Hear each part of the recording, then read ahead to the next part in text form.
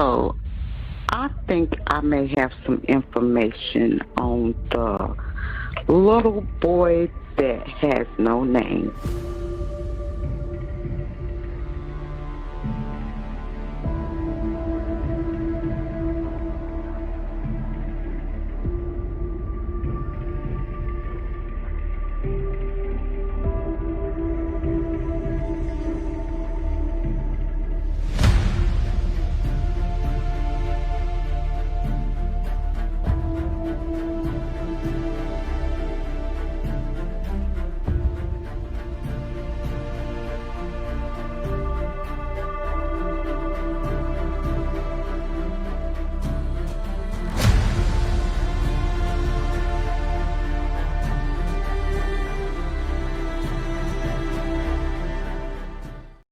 Please note that this content is for adults only. Viewer discretion advised. If you haven't yet, hit the subscribe, like, and share.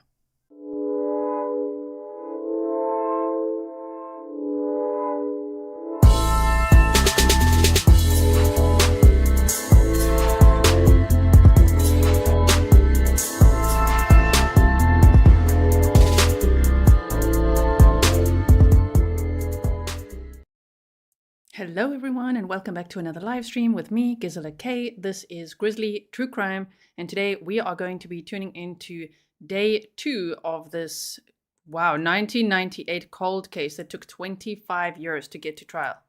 Can you believe it? Sorry, I just need to still adjust this for you so that it's nice banners to keep you informed throughout the stream, especially if you are only joining later. And yes, I'm wearing a little bit of different earphones today. Don't get a fright now. Do you recognize me? Okay, so for those watching the replay, we start these live streams later, like we've got a 3-hour delay or so that we can just skip right through that lunch break, which is normally 90 minutes. And sometimes, we've seen in other trials, they could be a little tardy and all of that. So it's nice to just be able to go, okay, let's just skip through that lunch break and continue on with the trial. Okay, so we're kind of defluffing it by doing this, all right? So if you don't know anything about this case, please check the description box. There's a write-up there for you. I've added some to it as well. And just because yesterday people had lots of questions of, when was Teresa arrested and what happened and when was William DaShawn Hamilton's body found. So I've updated my banners on there so that you could see. Actually, he was found in 1999, so there's a typo already. So let's fix that. I will update the banner in a moment for you so that you can see exactly what's going on as we watch this. Now, yesterday, remember when we finished the trial day, they said to us, okay, let's already put this on the screen for you, that from 9 o'clock to 10 o'clock in the morning, they're going to have, what I gather, is a Daubert hearing. We know about those from the Burgos Aviles trial, if you watch the trials here, okay? So this is, what I gather, a Daubert hearing. The jury was not present in the courtroom when this was happening. And this guy, Dr. George Jackson, is a medical examiner, and it's from day one as well, where they were the defense and the state, they're arguing about what evidence can be submitted and not, and what would be the toxicology levels or not based on the remains that were found. It's all about that, right? Yeah, Stefan, Daubert hearing. Ooh, that Daubert hearing. They can be a little bit of a drag. I think Teresa's been in jail this entire time. I see a lot of people asking if she's out on bond. I don't think so. No. She was arrested in Phoenix, Arizona, in June of 2022, and then extradited to Atlanta, Georgia. Okay, so I think she's got public defenders from what I'm gathering as well. If you have any other information to send me, my email is grizzlytruecrime@gmail.com. If you missed day 1, go check it out because I timestamp everything for you. So all the witness names, all the timestamps, everything's there. So you could just easily power through that, and you're lucky you can watch it on 1.5 speed. So we're going to be watching this Daubert hearing. And then we'll skip over the break they had, and then we'll see the first witness on the stand and take it from there, right? Because now we're behind, which we like to be. Thank you. Okay, so welcome everyone. Welcome to all my moderators, members, all my patrons. If you are on Patreon, you would have seen that our cat Willow turned 1 today. She's so cute. So I put a video up there of her being spoiled this morning and Fury being there. So if you love things like that, behind the scenes videos and stuff, go to Patreon, okay? I'm sure the mods will share the link throughout the stream as well. So it's very easy to find. If you can't find anything you're looking for, grizzlytruecrime.com is my website. You'll find everything there. And I just want to say, I did tell Angeline Hartman, who is the spokesperson for the National Center for Missing and Exploited Children, who was the lead reporter on this case at the time when they found little William's body, that we all send her lots of love. I know yesterday was a very tough day in court, especially with the evidence photos and things that they showed that I did not show, okay? And I saw that some of the other streams were pulled and they had to go and blur those images and things like that. So it is the right thing to do. There's no need for us as the public to see that. You know, we're not forensic examiners. We don't need to see that, okay? And I'm here to respect the victim, in all cases, victims and their families. So we're going to remember William DaShawn Hamilton for exactly how Ava described him. Ava is the lady who gave him the tip, and she looked for him for over 20 years, okay? And so we saw Ava on the stand yesterday. She was the first witness. I've got a bit of a quick briefing before we get into this today, and then I will be more quiet and we'll listen nicely, okay? I do want to say yesterday, the reason that I kept on saying what Ava was saying is because none of us could hear. So there's a couple of smarty pants in the comments that are being very rude and saying that, like, why am I repeating everything she's saying? Well, not because I feel like it or because I feel like butting in, even though it's my channel and I can definitely butt in wherever I want. The thing is, I did it to help us all hear what Ava was saying because we were struggling with that Perspex screen and the microphone, and she was very emotional. It was hard to hear, okay? So in case you watched day one, that's why, okay? All right, now I'm going to update my little banner here for you, and I'm going to start playing the stream. I've boosted the audio. Let me actually just make sure. Let's boost it. Okay. We boosted the audio, so it should be good. I'll make sure it's not too loud either. And now we're going to watch Dr. George Jackson. Remember, the jury's not in the courtroom at this moment. So they're talking about how will they know if the Benadryl and Tylenol that was found in the skeletal remains of William DaShawn Hamilton, how do they know that that would have been toxic? I think this case is a tough one to prove, right? It's quite a challenge. So thank you for being here. Let's all be here for William DaShawn Hamilton and everybody that loves him. And let's also become part of that family that loves this little boy. He'll never be forgotten again. He'll never be nameless again. Okay, so let's have a listen. To December of 2019.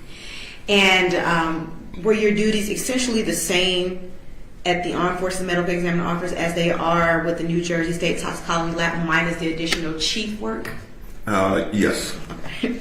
All right, and you also stated that you worked at the Atlantic Diagnostic Laboratory. Correct. And you served there as the director of forensic toxicology. Is that essentially your role at the Atlantic Diagnostic Laboratory is essentially the same as your roles at the Armed Forces Medical Examiner and the New Jersey State Toxicology Laboratory? Correct. Let me interrupt for 1 second. For purposes of this hearing, are you willing to stipulate to his qualifications as an expert? I am, Your Honor. I do think it's important the court understands his expertise. Yes. Okay. But I am stipulated to be an expert. Okay. So I don't doubt his qualifications and any of that. And just because we have a limited time, something I want to... Yes, Judge. Dr. Jackson, how long have you practiced in the field of forensic toxicology? And you have your CV in front of you. Probably from 1980 to currently. Yes, I'm seasoned, so to speak. All right, and can you inform this court what type of educational background you have? Yes, I have a bachelor's degree in biology and science from Morgan State University, master's degree from Medical College of Virginia, Richmond, Virginia, in pathology, PhD from the Medical College, Virginia, in pathology. I also have certification as a fellow of the American Board of Forensic Toxicology. Tell me if you guys want me to put it at 1.25 speed, because I can. Okay, I can if you want to. This is over an hour long, okay, this Daubert hearing. Then they had a break, and then after that, they come back, and then the first witness is on the stand. So just let me know. Also, what did I want to say? Oh, thank you to Grizzly Cat for making this picture of William DaShawn Hamilton just a little brighter. It's nice to see this picture here. It's right above me if you haven't seen it yet. So thank you to Grizzly Cat for doing that for us. Okay, let's continue. Psychology. I'm also a fellow of the American Academy of Forensic Science. I also have certification as the National Registry of Clinical Chemistry as a toxicological chemist. I have several licenses, one for the state of New Jersey as a laboratory director, one in New Jersey from the medical examiner as a bioanalytical laboratory director. I have published in the field in peer-reviewed journals. I have testified on local, state, federal, military, even cases overseas, equally for the prosecution as well as the defense. Have you received any honors in the field of toxicology? I think I have. It's obviously the same camera guy. Zooming in and out, right? Page 7. Page 7 of your sheet. Smith-Kline Bryan Award for Scientific Research. I received the Graduate Fellowship. I also was awarded with the National NIDA Postdoctoral Fellowship and a CPDD Travel Award for my research. I think I have a pretty good understanding of his background and his training and experience. So let's move on from there. Yes, Your Honor. All right. You stated that you have. I do like this judge. I told you sometimes she can sound a little snappy, not just snarky. She's like, listen, let's just move on with this. I understand his background, okay? So, and shame, the judge was so frustrated because she said, this hearing will be from 9 to 10. But then it's like, ooh, by 11, they were still not quite done, huh? Served since the 80s as a toxicologist. Specifically, you serve as a forensic toxicologist. Can you explain to the jury, to the court, what is forensic toxicology? Yes, toxicology is the study of the effects of many xenobiotics on living organisms. Just speak directly in the mic. Okay. Oh, I'm sorry. Did you get that? Okay. Toxicology is the study of adverse effects of chemicals or xenobiotics on living organisms. Forensic toxicology is the application of the field of toxicology to medical legal issues, such as the issues before the court today. Is there a difference when you speak on forensic toxicology in reference to living organisms or deceased organisms? I'm sorry, could you repeat that? Yes. When talking about forensic toxicology, are you talking about organisms that may have been living or organisms that are no longer living? Well, both. Forensic toxicology, you may find forensic toxicology in the field of drug under influence. Of course, individuals are alive at that point. And also in post-mortem cases where the individual has passed on. In your current role and in your role back in 1999, did you deal with organisms that were post-mortem as well as organisms that were living? Back in 1999, I was doing both. I did clinical toxicology as well as forensic toxicology. So I want to direct you back to 1999. During that time frame, what organization or company were you working for? At that time, I was employed by National Medical Service in Willow Grove, Pennsylvania. And were you employed there as a forensic toxicologist? Yes, I was. And can you explain to the jury what did you do while working at the National Medical Services? Well, I had a number of duties, but one of the duties was to oversee the analysis and provide interpretation to our clients concerning post-mortem toxicology as well as clinical toxicology. And what is the difference between clinical toxicology and post-mortem toxicology? Good question, Counselor. Post-mortem toxicology deals with the field of toxicology in individuals who have died. In clinical toxicology, we're dealing with living people.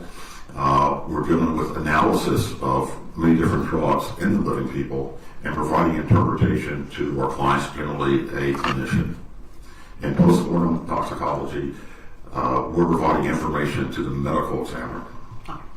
And so I want to direct you to a specific case that you did in 1999. Yeah, may I approach? Yes.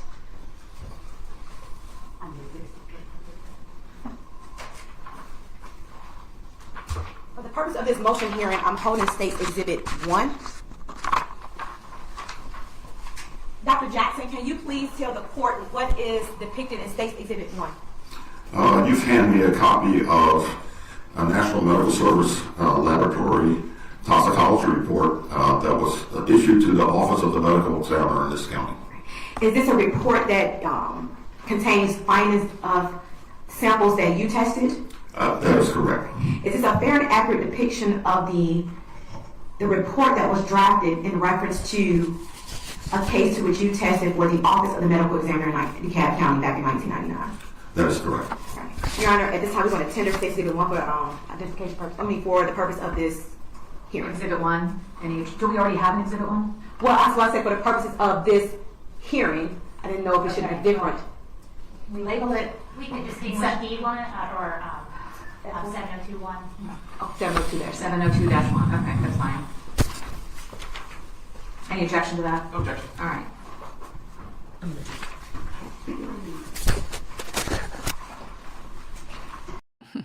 We hear all the paper shuffling, hey. So a Daubert hearing permits the parties to examine the challenged expert in open court to develop his or her testimony for purposes of evaluating its admissibility. So that's what this Daubert hearing is about. It's in layman's terms, because I am one, I'm not a lawyer, I'm a layman.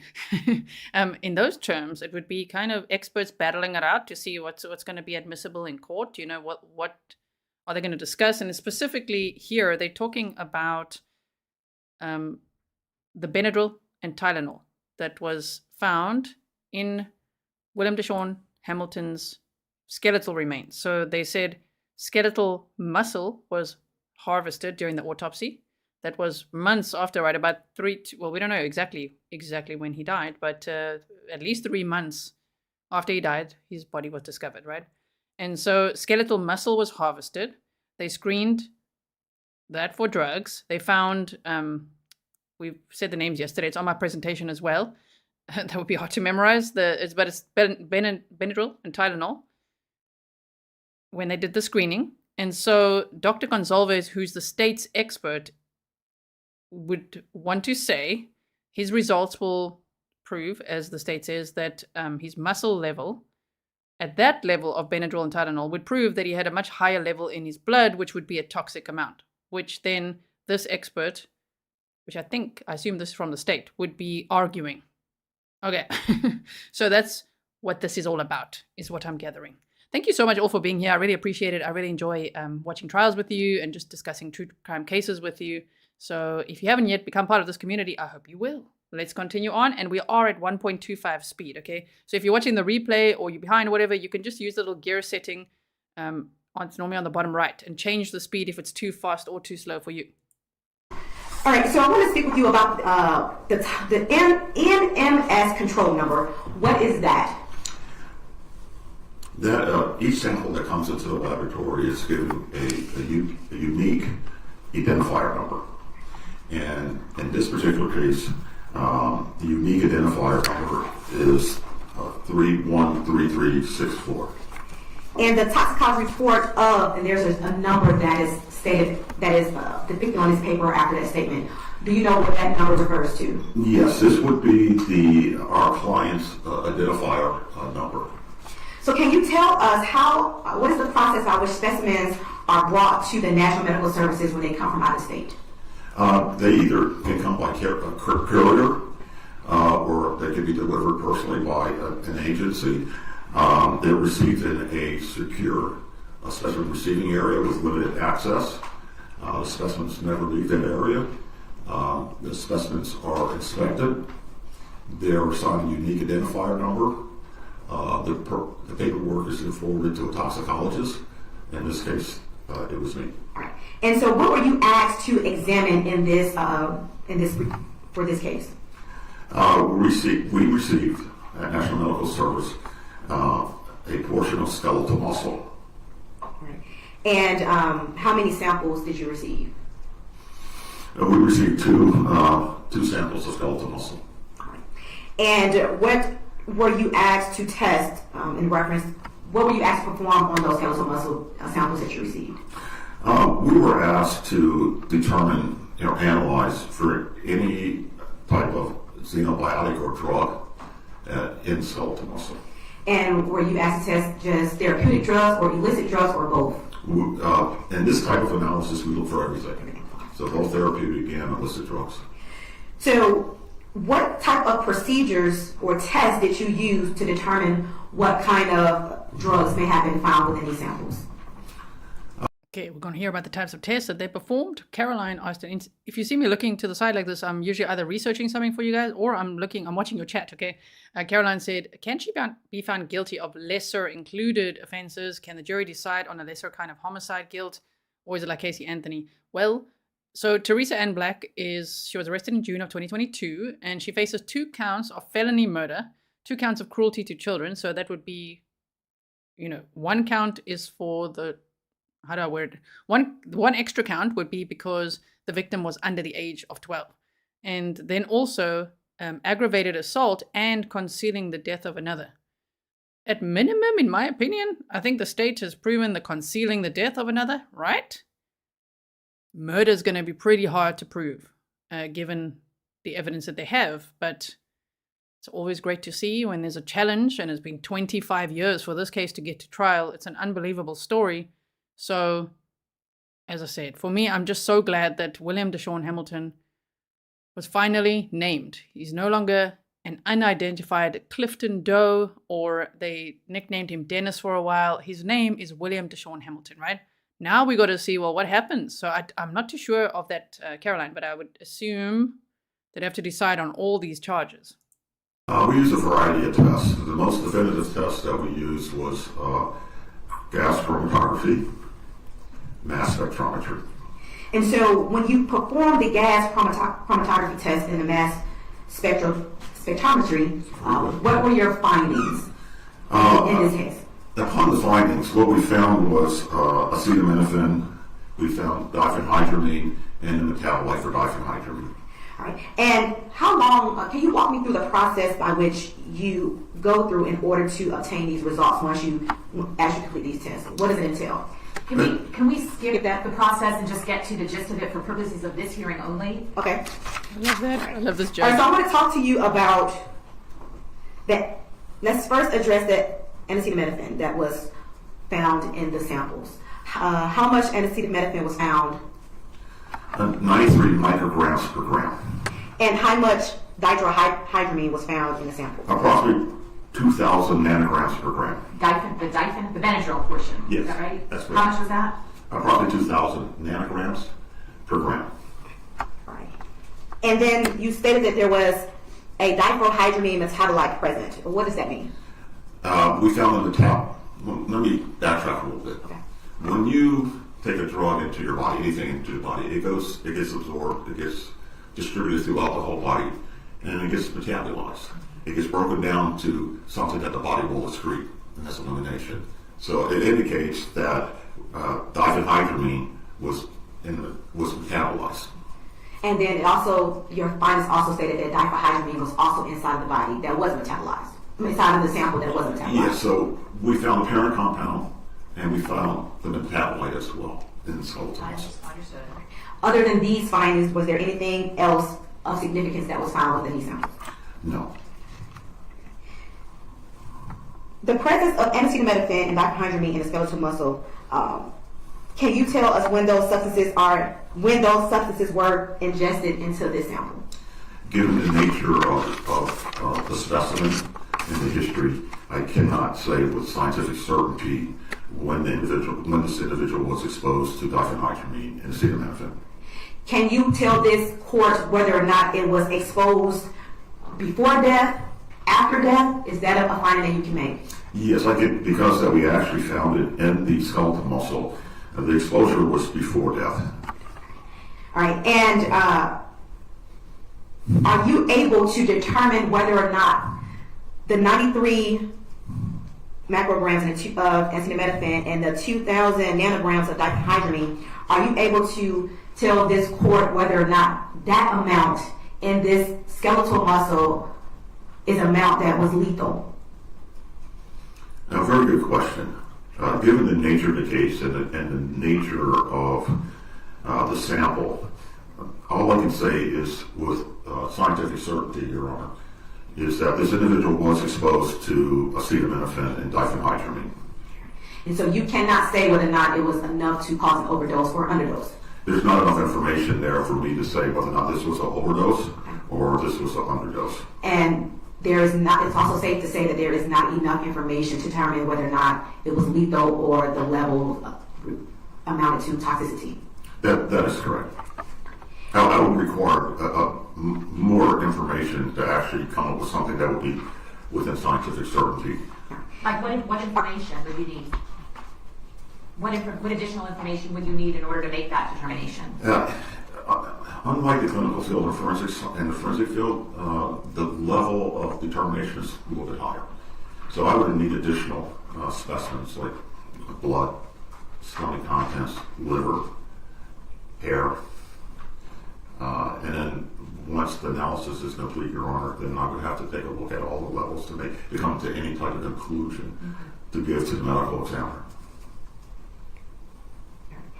I want to talk to you, even though we understand that you were not able to determine the. Just a pause quickly. Annie T says the drugs in the system and blunt force trauma. If not her, then who? Well, firstly, that's a good question. How will they prove it was her, except that she may have said it was her that was last with him in police interviews, because the defense in the opening statement said they described how they found a quiet place to sleep and that Teresa kissed him goodnight and that she woke up and he wasn't alive and she was trying to shake him awake and all of that. So that tells me that she's said quite a bit, maybe in police interviews, which we haven't seen yet, right? So I think that would be okay. She was there. But now this blunt force trauma, the thing is that they are saying because the remains were only discovered months later, it's going to be hard to prove that that it was blunt force trauma, those fractures and things, which the other expert that's going to be testifying today will talk more about. Okay, so they say it could be animals, it could be scavenging animals or something like that, or anything that could have caused that. Difficult one to prove, yep. Toxicity or whether or not the dosage was an overdose. I want to speak with you in reference to first acetaminophen. Is acetaminophen a relatively safe substance when taking the proper dosage? Yes, and if I may offer this, everything is safe. It's the dose that determines toxicity.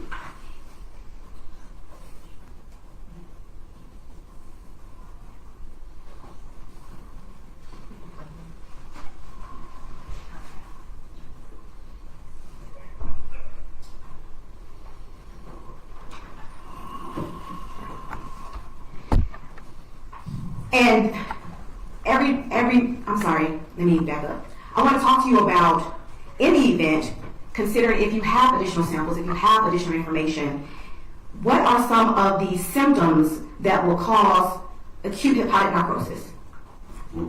You're talking about acetaminophen? Yes.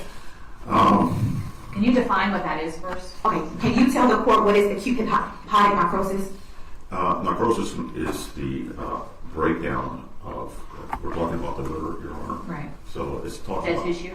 That tissue and the breakdown of the structure of that tissue. And in particular, did you say dead liver tissue? That's liver tissue, Your Honor. Okay, thank you.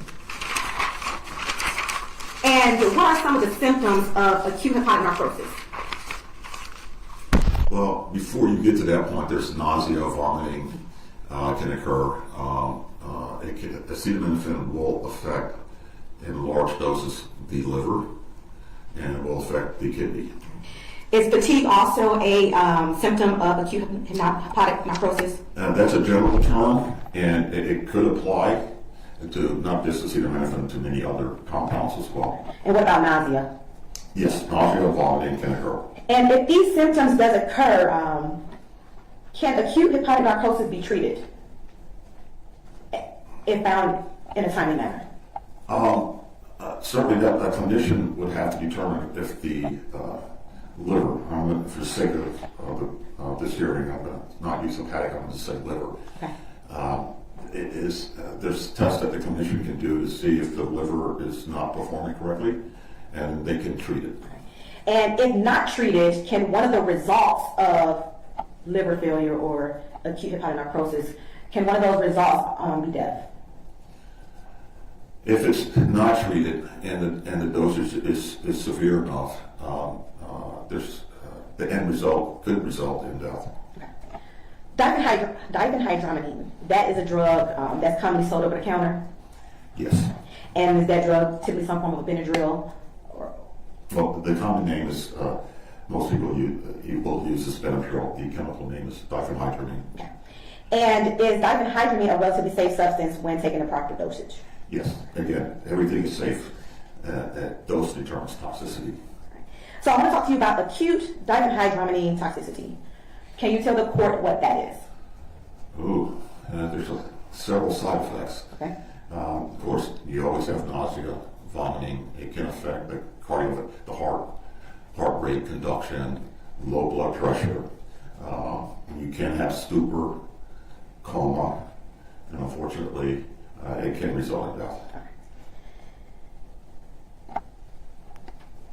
So I want to speak with you about postmortem redistribution.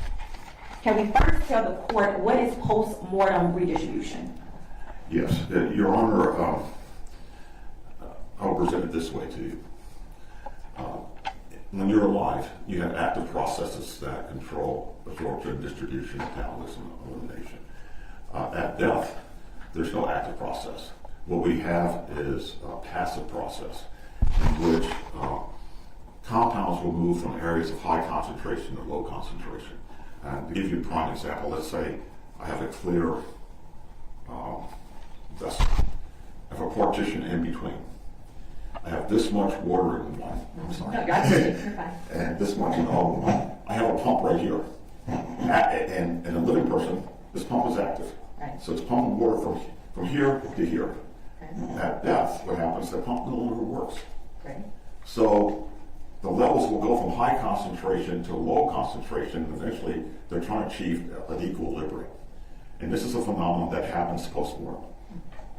So it will move from high concentration to low concentration. It'll go down a concentration gradient. So without the activity there, it must have leveled out.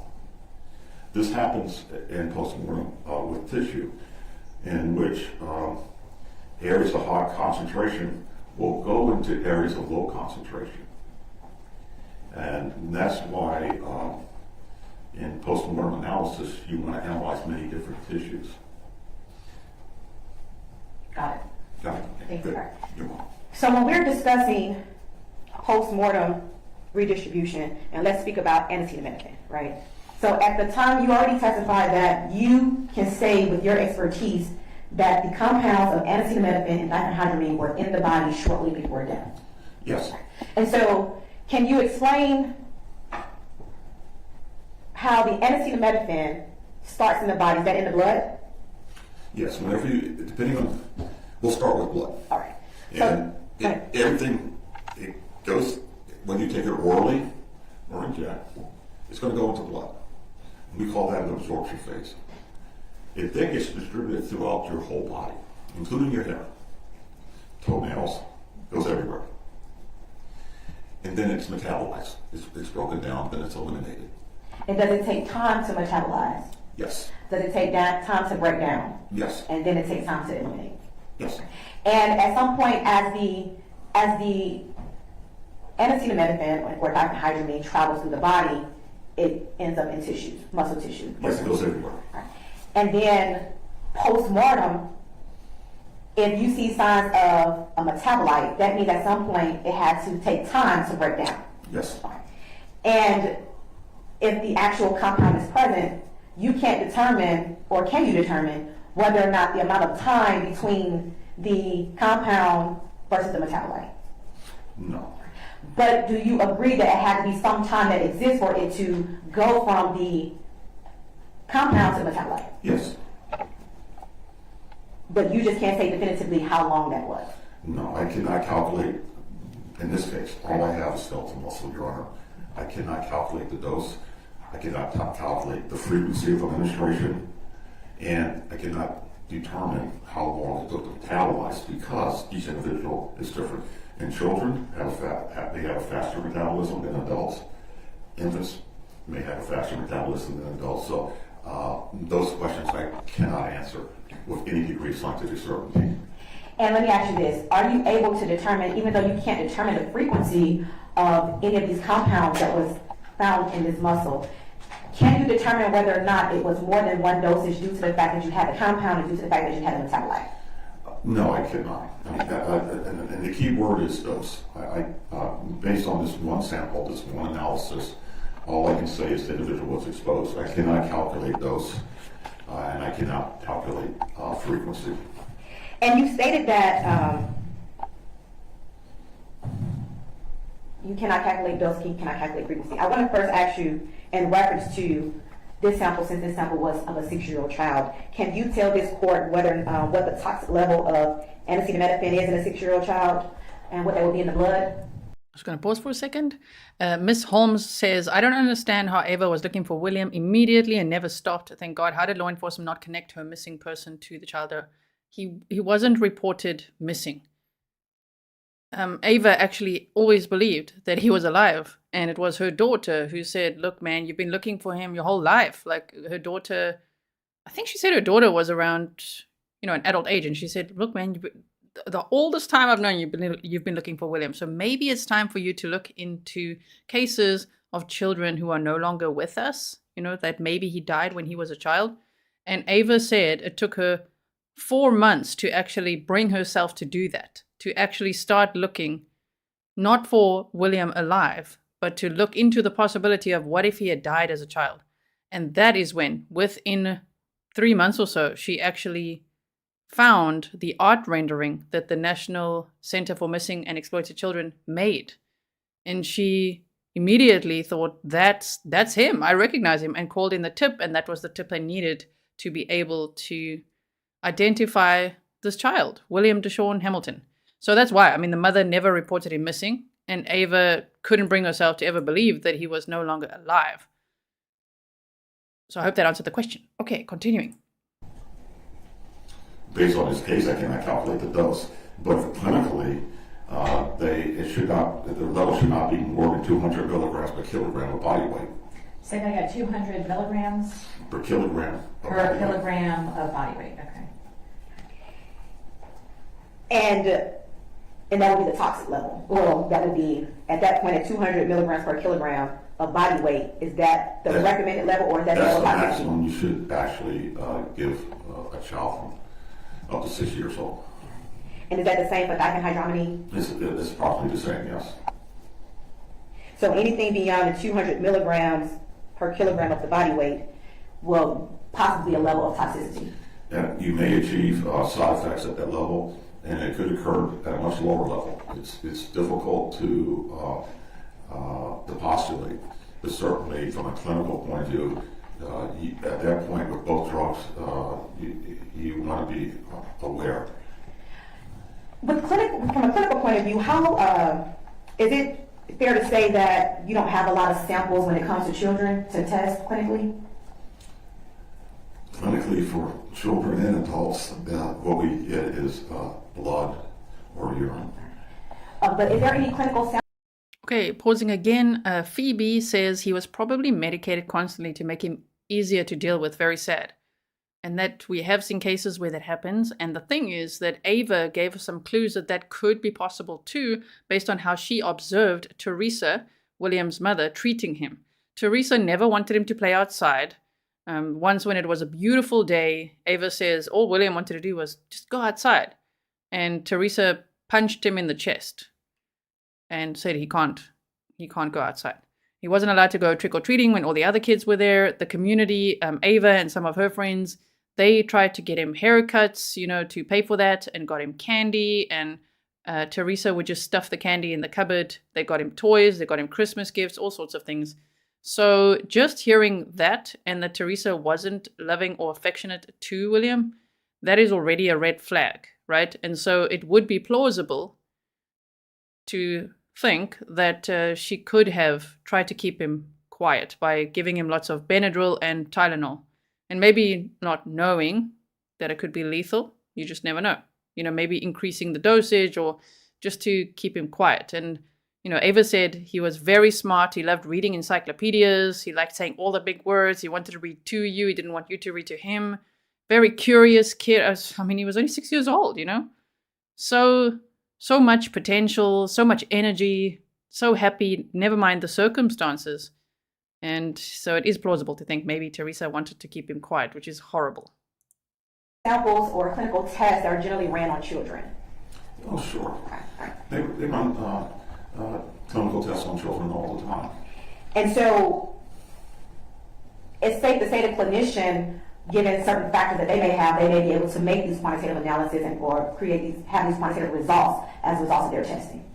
Yes, clinicians will use these results in living patients all the time to make assessment of the status of their patient.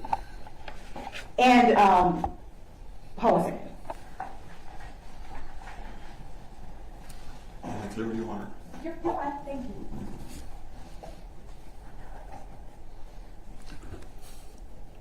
Am I clear, young lady? Okay. I'm trying to stay still.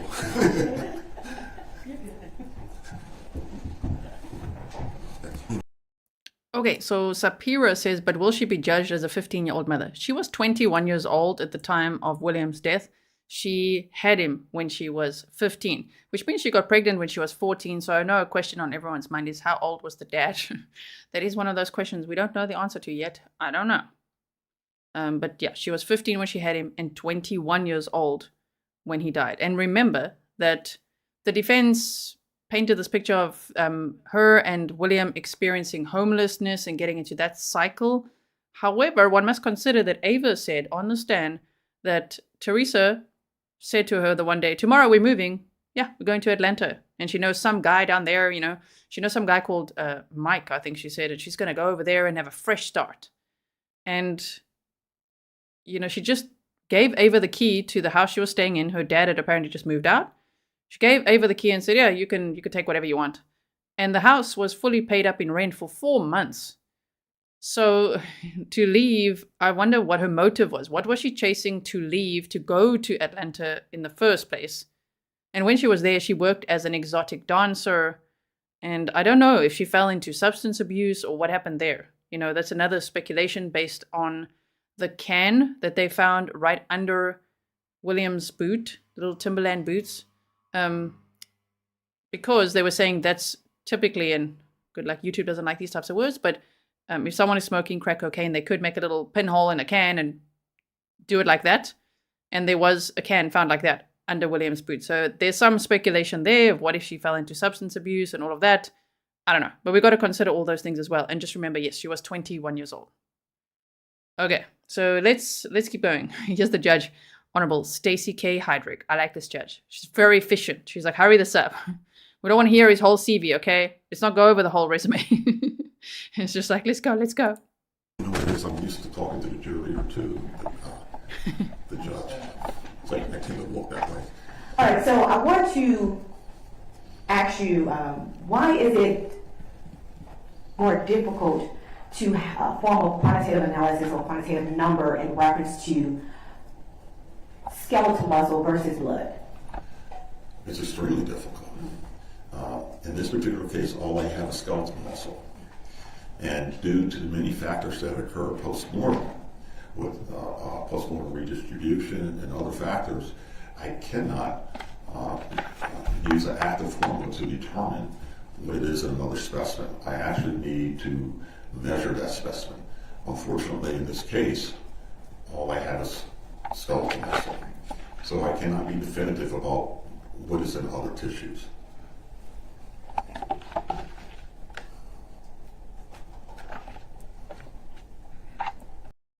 Okay, I'm just sharing some information here. Watch me do it. Says also just because she doesn't give him candy doesn't make her a bad mom, or hint why he doesn't have cavities shows me caring parent. But the thing is, there are witnesses who saw her punch him in the chest. They said that she barely ever bathed him. I know you guys would say bathed him, right? His hygiene was a concern. And she didn't get his hair cut. The community had to chip in for that. You know what I mean? So I don't know, from everything I've heard so far, it doesn't sound like a caring parent to me. It sounds like a very neglectful parent, right?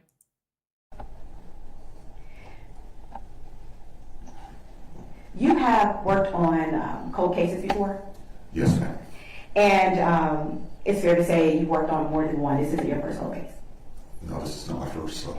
Yes. Is it fair to say that in some in your postmortem cases or your cold cases that you may only have muscle tissue when the body is found in the skeleton form? That's fair to say.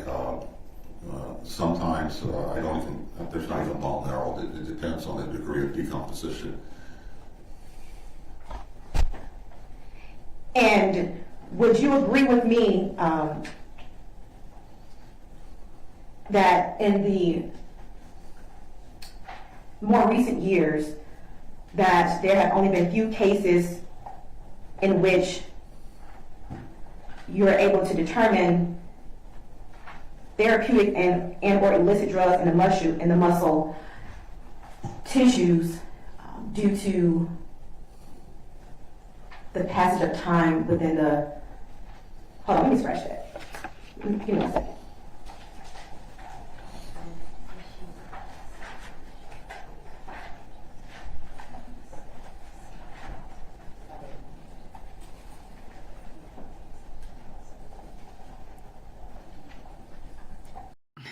Maggie Beth says, I don't think his well-being was the reason she didn't let him eat sweets.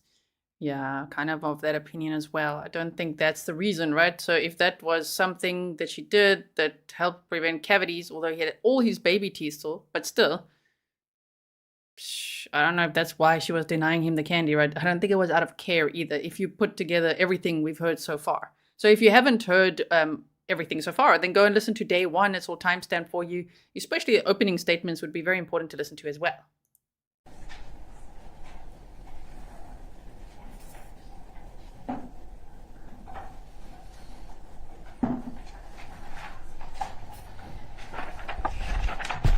Dr. Jackson, would you agree with me that when dealing with muscle tissue and seriously decomposed organisms that there is not a lot of studies that talks about the quantitative analysis and the ability to quantify any type of therapeutic or illicit drugs within those skeletal muscle tissues that may have been located? If I understand your question correctly,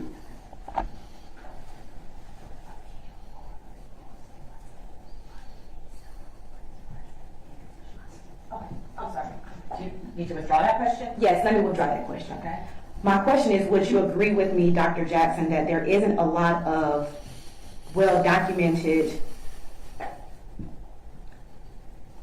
studies as it relates to being able to quantify the blood concentration levels of any organism of any skeletal muscle organisms that you tested that have been tested due to the fact that you're not able to truly.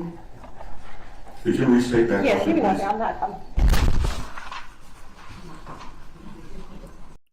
So D Bank says, we don't all have to agree. The fact is Teresa was never kind or caring of William. It's not a requirement. We all agree. Thank you. D Banks, exactly. It's not a requirement. We all agree. Of course, we welcome, open discussions and different opinions. The only thing I'm mindful of is to not project, well, as a parent, I deny my kids candy. So therefore, if she denied him candy, it would be for the same reason. You might be doing it out of love and care and to protect their teeth and their health and all of that. Teresa may have done it for other reasons. There can be many reasons why people do things. So it's important not to have confirmation bias and just to hear the case for what it is. But of course, all opinions are welcome. I've also got all my opinions too, which I often say, this is my channel, I can share my opinion. So can you. And it's nice. That's why it's nice. We can watch trials together and share what we're thinking along the way. Your Honor, if I may ask a couple of questions. Do they objection? Okay. For purpose of expediency, let's go ahead.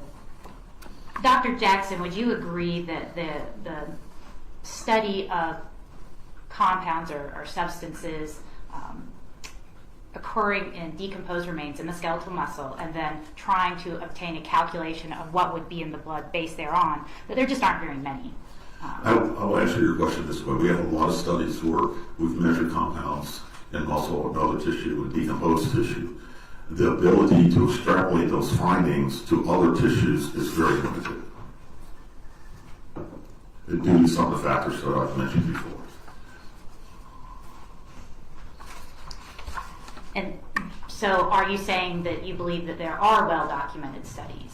There's well-documented studies on the analysis of tissue like skeletal muscle and liver that is decomposed. The issue is taking those findings and trying to extrapolate to another tissue such as blood. That's been, quite frankly, almost impossible to do because of many different factors that are present post-mortem. So we tend to say that the individual has been exposed. Now, if I had additional tissue, like blood, then I could be more definitive. And I don't know if we're understanding each other, but Probably not. the question I'm asking is the practice of correlating or making a determination about blood with specific drugs and then testing the results of trying to quantify what would be in the blood based on what was present in the muscle is, if there's much literature out there, many studies that have attempted to do that you're aware of. I'm aware that in years past there's a few studies, but they were not conclusive. And that's really what I'm getting at. There aren't very many studies. There's not much literature available, correct? The literature is not definitive, I like to put it that way.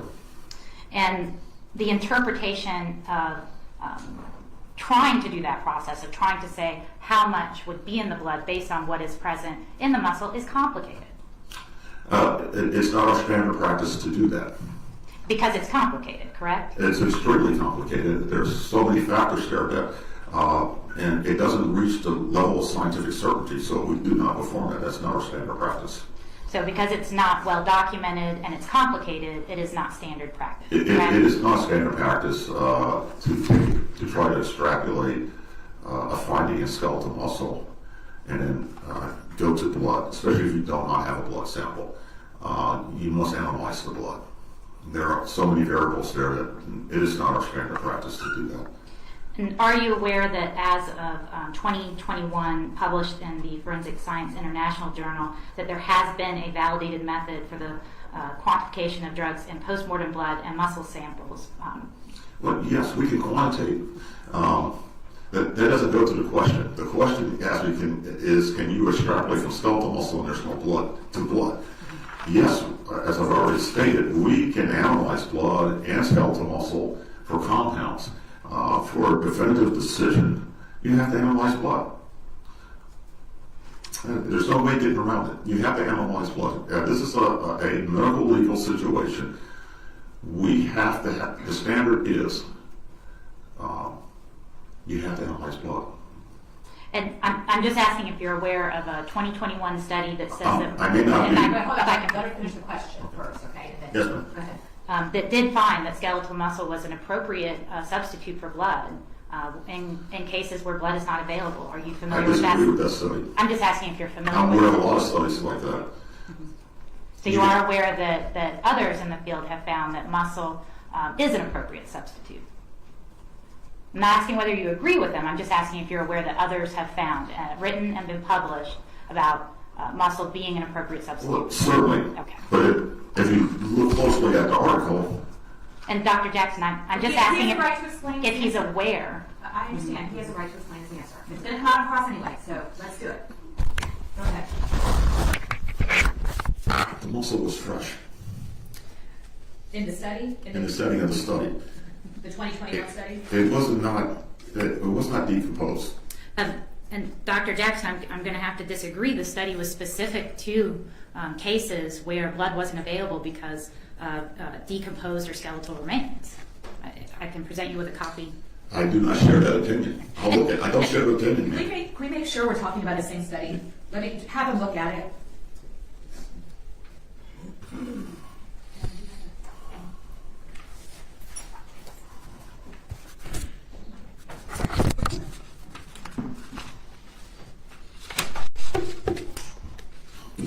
I agree that. I think I've already Are you talking, is that the study that you were referring to? This study, I agree that, yes, you can quantitate drugs in postmortem blood and muscle samples. Totally agree. I've already agreed to that. Okay. I have nothing further. Just going to pause there. Nancy Moonrush says, besides Ava and Angeline, the grave digger who had to relieve himself is another hero. If not for all of them, Sweet William may not have been found for 20 plus years. Exactly. Also, I did see that one of the channels broadcasting the live stream put out a little clip saying that the guy that was on the stand yesterday, what was his name again? He was the last witness on the stand. We all liked him, right? He was not having it with the defense, asking him questions. But they actually titled their little clip, "Man Who Found William's Body Testifies." But he did not find his body. He's the one who heard in the middle of the night, well, 4 a.m, he said, two car doors. So he heard 2 people getting into a car, one door closing, the other one, and then the car took off. And he knew the approximate time and all of that, but that really could be anyone. It's not proof that it would be Teresa. It just added to possible circumstantial evidence. I also think that's going to be difficult, for the jury to take as, okay, that was obviously Teresa, because we don't know that. It could really be anyone. So yeah, he was not the one that found his body. Yes, that just triggered that memory there. Okay, so let's hear the answer here. Is there going to be cross?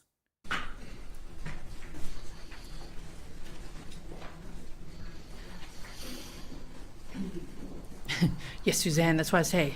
Hope you've had your coffee today. I warned you guys before. Good morning, sir. And we're on 1.25. That study that the state presented to you, is there significance that they were studying muscular homogenate? Is that something that's significant? What we tend to do with solid tissue is make a slurry. What is muscle hydrogenate? I believe that's what he's going to explain what that means. Okay, tell me what that is.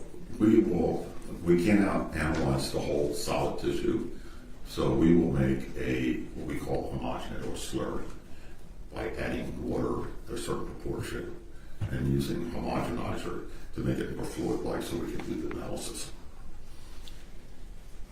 Now, a problem with postmortem skeletal muscle, is it fair to say, and some studies have already looked at this, is that the muscle as we find it is not necessarily homogeneous with the drugs that are in it. Could you repeat that, sir? Sure. There have been studies done that are attempting to look at the concentration of a drug in skeletal muscle to see if we can reliably say what the blood dosage was. There have been studies like that, right? Correct. Okay.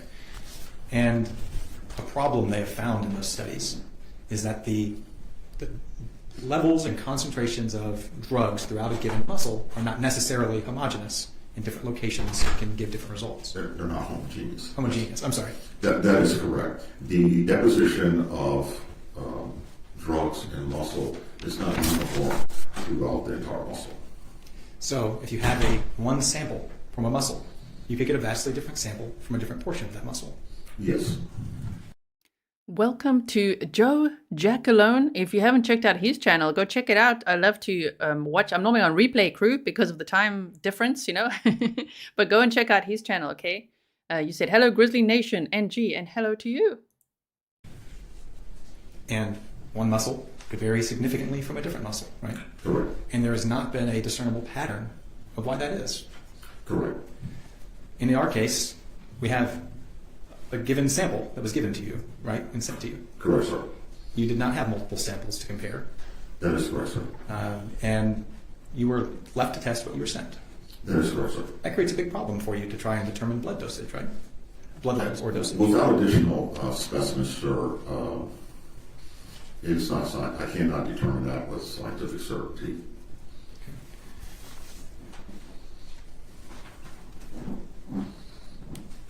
Now, the study that the state presented you, how do you distinguish their findings to our case presently? We'll have to take a look at it real quick. Take a look.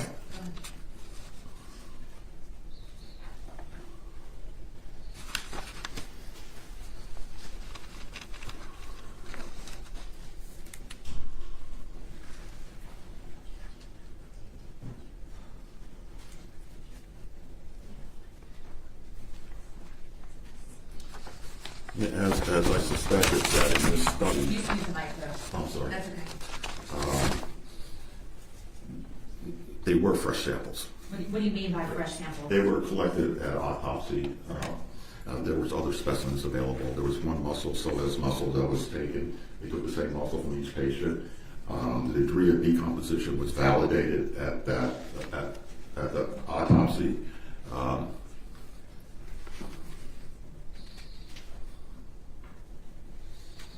They had there was other signs for them to discuss the stages of decomposition, which is not available.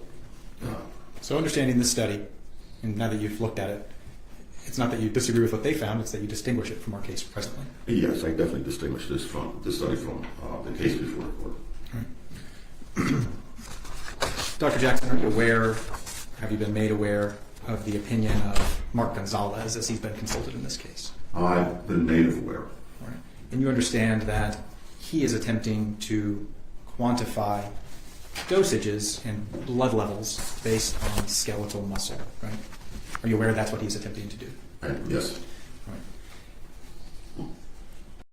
Right. Taylor says the jury and public should definitely be made aware of her prior arrest for manslaughter that was reduced to manslaughter in a plea agreement. Well, here at Grizzly True Crime, we're all aware, especially if you watch the trial prep video, we went over that. So if you didn't know that, I'll just quickly show you here. Just as a refresher, just take that text off, hold on. And then we're going to carry on, just for context, if you didn't know. So in 1992, 15-year-old Teresa Walker had a son. In 94, she was staying at a boarding house where a fight broke out between a couple who was also staying there, Tomeka Wooten and Jimmy Lee Samuels. Jimmy allegedly hit Tomeka with a golf club, and then she and Teresa started running away and were chased by Jimmy. Teresa fired a warning shot into the air, and the bullet hit 40-year-old Jimmy Lee Samuels in the back, which a lot of us were wondering, how do you fire a warning shot and then it ends up hitting someone's back? I don't know if it was a warning shot and then afterwards she shot another one. Who knows? But he was taken to the hospital where he actually died from his injuries. And she was convicted in 1994 in September of 94 as a youthful offender and released from custody in November of 95. And when she was released from prison, she initially lived in Charlotte, North Carolina with her son. Okay, so if she was there from September 94 to November 95, I wonder who looked after William during that time. The jury's not present because it's a Daubert hearing. So that is why, for those of you asking, a Daubert hearing, I'm going to say one more time. Wait. Daubert hearing. I want to say it right. As you know, I'm not an attorney, so I'm going to read you some legalese. A Daubert hearing permits the parties to examine the challenged expert in open court to develop his or her testimony for purposes of evaluating its admissibility. So what I'm gathering is they are evaluating the admissibility of the state's expert, who is Dr. Gonzalez, I think they said his name is. I think he's supposed to be on the stand today as well. Forensic Fuhrer, you say, can we snark on Joe's channel? Yes. I think if you like me, you're gonna like Joe. It's like very similar vibes. So go check Joe Jackalone out. All right. So now we know that it's a Daubert hearing. The defense is now asking questions. I think it's there. Correct me if you're a lawyer. Tell me if I'm wrong. But the Daubert hearing, I think it's the defense that has brought this guy on to basically try to argue with the state's expert witness. Okay, so that's what we are watching now. The jury's not in the courtroom at this moment, but I thought it's important for us to watch it in any case. You know, there was a moment where I thought, should we be watching all of this? But yes, let's watch this. Then we'll skip over the break that they had, and then we'll go ahead with the first witness. And of course, we're going to skip right over that lunch break too, which is why we start later, so that we can make sure de-fluffed.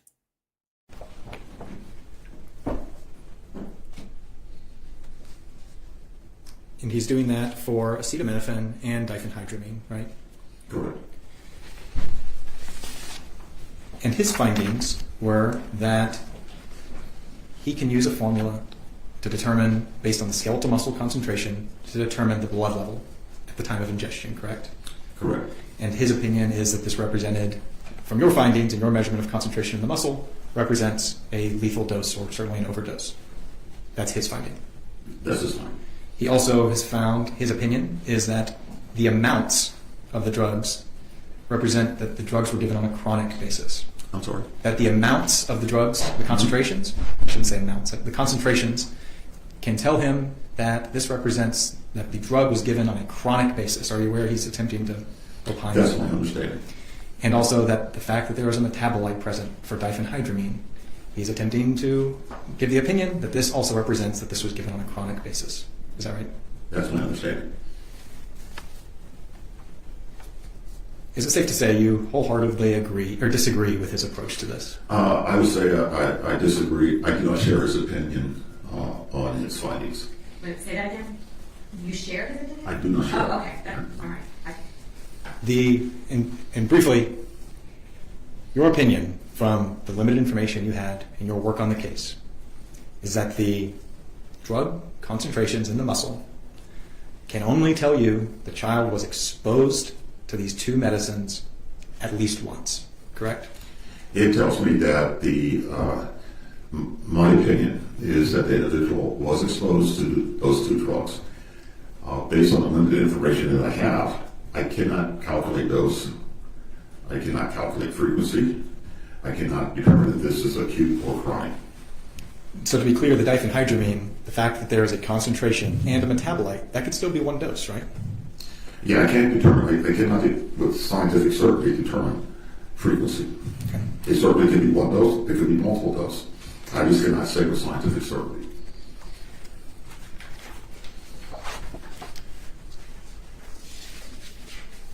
Okay. And the studies relating to skeletal muscle to determine dosages, the studies say that it's not suitable without other factors for quantitative analysis, right? Correct, sir. That's an important point. In our field, we need other information, other analysis to come to some type of scientific certainty concerning the questions before the court. But trying to come to giving a quantitative analysis is the exact thing that Mark Gonzalez is attempting to do. As I said before, I do not share his opinion, and it's based on some of the factors that I've discussed before, post-mortem redistribution and other factors. I would have to assume that the findings in the skeletal muscle represented what was present pre-mortem, which I cannot in this particular case. The individual's badly decomposed. We have post-mortem redistribution and other factors. So the best I can say is that the individual was exposed to these compounds, given the limited sample, and I cannot determine with all other specimens dose or frequency, acute or chronic. Great. I have a few questions that I want to ask you about the attempt to extrapolate or formulate that Dr. Gonzalez is making, okay? Okay. Is this calculation or this attempt to calculate, is what he's doing helpful at all to understand what the blood levels or dosage was? I'll answer your question this way. In our field, it's not accepted practice to do that. Certainly, Dr. Gonzalez has the right to perform his calculation and issue opinion in this particular case. I just do not share his opinion about calculating what the blood concentration is. In your opinion, do other people in the scientific community share your opinion, or do they share? There's significant others in my field of forensic toxicology where it's not our practice to perform that particular calculation due to many different factors that I present. Right. You would agree that it's certainly this technique is not generally supported by the scientific community. It is not. An issue with his attempt is that we don't know what the known error rate of this calculation would be, correct? In the past, when we've done studies in my younger days, I did studies as well, I found that the calculations would overestimate and did not accurately reflect. So probably in the mid-'80s, it was not our practice in a forensic environment to perform those calculations. In a clinical environment, they were very fine. And that's because we can compare it to blood samples. Well, those calculations are based on active processes. Right. So they work very fine in the clinical environment. We're in a post-mortem environment. We're also in an environment where We have one specimen that's badly decomposed. There are no active process. Everything is passive. So in a way, the formulas are not appropriate for this type of case, this type of tissue. Okay. And you said at the beginning of your answer that that this can overestimate the amount of drugs that were... Yes, it doesn't give us the scientific certainty that we need in a medical legal case. It can overestimate, and we don't know by how much. No. Could it underestimate? You can also do that. It's just not very reliable.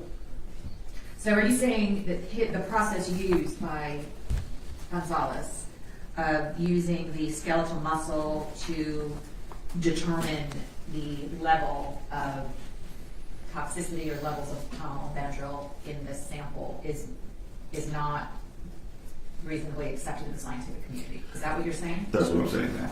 Nothing further, Judge. Okay. Redirect? Yes, Your Honor. Now, Dr. Jackson, are you aware that Dr. Gonzalez merely approximated the blood level in his evaluation of this case? Yes. That Dr. Gonzalez was not indicating that he could definitively say what the blood level, but that he provided an approximation. That's my understanding.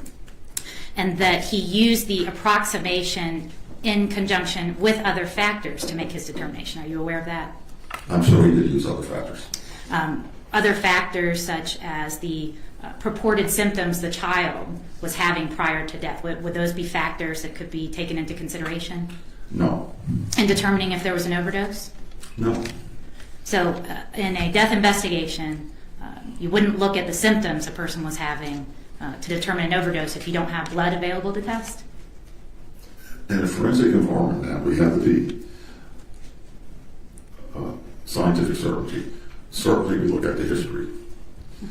The history will tell us if somebody is... Okay, so Stefan says, Dr. Gonzalez is the state's expert, and this is Dr. George Jackson.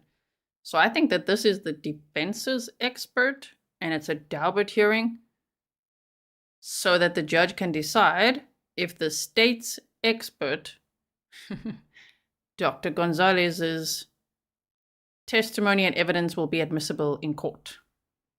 That's what I think it's for. Okay, correct me if I'm wrong. Exhibiting side effects from the drug.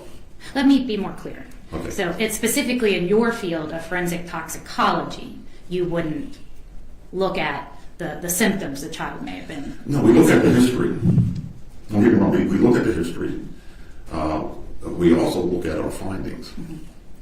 And I think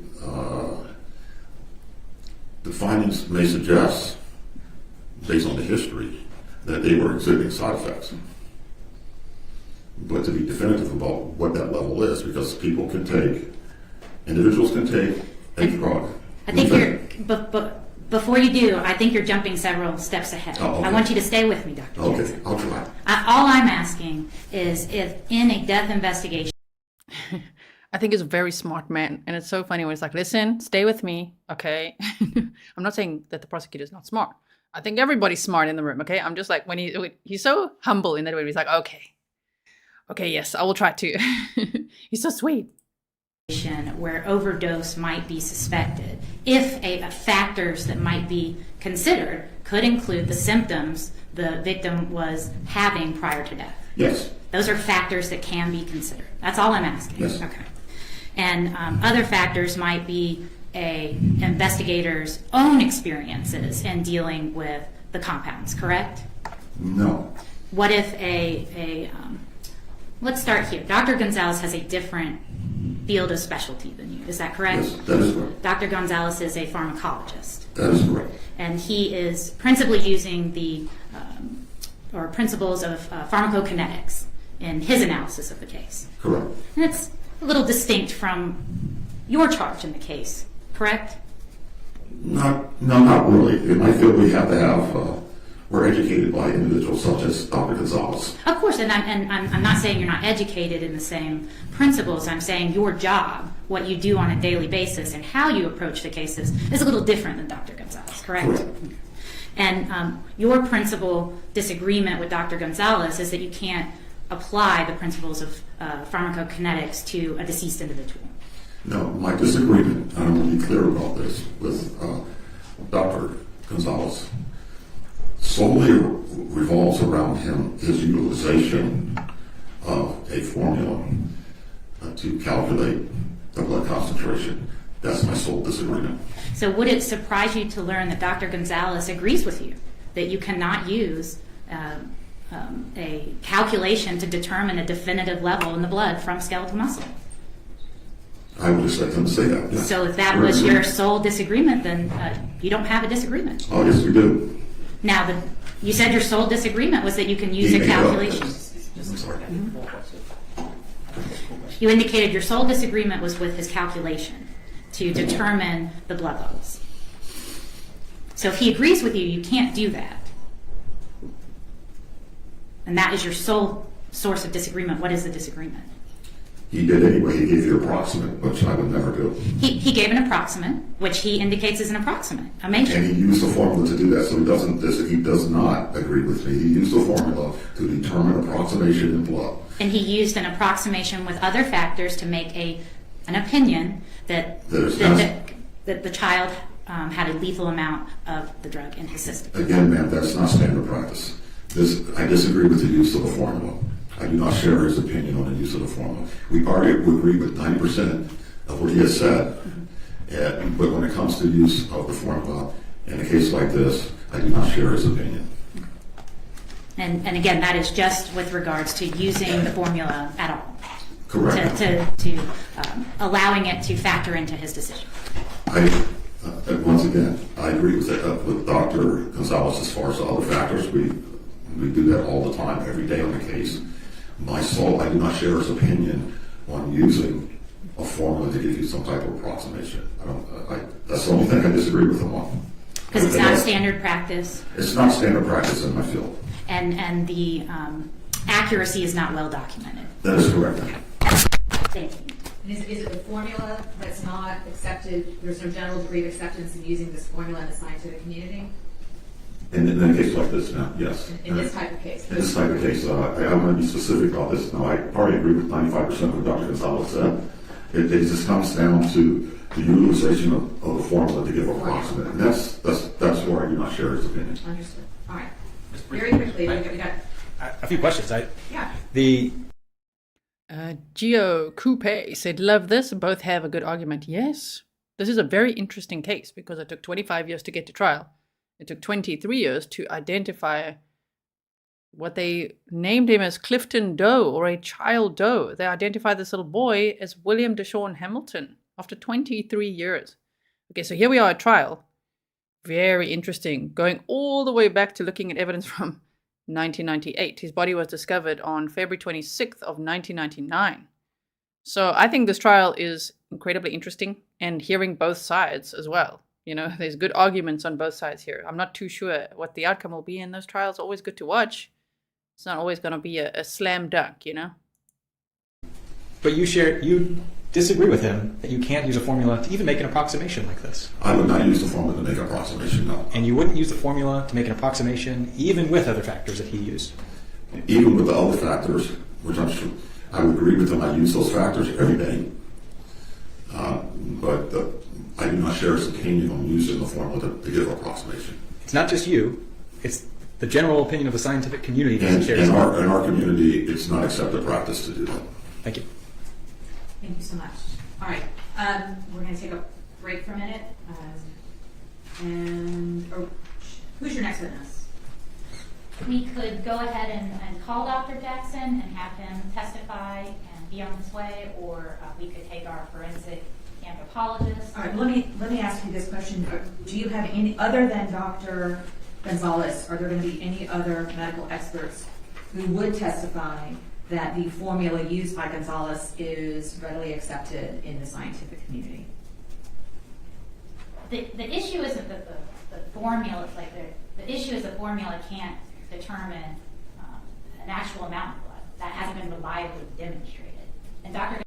Sorry to pause it right there. Pinche, Becky, 007 said, I'm so confused. It seems like the state. Yeah, the state is arguing with this witness. I believe it's a defense witness in a Daubert hearing to argue with the state's expert, Dr. George Jackson's evidence that Dr. George Jackson wants to, that Dr. Gonzalez wants to present in front of the jury.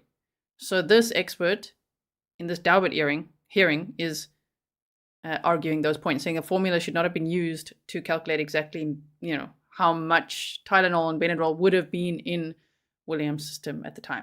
So I think that's also why you could hear the prosecution is quite argumentative. I think that this expert in this Daubert hearing, Dr. George Jackson, is definitely poking holes in the state's case, right? It's a very difficult case to prove, because how will you prove that this mother murdered her child? How will you prove that she did it? It depends, because we're going to obviously see more throughout this trial. But at this point, it's a challenge, for the state. Okay, so let's listen to more of this, and then they're going to take a break, which we're going to teleport through. Gonzalez isn't saying that it did.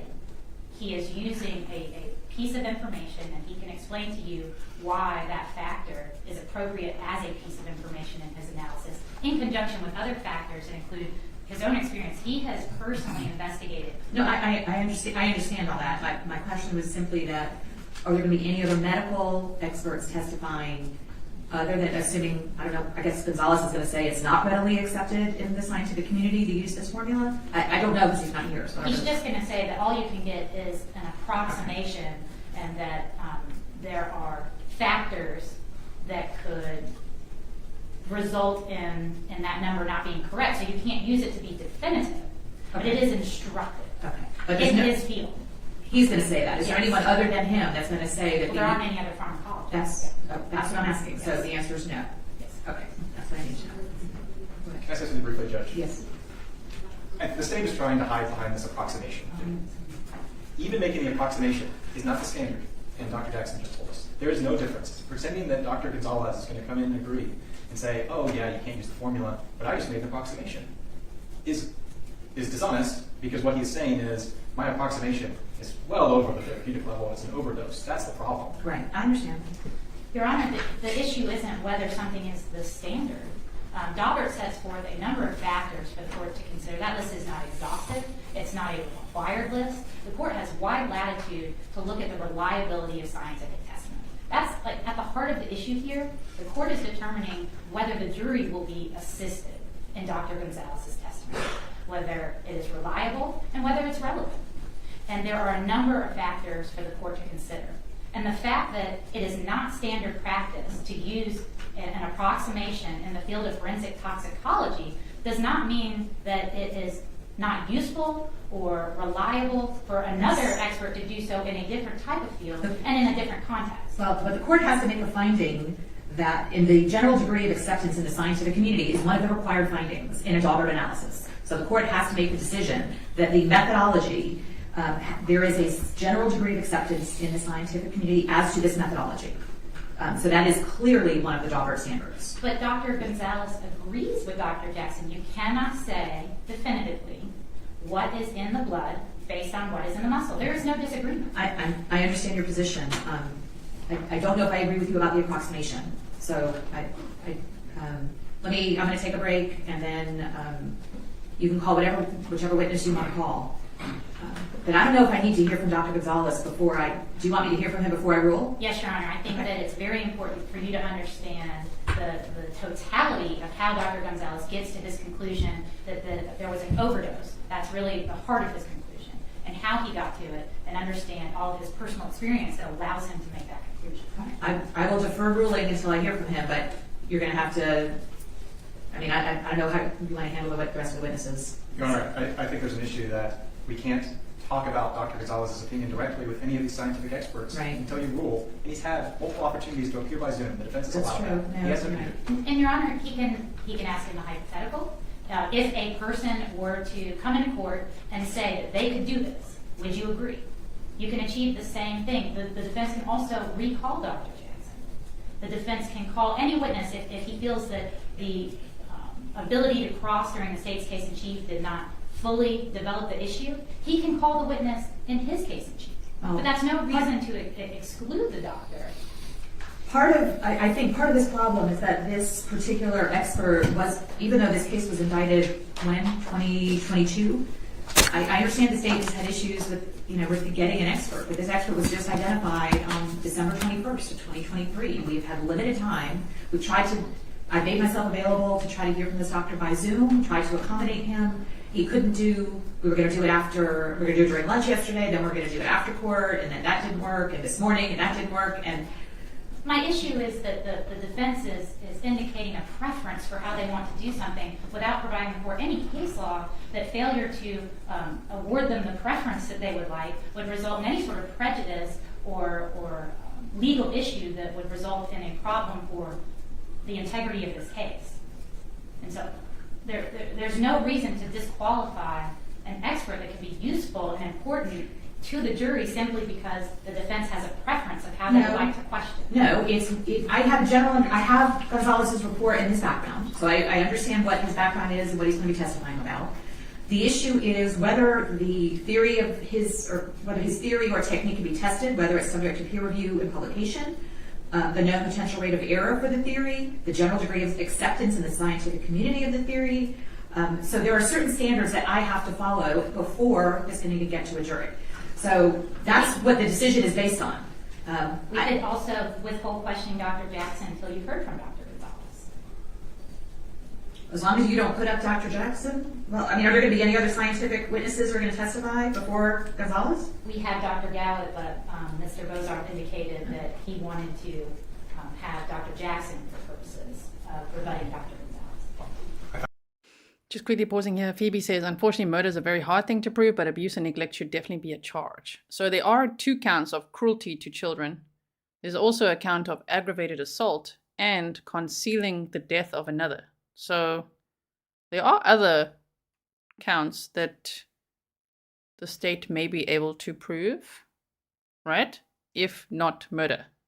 Dr. Jackson's the most on-point opinion, but I think Dr. Gallup will also share Dr. Jackson's opinion. Well, we're just going to then, I mean, I don't want it to, I feel like I'm trying to schedule this trial around Dr. Gonzalez's availability, and that's not, I mean, this case has been specially set since June of last year.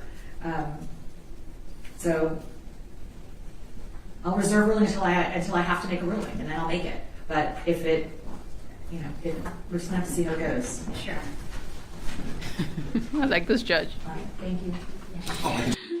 She likes to be punctual, even me. She's just like, why do we have to, work around Dr. Gonzalez? Like, I mean, she's like, can we just move on with this? So let's hope he will be there later today. I don't think you're excused though, so we're not done with you completely, but you're off the stand now. Yes, Your Honor, we'll move on to other witnesses so that you can hear from Dr. Gonzalez before Dr. Jackson testifies. All right, we'll take a 10-minute break and then we'll Okay. And then they take a long break here, and then we're teleporting now. Okay, here we go. Ready? And wait. And also to mentor students who are completing a... Stop it. We want to get it right there, okay? See, we don't want to look at this for an hour. No, we don't. Right, thanks all for being here. If you are only joining now and you're not sure what this case is about, I've got banners to help you out on the screen. I've got a description in the description box, case background and everything. We've got an episode that's called Trial Prep, and you can go check that out. It's linked in the description box. And we've also got day 1 where I went over the presentation again. So you could check that out as well. I just want to catch it right there. Okay, this is when it starts. By the University of Lincoln in England to teach at a Master's of Forensic Anthropology program, and also to mentor students who are completing their thesis projects in forensic anthropology.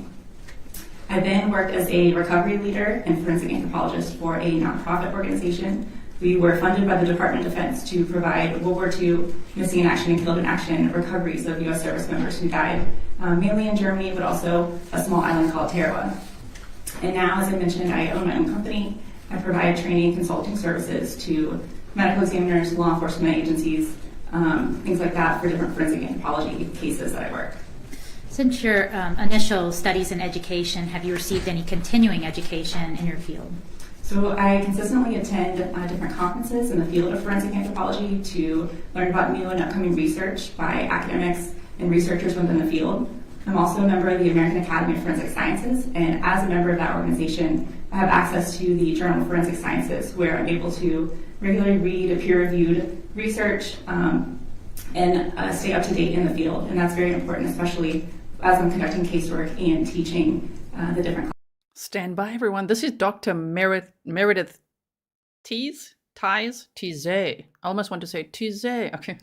Dr. Meredith Tise, forensic anthropologist. So they obviously couldn't get Dr. George Jackson on the stand now to finish off that Daubert hearing. So that's kind of been put on pause. Now the jury's in the courtroom, and this is the first witness for the day, for the trial.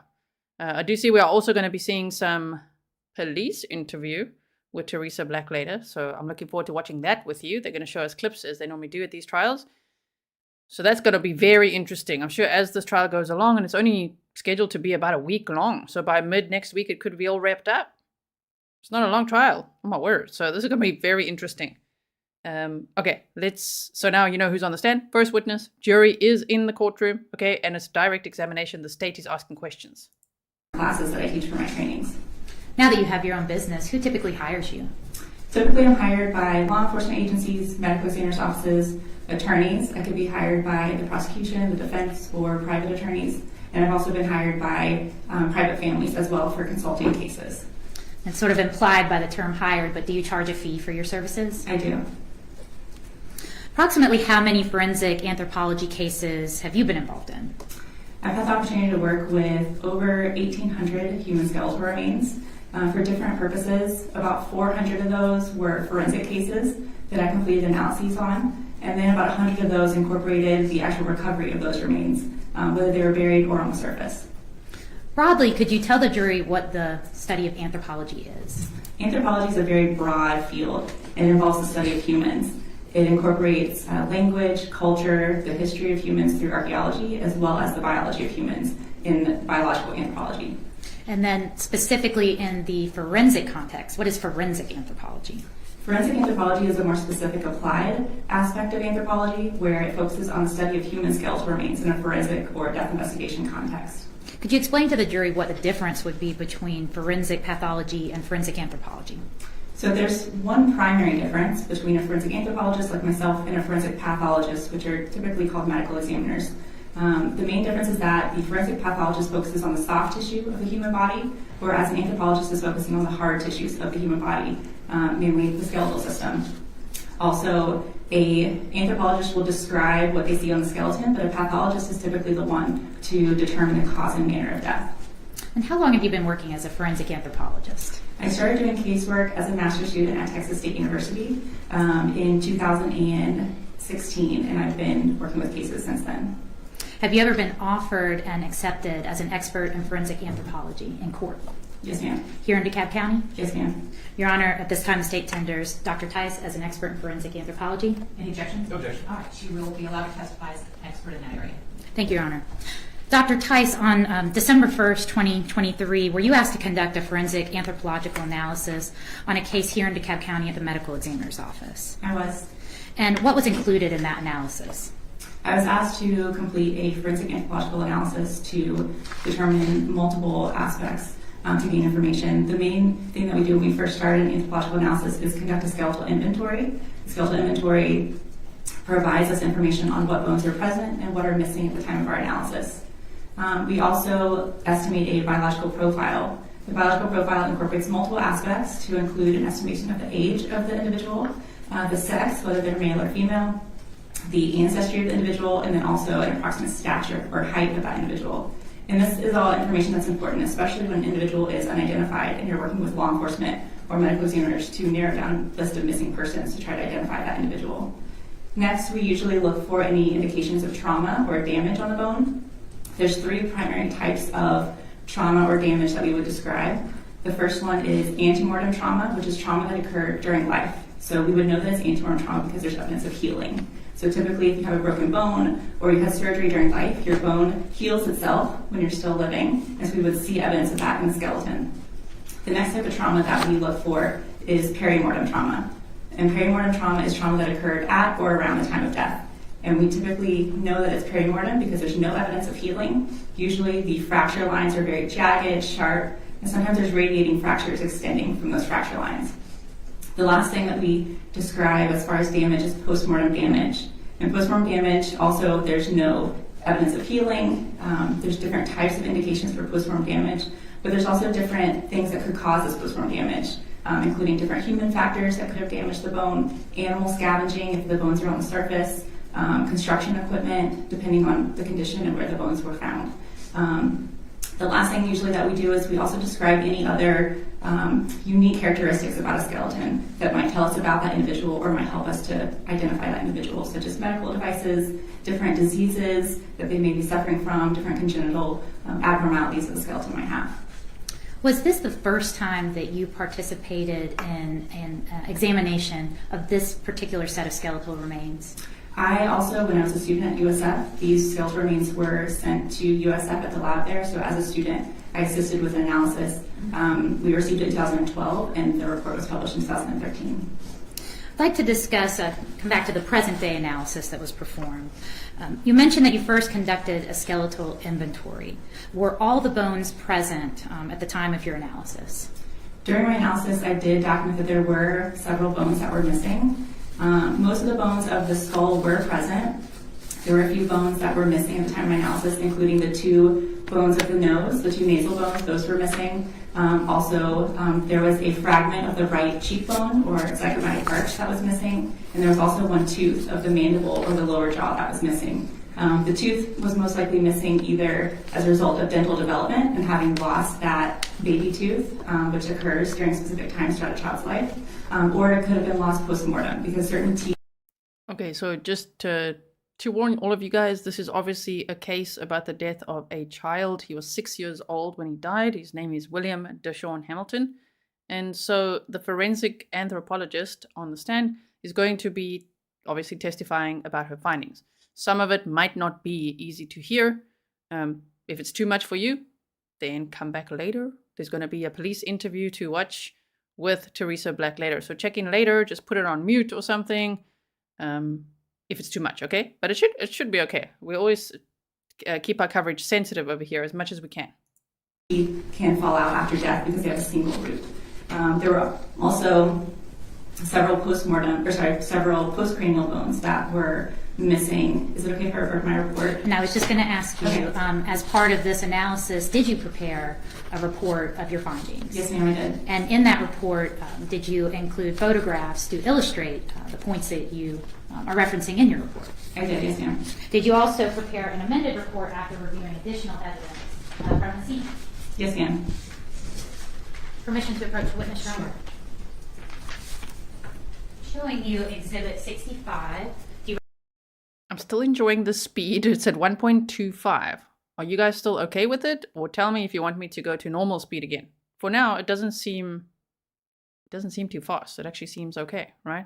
You guys know though, I listen to everything, even Netflix, on 2 times speed. So for me, this is like, okay, very nice and slow. But let me know if it's okay for you. If it isn't also, if majority says yes, this is great, just use your little gear toggle setting switch to change the speed to maybe a 0.75 or so if you're live here with us, okay?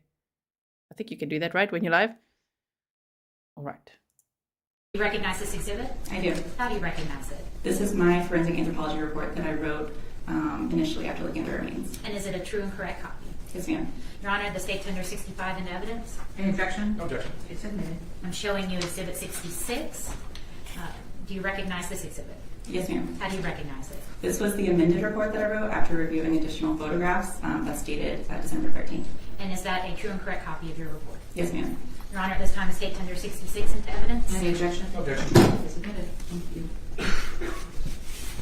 So we were discussing the missing bone portions in your report. Would it be helpful to view some of the photographs that you took? Yes, ma'am, I would actually.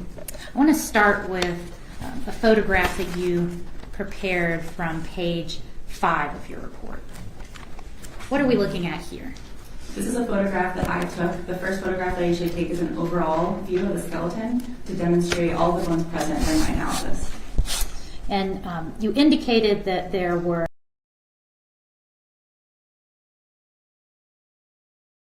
I was muted and shocked for a second. It's not just a picture like art. It seems to be actual remains. So I'm not going to be showing that.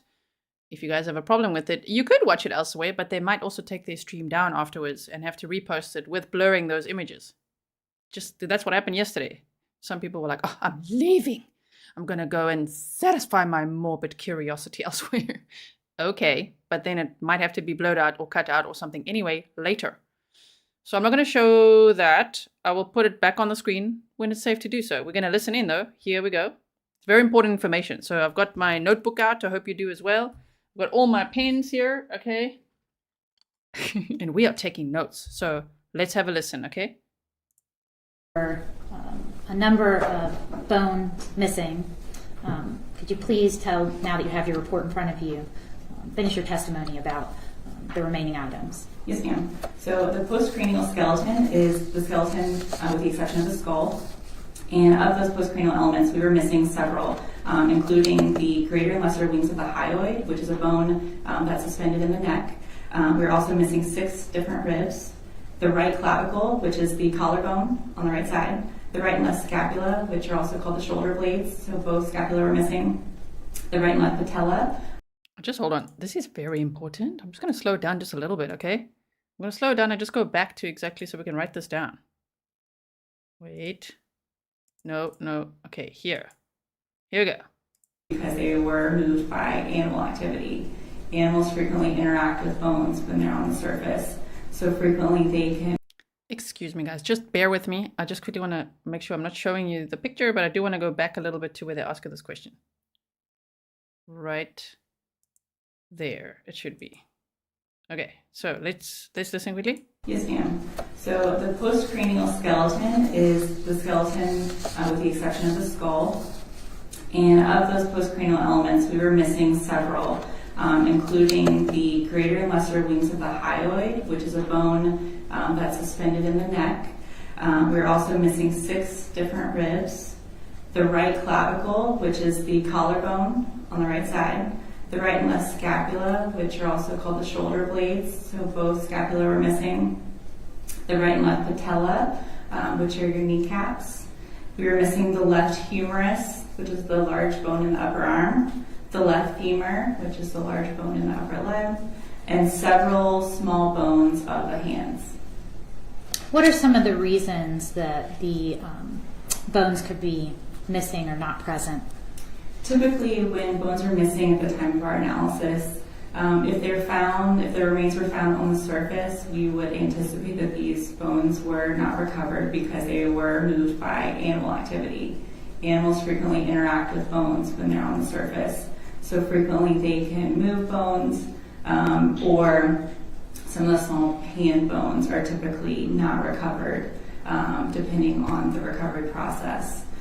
Because these remains were found in 1999 and have been so long over time that since I had done my analysis this past year, it's also possible that these bones may have been used for DNA sampling or other processes that may have been utilized in order to aid in identification. So because I wasn't a part of the process throughout the entire duration, it's hard to distinguish between the two.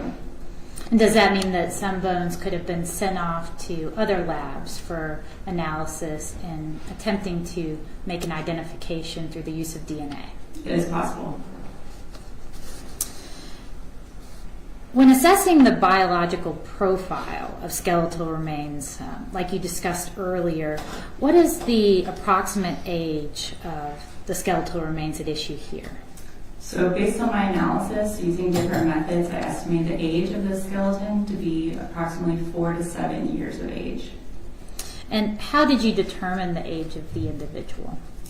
When we estimate age of children and their skeletons, there's different things that we look at. Predominantly, we're looking at something called epiphyseal fusion, And the epiphyses are what we commonly hear are growth plates throughout the body. And these growth plates allow our bones to continue to grow. So we can look at the fusion of these growth plates as they allow the body to grow, because they fuse at certain times throughout the development of that child. So I use that developmental fusion as well as dental development to estimate the age of this individual, because as we know, we have very specific dental development patterns. We have our baby teeth, our deciduous teeth that are lost at certain times, and then our permanent teeth replace those. Were you able to estimate the ancestry of the remains? So based on my analysis of and observations of the cranium, the skull, I was able to estimate that the ancestry is most likely American Black. Were you able to estimate the sex of the remains? The sex is difficult. There are no methods for child sex estimation because children haven't gone through the puberty process yet, so I was not able to determine the sex of the individual. Were you able to determine the stature? Similar to sex, there's no methods because they haven't gone through puberty, and children vary in height so much that there's no way to estimate the height of the individual or the stature, so the stature was considered indeterminate as well. Shame. And she really estimated his age very well, right? Between the age of 4 and 7, and I mean, he was 6 years old when he died. That hyoid bone missing, it could be interesting. 6 ribs, the right collarbone, both scapular, like shoulder blades, both kneecaps, left femur, and several small bones of the hand. So that could be, as this expert said, from animal activity or something like that. So some of this, as I say, is quite difficult to hear. Thank you for being here as we hear. And I will make sure I do my very best not to show any graphic images on this channel.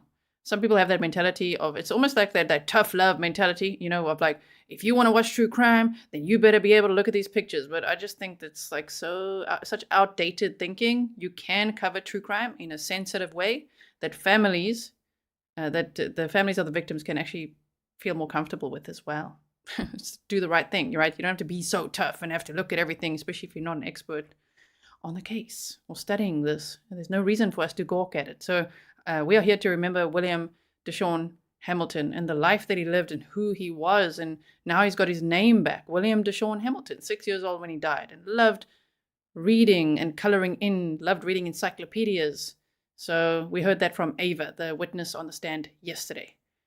All right, so let's continue on. If you want me to speed it up a little bit again, I can. I slowed it down again so I could hear exactly which bones were missing there and what happened, just in case it helps us understand, you know, is this neglect? Is it murder? What is going on in this case? Because we are listening to these experts as they go and making up our own minds, which we have every right to do. That we are the public and we are watching this together. Could you describe the overall condition of the remains as you found them at the medical examiner's office? So I did my analysis at the medical examiner's office in DeKalb County.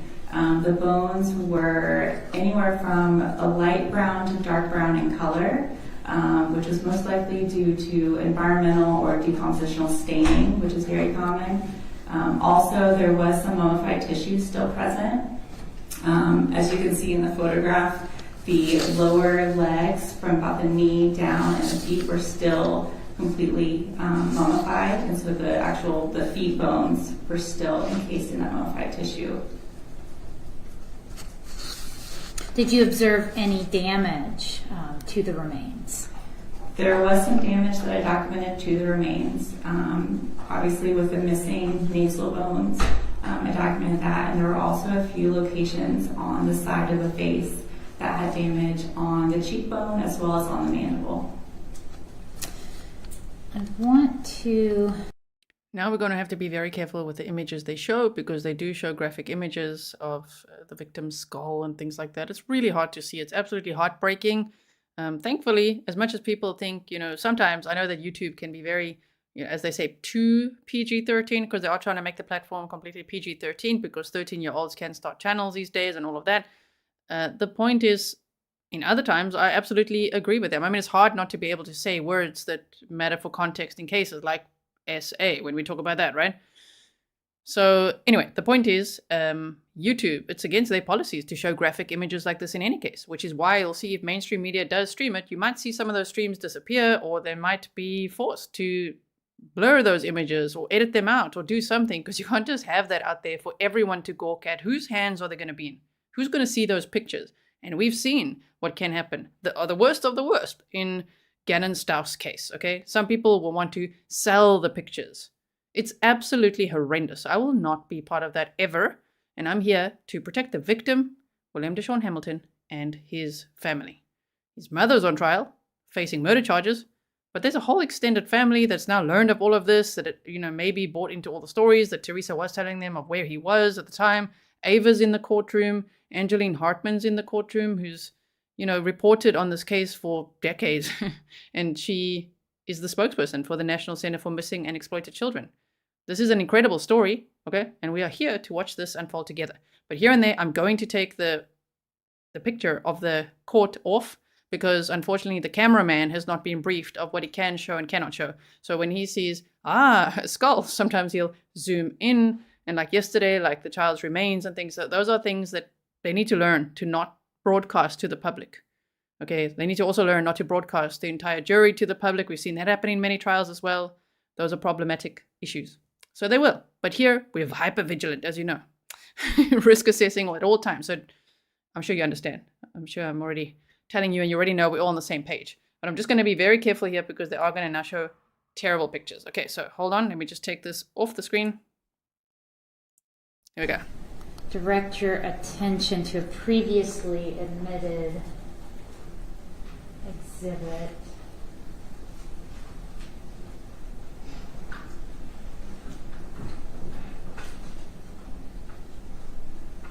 It's going to be Exhibit 45 from the scene. What would be the significance of the coloration?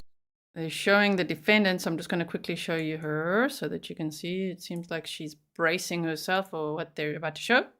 This is Teresa Ann Black. She was arrested in June of 2022, facing 2 counts of felony murder, 2 counts of cruelty to children, aggravated assault, and concealing the death of another. Why 2 counts? Because the victim was under the age of 12. So we've seen that happen, in many cases where it would be a count of felony murder. One would be 1 count under a certain code, and then there would be another count under another code because the victim is under the age of 12. Okay.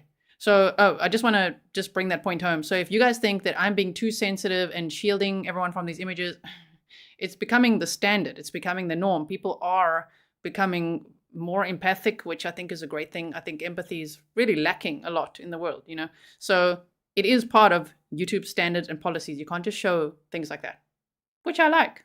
I'm in favor of that. So, okay, here's the defendant. I'm not going to show you much of her now, because they're going to switch to showing a graphic image of the victim's skull.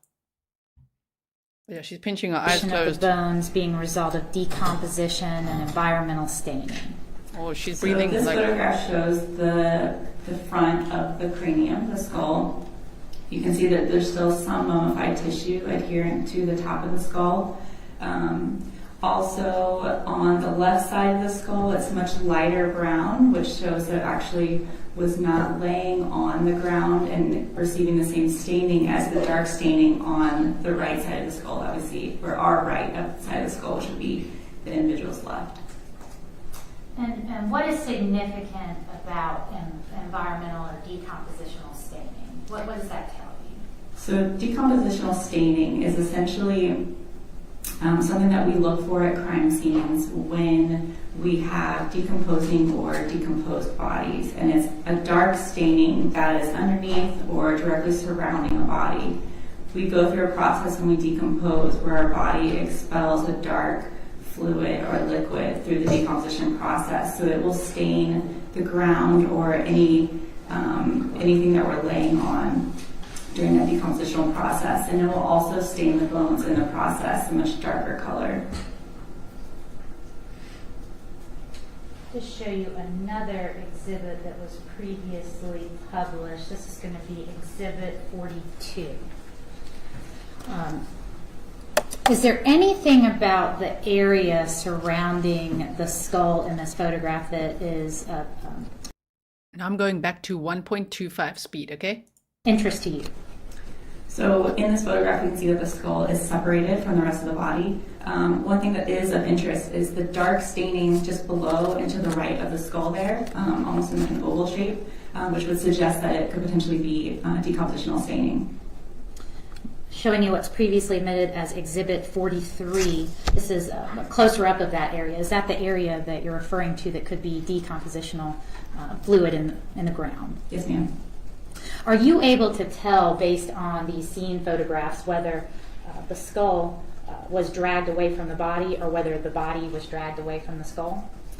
It's difficult to tell since I wasn't at the scene, but it is unique that there is this decompositional staining beside the skull. The skull itself would not cause this amount of decompositional staining, so it is possible that the body was actually located here and then possibly moved away from that stain at some point during the process.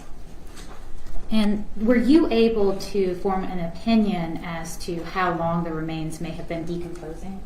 Since I wasn't at the scene during the time of recovery and I'm not familiar with the temperature or the environmental conditions around the time of recovery, I'm not able to determine how long that individual was there prior to recovery. Let's go back to your photographs.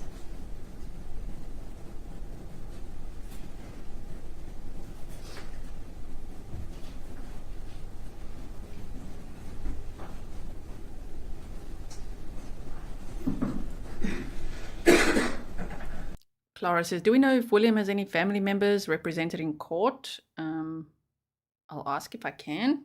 But I know Ava's there and Angeline Hartman is there.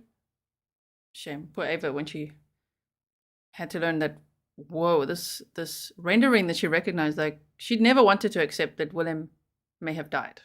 That must have been so sad for her, right?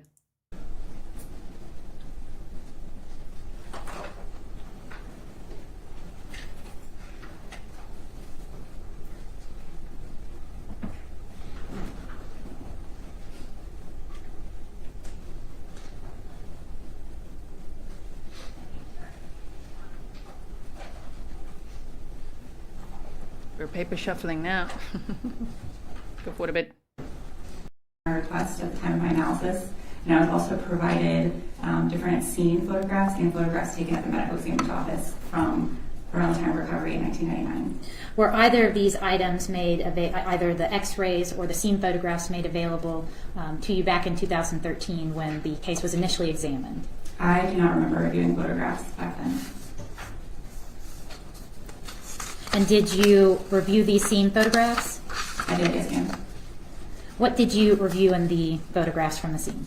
So I received some of these photographs after my initial report, and the objective was to try to determine if the damage on the side of the skull was present at the time of recovery, or if it could potentially have been damage as a result of extensive handling over the course of time since the recovery until my analysis.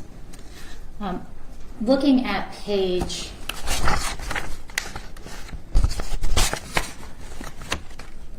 6 of your report, is this a photograph that you took? Yes, ma'am, it is. And does it demonstrate some of the damage or missing components to the skull that you've testified to the jury about? Yes, ma'am, it does. Could you, and if you wouldn't mind standing and pointing to the screen behind you, they have a larger screen, could you tell the jury where you observed missing components or damage from the photograph on page 6 of your report? So this is the front of the skull showing the 2 missing nasal bones that should be here, coming down about halfway down the nasal opening, and they were missing at the time of my analysis. What are some possible reasons that those could be missing? Those could be missing as a result of just postmortem loss. As a child, your sutures are not necessarily completely locked in place, so it is possible that they may have just fallen out after death, or the other option is that it could potentially have been from some type of trauma, but it's unable to determine that without additional information. And going back to the skull that was photographed from the scene, Exhibit 45, were they missing at the time of recovery? Yes, ma'am, they were. And You indicate they could have fallen out as the child was decomposing, so they would likely be in the ground below the child if that happened, if they hadn't been removed by some scavenging animal or some other outside influence. Yes, ma'am. What are some of the things from the environment that could disrupt or displace components of skeletal remains? So animals are definitely the most common disruption to human skeletal remains during the decomposition process. Some other things that could potentially impact the dispersion of these remains or the condition of the remains are things like water. If there's a lot of rainfall or flooding, that can also impact the skeletal remains. If depending on the circumstances, I've worked cases where construction equipment has damaged remains, and ultimately that's sometimes how they're found. But because some of these remains are found during construction, that can also impact the remains. Based on your training and experience, is there any reason that these two nasal bones couldn't have been carried off by a scavenging animal? It is possible. Is there any reason that if they fell into the ground below that they couldn't have been there in the earth below the body? It is possible. Any reason they couldn't have been carried off by water if they'd fallen down by the child and there'd been a heavy storm? That is possible as well. Any reason that it couldn't be a result of trauma to the child prior to death? That is possible as well. Are you able to tell the jury which of those possibilities resulted in the loss of the bones in this particular case? No, ma'am. I'm going to refer you to page 8 of your report. You discuss damage to the zygomatic arch and mandible. Could you please illustrate by pointing to the jury in this image what you're talking about? So the zygomatic arch is the bone that you feel in your cheek, and this is the zygomatic arch extending here all the way to the front of the skull. So we have a gap between these two segments of the bone. Okay, showing more graphic pictures, which is why we're not showing it, but we are listening in. I hope the sound is still good. The sound is boosted for you, and I will put the visual back on as soon as I can. That's missing at the time of recovery as well as the time of analysis.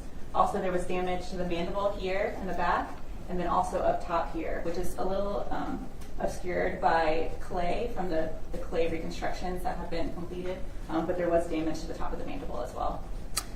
What could have caused this damage? This damage, similar to the nasal bones, could have been caused by animal activity, if animals were interacting with the remains prior to recovery, or it's also possible that it could have been from perimortem trauma that may have occurred around the time of death. What do you mean by perimortem trauma? So perimortem trauma is trauma we categorize at or around the time of death. Essentially, its indications are sharp, jagged edges. Sometimes you have radiant fractures. It really just depends on the location of that trauma and what was used to cause the trauma. Could that be trauma as a result of being punched in the face? Yes, ma'am. Could that be trauma as a result of being struck with a heavy object? It could be, yes. Could that be trauma as a result of being forcefully pushed and hitting an object? It could, yes. Could that be trauma based on being in a car accident and having an impact to the face? Yes, ma'am. Are you able to tell this jury which, if any of those hypotheticals or animal activity actually occurred in this case? No, ma'am. Now, with animal activity, are there other indications that are present that can help you make the determination more conclusively? So typically with animal activity, there are signs that we see on the bone that are very typical of either carnivorous animal activity. So with large canines, we see kind of pits and holes in the bone that are made when they chew on the bones. Also with smaller animals or rodents, we see almost like a scraping pattern where they're scraping their front teeth against the bone. And we do see this commonly on the bone surfaces when there is animal activity. Did you observe any of those indications in this case? No, ma'am. Oh, man. Could... Oh, she's smiling now. It's a good witness, right? And yes, Stefan, good questions as well. So there was none of those scrapings or markings that would indicate that it's from animal activity, which is why I say this case could go either way, you know? Very interesting.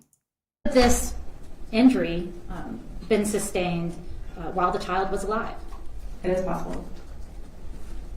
If the child had been injured and had an exposed wound when they were left there in the woods, could that actually draw animal activity? It can typically, when you have open wounds at death, then the blood typically attracts more maggots, and also that smell that could potentially attract animals and increase animal activity in that specific area.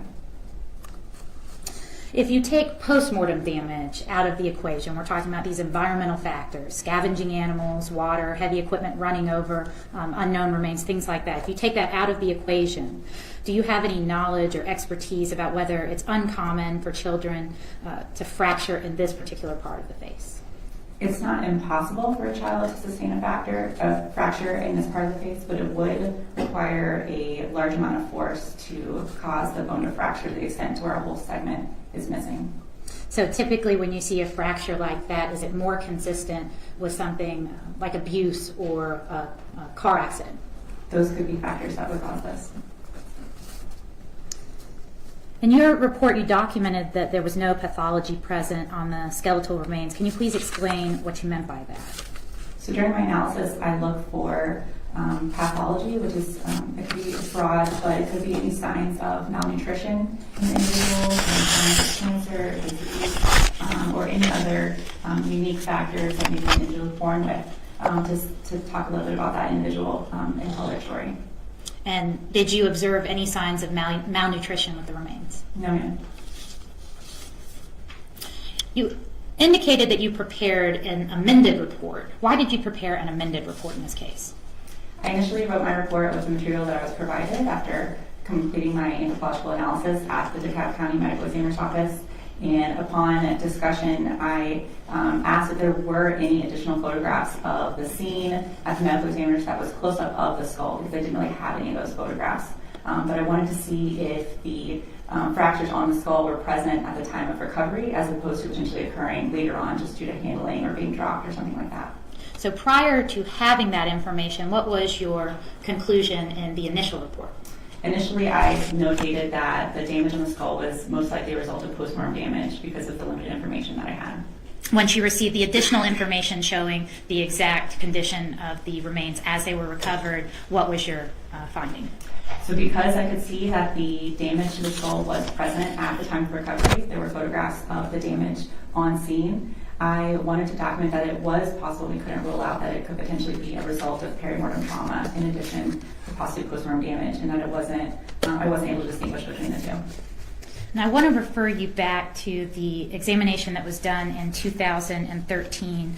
Were the remains in the same condition as they were back in 2013 when you evaluated them in 2023? I did. I looked back at the photographs to refresh my memory, and the remains were in the same condition. And were the findings in 2023, the initial report, consistent with the findings in the report from 2013? The report 2013 documented that the damage to the skull was most likely a result of postmortem damage. And did you have the scene photographs at that time during that examination? I'm not aware of photographs that we had at the time of that examination. And having the benefit of the scene photographs in 2023, does your opinion change? Yes, ma'am. And can you tell this jury conclusively whether this damage was prior to death or after death? No, ma'am. Thank you. Cross.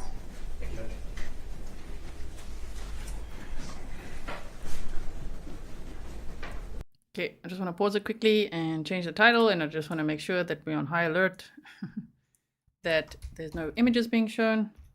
Cross-examination now, so the defense is going to ask questions. If you ever wonder what's happening, just look at the screen. I've got all sorts of banners up for you. On the top, it says exactly when William's body was discovered, February 26th of 1999, by a guy that worked at the cemetery. Actually walked across into this wooded area to relieve himself. They said he needed to go. And so he then stumbled on these remains and called 911 immediately, which was also great. That was the right thing to do. Immediately call them. They came out there, but it took 23 years to identify what they knew him as, Clifton Doe. And now we know him as William DaShawn Hamilton. 6 years old. Not sure exactly when he died, but his remains were out there for a couple months. And his mother is on trial for murder, facing 2 counts of felony murder, 2 counts of cruelty to children, aggravated assault, and concealing the death of another. They are going to show us her side profile. Again, the cameraman will pan to show her. I'll pause there when they do that as well. Okay, so let's now it's going to be cross-examination. That's what's happening next.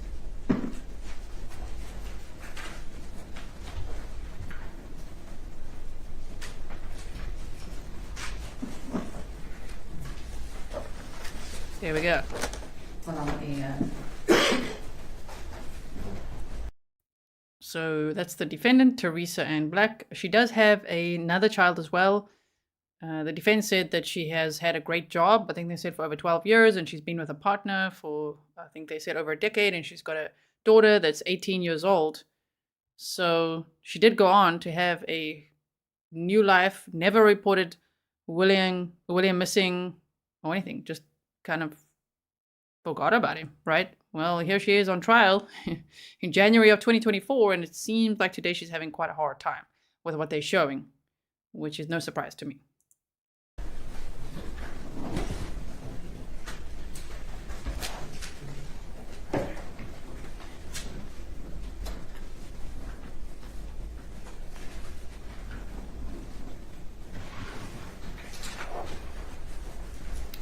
Good morning, Dr. Tise. Good morning. I'd like to talk to you. I want to start with the 2013.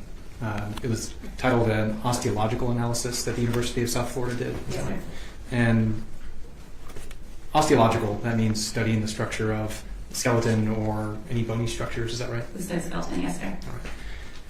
I'd like to show you. Sounding a little fast. Let's just hear it. A moment. Right, for now. Defense. Wait. Careful now what they're going to show.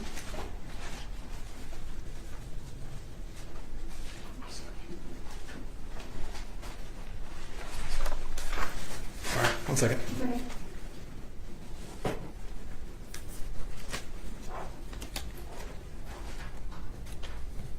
It seems like papers at first, like documents, reports that Yeah, he's put going to you on show. it. Yes. Showing you what has been marked for identification purposes as Defense Exhibit 1. Can you just take a look at that?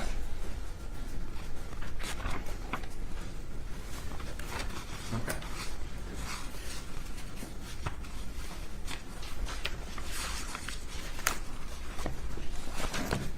Do you recognize that? I do, yes, sir. That is the 2013 report. This is. All right, and you participated on that. I did. I was a student and co-authored it with my PhD advisor at the time. All right, in fact, you signed it. I did. All right. Your Honor, at this time, defense moves Defense Exhibit 1 into evidence. any objection? All right, it's admitted.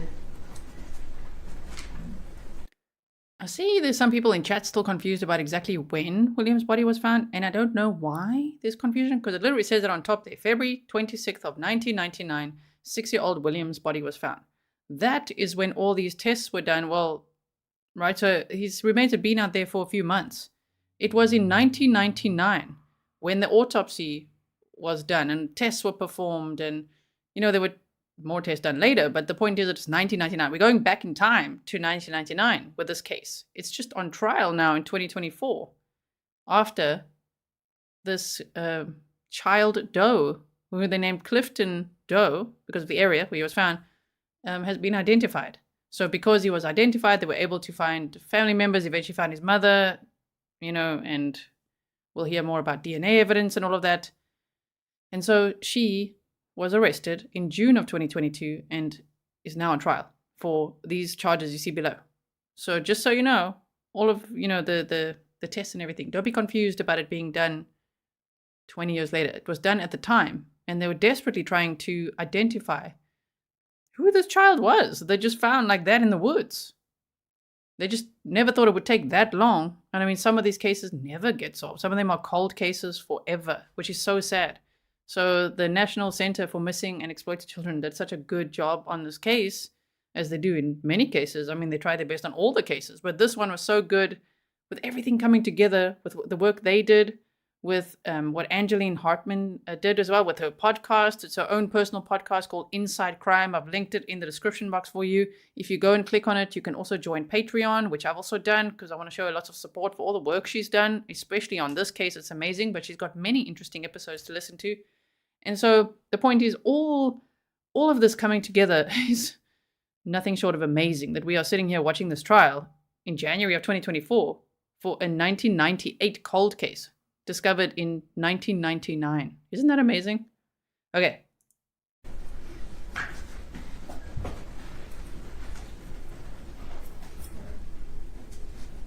On the screen, that is the same report. Yes, sir. Okay.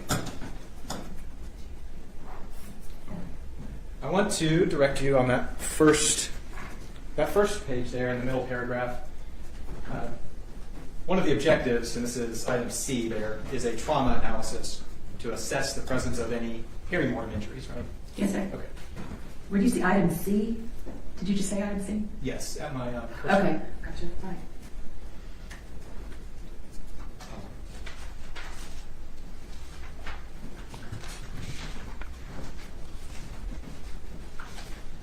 Now I want to take you to the next page. This is the taphonomy section. Can you tell us what taphonomy means? Taphonomy is basically what happens to the body after death, between the time of death to the time of recovery. So it's the process that the body goes through. Now in this taphonomy section, here in the first section, reveals that you guys did have crime scene photos, correct?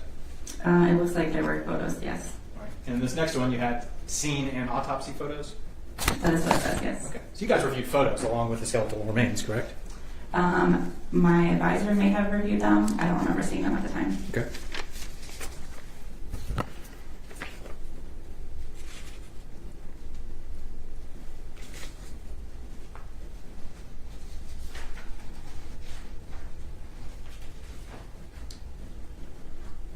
We're going to flip to, I think it's the first page.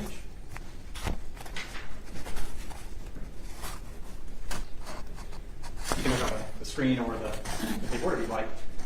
In this section, there's a section titled Evidence of Animal Scavenging is present in scene photographs and on skeletal elements, correct? Yes, sir. All right.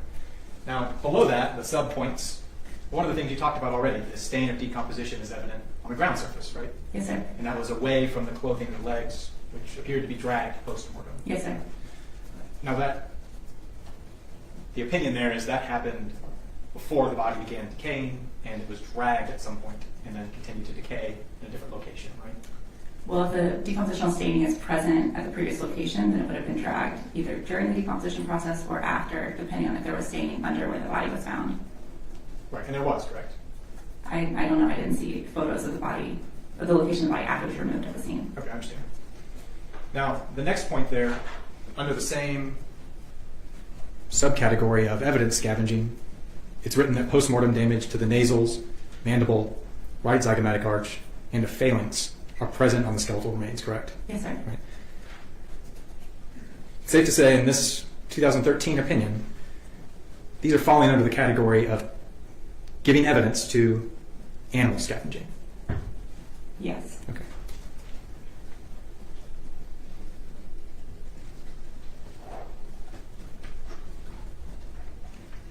All right, I want to go through some of those terms. First, we have the nasals. You talked about that already. That's kind of what we think of as the bridge of our nose. Is that? Yes, sir. It's the tube on the top of the nose. All right, and the mandible we think of as the jaw, is commonly known as the jaw, correct? Yes, sir. The zygomatic arch. So we have our cheekbone, but there's a thin bone that connects back to our, it's your temporal bone? Yes, sir. All right. And that kind of connects behind your ear, right? Just above your ear. All right. In that other word there, the phalanx refers to a finger or a toe. A phalange or a phalanx is just another name for a phalange, which is a finger. I don't know if it's referring to a toe or a finger here. It doesn't specify, but it's basically either a finger or a toe.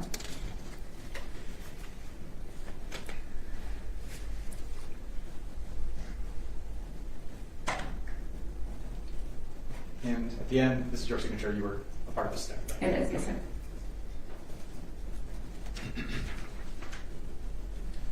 All right.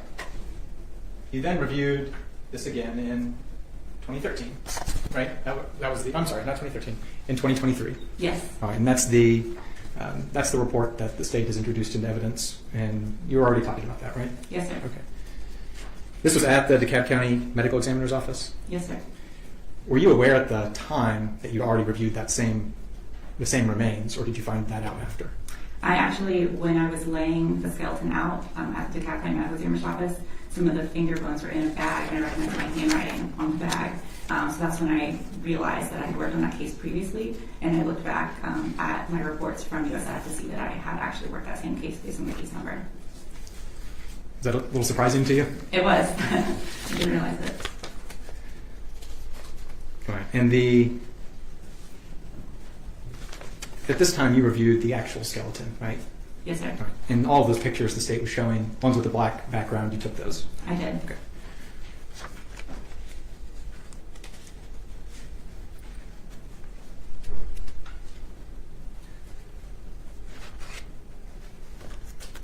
Okay. Gonna be careful now because they're going to show it again. Some more On of this those third graphic page, pictures. for the trauma section, you wrote that there's no perimortem trauma present on the skeletal remains, correct? Correct. All right, and then we have another taphonomy section where we talk about the postmortem damage, right? Correct. Yes, sir. All right, now in the middle of that, there's a few things, but the first is that right zygomatic arch that we already talked about, right? Yes. Okay.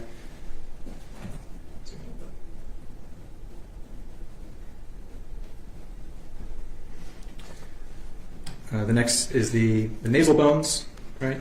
Yes, sir. Then there's some others, including the right gonial angle. Now that's the kind of point at the bottom of our jaw, right? It is. So next I described the different specific aspects of the mandible or the jaw that I found postmortem damage. So the next list of items are all things on the mandible or jaw. Yes, sir. All right. So we have the right gonial angle. We have the right coronoid process. Now that is the part that, if we touch our cheekbone and then open our jaw, we can feel that bone kind of coming out below that. Correct. Yes, sir. That zygoma bone. Is that what the cheekbone is called? Zygomatic. Yes, sir. Okay.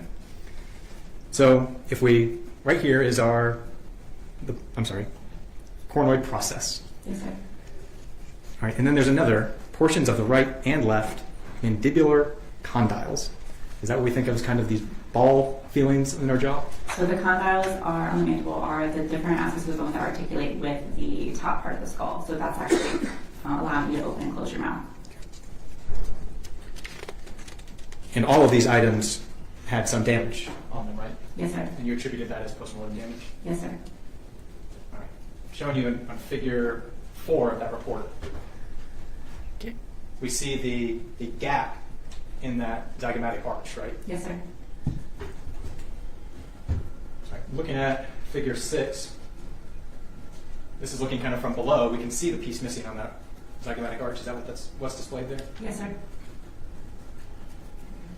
Showing you next figure 20. This is on my cursor there, is this the right, gonial angle? It is, yes. That's the point at the back of your mandible that you feel in the back of your jaw. All right. And there was damage noted there, correct? Yes, sir.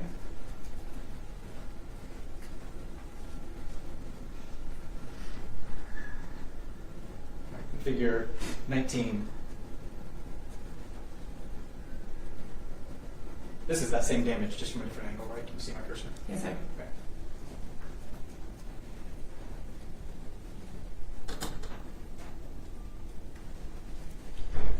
All right.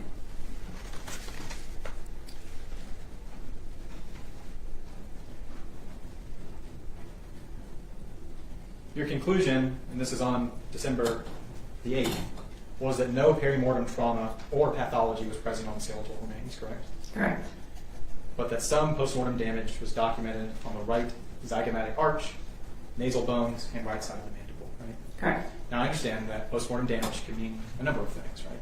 Yes. It could mean it was damaged after death before recovery, or it could mean it was damaged after recovery, right? Exactly. And that's why in that latest report you looked at, you wanted to see, were these bones present at that point? Exactly. So if you looked at those autopsy pictures and you saw that, oh, the zygomatic arch is present, and now it's not, we would still call that a postmortem injury, right? That would definitely be a postmortem damage. All right. But any damage that happened before recovery is also postmortem damage, right? Correct. So we still can't rule out postmortem damage, but I wanted to see if we could, in fact, determine if that damage was caused after recovery or if it was present at the time of recovery. With the scene and autopsy photos? Correct. Okay. The photos that were looked at in 2013. I don't know what photos were looked at in 2013. In that report, though, there were scene and autopsy photos listed in the report. The 2013 report? Yes. Potentially, yes. It's written in there in the report, correct? Yes, I don't know what photos were looked at the time. All right. Thank you. Can you read that? Just briefly, Your Honor. Okay. Dr. Tise, do you know if your advisor was made aware that there were photographs? I do not know. Do you know if your advisor spoke to a medical examiner investigator and was told about what was in photographs? I'm not aware of. So you don't have any personal knowledge of whether your advisor saw these photographs or not? No, ma'am. And is it possible that you could have both trauma as a result of environmental factors such as animal activity and traumatic injury present in the same case? It is possible. Is it possible that this child was injured, was left in the woods, and that animals also participated or contributed to the state the remains were eventually found in? That is possible as well. And after reviewing all the evidence, can you tell this jury definitively why the bones were missing or why the damage was there? No, ma'am. Thank you. Anything else? There you are. Okay, thank you so Good much. questions. Can you be excused? Yes, Your Honor. Okay. Want to call your next witness? Very good questions, huh? This was an excellent witness. Your Honor, the state calls Lieutenant Quigley. Okay. Lieutenant Quigley, I think they said. Now we're going to see police interview. So we're actually going to see the defendant speaking to the police in a what we would call interrogation. I'm very excited to watch this with you.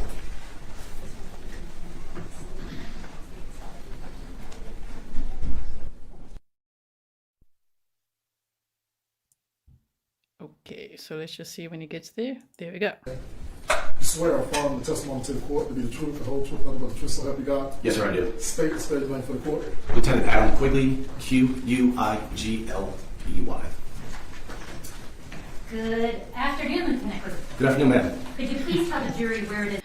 The cameraman's like zooming to his badge, just in case we missed that spelling. Okay. I'm employed with the DeKalb County Police Department. And how long have you been with DeKalb County? Just under 18 years. And what is your current assignment? I'm the commander of the neighborhood enforcement team. What does that team do? We're a proactive team assigned to the Uniform Division. Prior to becoming the commander of this specialized team, where were you assigned? I was the commander of the Homicide Assault Unit for the DeKalb County Police Department. How long were you the commander of that unit? About 2.5 years. And prior to becoming the commander of that unit, what did you do? I was a supervisor in the Homicide Unit. And how long did you supervise the unit? About 3 years. And prior to supervising the unit, what did you do? I was a detective in the Homicide Unit. And how long were you detective in that unit? About 3 years. I want to take you back to January the 14th of 2022. On that date, did the district attorney's office reach out to you for assistance with the case we're here today for? Yes, ma'am, I did. And why did the district attorney's office reach out to you? At that time, they were excited about a new lead they received and information that they received. I was asked to review the case file to try to establish the likelihood or probability of bringing this case to closure.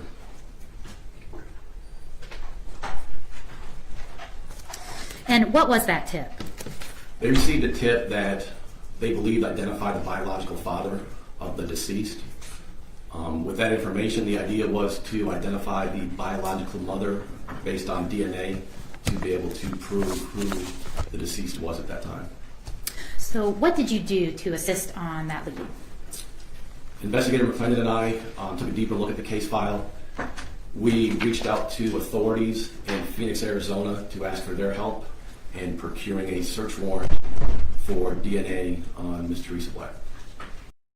Which again, huge credit to the investigators and to this Lieutenant Quigley as well, right? Everything that came together in this case to help identify William DaShawn Hamilton and arrest who they believe is responsible for his death is just incredible. From 1999. And here they, he just said he got a call on January 14th of 2022 about a new lead. Guess what that lead was? We already know from what we've heard so far. We can assume it's Ava. Ava's tip when she called it in after seeing the rendering, the art rendering of who they thought or how they thought this Clifton Doe, as he was named then, what he would look like. And Ava recognized him and called that in and gave the police the name of who she believed the little boy was and what his mother's name was or is. And she's on trial now, the mother, right? Okay, so thank you so much, Veronica. I really appreciate it. So I'm excited to see all of this coming up. And did they assist? We did. What did they do? Initially, they assisted us with obtaining the search warrant, and they verified her where she lived and her place of employment. And then did you go to Phoenix, Arizona? We did. And you said you mentioned an investigator McClendon. Who's that? He's an investigator with the district attorney's office. And was it just you and Investigator McClendon that went to Arizona? Yes, it was. When did you fly to Arizona? I believe it was Valentine's Day, February 14th, 2022. And did you do anything that day on February the 14th? I believe the initial day we arrived, we just checked into the hotel. We made contact with our counterparts in Phoenix. They confirmed that they had a good location on where Teresa was at that time. The plans were to pick her up, bring her to Phoenix headquarters, where we would interview her if she wished and execute the search warrant for her DNA. And when did that happen? I believe that was the 15th of February, the following day.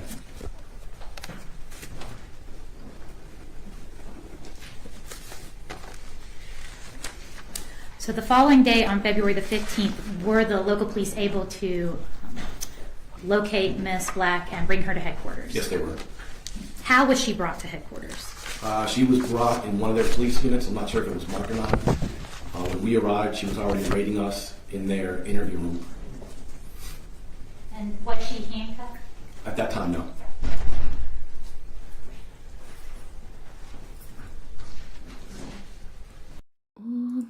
We're going to see this police interview.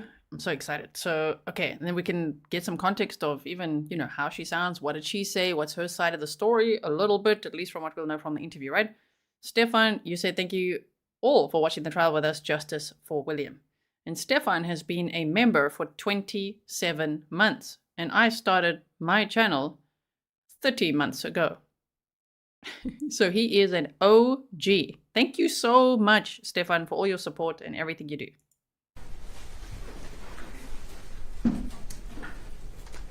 Was Miss Black at that time in custody? She was. Was there anyone in the interview room with her? No, there was not.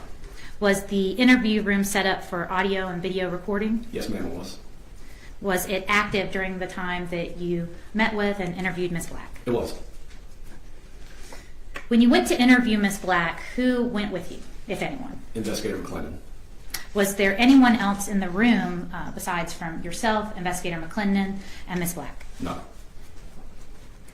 How were you and Mr. McClendon dressed, Investigator McClendon dressed? In casual attire. Did you have your service weapons? No. In your interactions with Miss Black, did you threaten her in any way? No, ma'am. Did you make her any promises? No. Did you attempt to make her feel uncomfortable or intimidate her? No. How did you go about requesting an interview with Miss Black? So our initial purpose was to execute the search warrant for her DNA. We introduced ourselves and explained that we had some questions for her. However, prior to asking her any questions, we made sure she was aware of her Miranda rights. And how do you do that? Imagine Teresa's surprise when the police show up 23 years later, and suddenly like, ma'am, we have some questions for you. Can you come with us? Wow, that must have been quite interesting. Wish I was a fly on that wall. It's a formal written rights that she would initial, that she understands. At the end of the Miranda rights, she's asked a question. Having those rights in mind, does she wish to talk to us at this time? She would initial yes or no, and then we would witness it.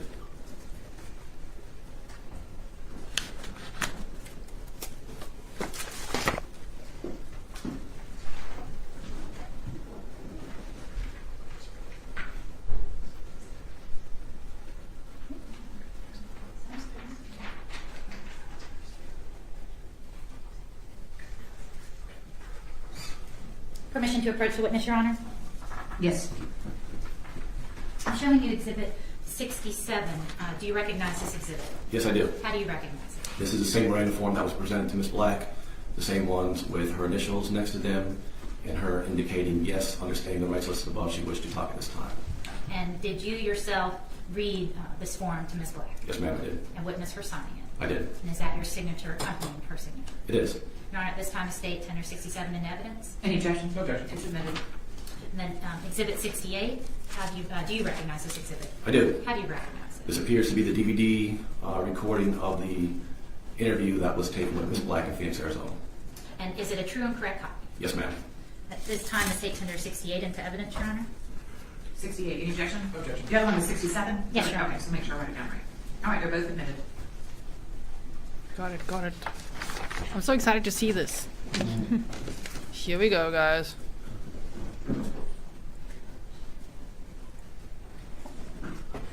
How long is the statement? It's a little over an hour. Okay. Are you ready to do that now?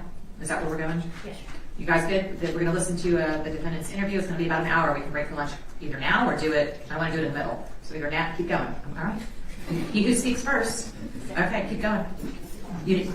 Yes, while we're getting. I like this judge. Okay, I'm going to switch to normal speed. We've been on 1.25 because especially for a police interview, we don't want to watch that quickly. We want to, meaning it's got to be in context of the body language and everything as it was. Okay? So I've switched to normal speed. And sometimes here we just go a little bit faster because, sometimes the talking is a little slow. I think this is going great. And here we go. So this was in February of 2022. I believe they said February 15th of 2022. Okay, here we go. And that set up? And Your Honor, the defense and I have agreed to the use of a transcript. I saw that. Interview is played. Okay. Diane needs to take a quick comfort break. So why don't you go ahead and get the transcript ready. A comfort break. Cue up the audio. We're gonna take. Now look what we do. We are not taking any comfort breaks, okay? At least you can. I will not be taking comfort breaks. I will be teleporting right through this comfort break right now. And so we go forward. Oh, damn, it was quite a long comfort break that. Okay, and we are back. There you go. We're back, everyone. And we're all zoomed in. We know the cameraman has turned the camera on now. Here we go. Okay, the sound is not back on yet. It will be back on in a moment.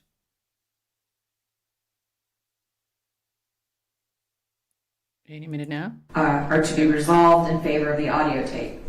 So in other words, if you hear the word coffee and the transcript says cafe, coffee is the evidence, not that the transcript says cafe. Best example I can think of on the fly. Okay. All right. Permission to publish. We like that coffee reference. We like it, right? Okay. So, yeah, T and Wildflower says this is why watching on a delay is awesome.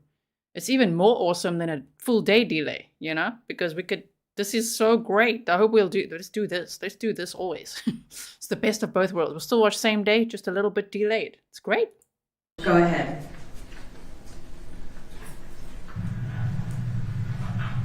Ooh, buckle up, everyone. Quickly, who is this in the interview? That is Miss Teresa Black. And do you recall about...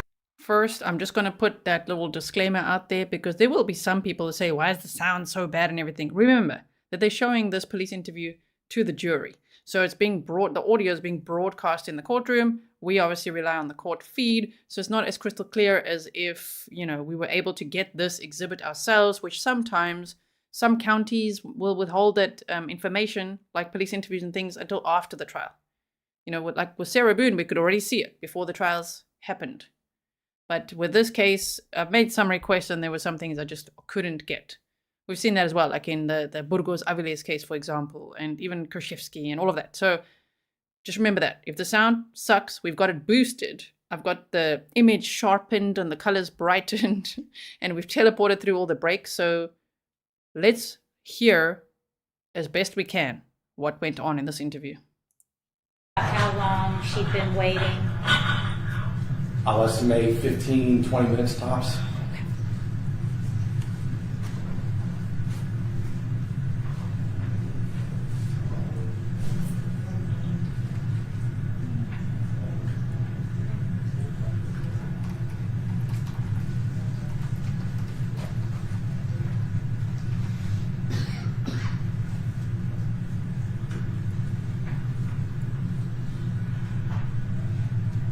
Okay, so as I put on top there, she's been waiting 15 minutes. I hope they don't play the whole 15 minutes of her waiting, although does it get interesting?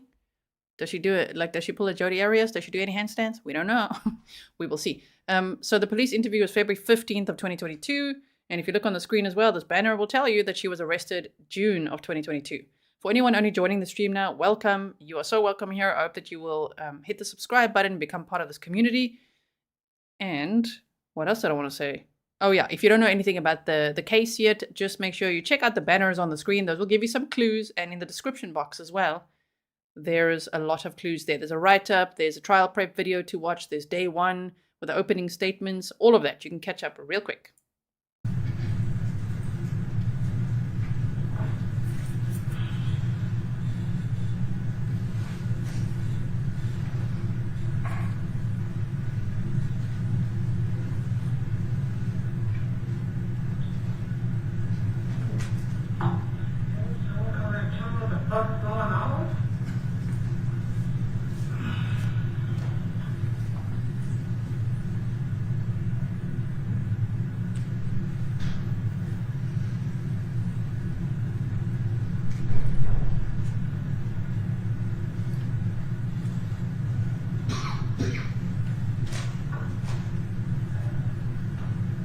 She said, "You want to tell me what's going on?" Oh, we just heard her speak for the first time.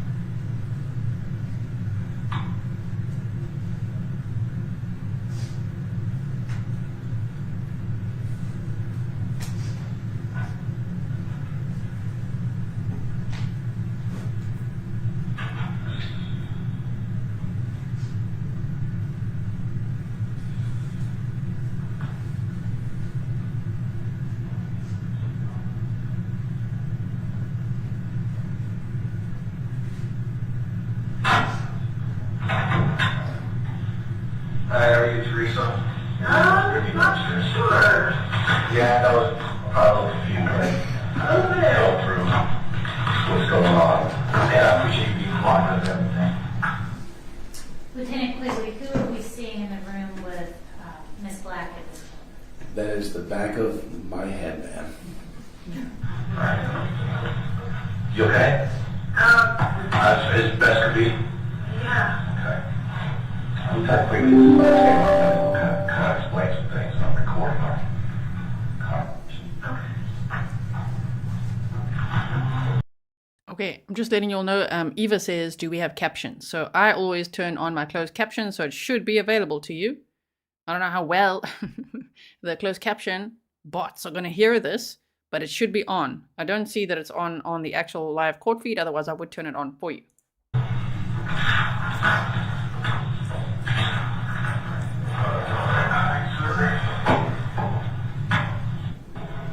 Like I said, I'll type quickly.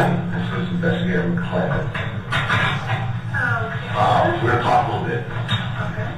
And the second person that just entered the room, Investigator McClellan, who's that again? That's Investigator McClellan. With the District Attorney's Office. Where are you staying right now? I've been staying in front of Florida. Okay. Who you living with? My daughter. How old is she? She's 17. Okay. Are you staying with the dude at all? No, my ex used to live with us, but he moved out over here. Nathan? Yeah. What's his last name? Washington. Okay. We're going to talk a little bit about Nathan. Okay? Okay. Don't be worried. Relax, take a deep breath. I No, know you're in a room that's scary and everything like that. I just want you to relax, okay?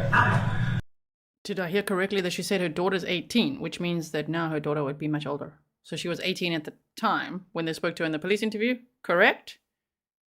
Stefan says closed captions is active. Quite fun. Yeah, it's quite funny sometimes. Sometimes it gets the words very, very wrong. So, okay. So she would be in her 20s now, right? Were you brought up in a police car? It wasn't an actual police car, but like a some type of official vehicle because I had that car. Okay. Did you have handcuffs on you? Because there's handcuffs on you, I'm going to go through your Miranda rights, okay? Okay. I'm going to read every word to you. And then we're going to go through it. If you have any questions, I want you to stop me. I want you to ask, okay? The first reader and doing it all, can you read and write English? Yes. If you can, I need you to initial that you can read and write English. Oh, you're right-handed. I won't judge your initials. The next line says that you are not under the influence of drugs or alcohol. Are you under the influence of anything? No. Go ahead and initial. What is the highest level of education you have? I got my GED. I did some college, but I didn't. Okay. Just initial here, put GED.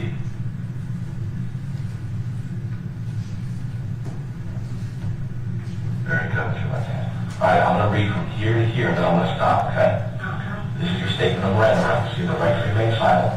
Anything you say can will be used against you in a court of law. You have the right to talk to a lawyer and have him or her present with you while you are being questioned. If you cannot afford to hire a lawyer, one will be appointed to represent you before questioning if you wish. You may exercise these rights and not answer any questions or make any statements. I need you to initial from here to here that I read it to you, okay?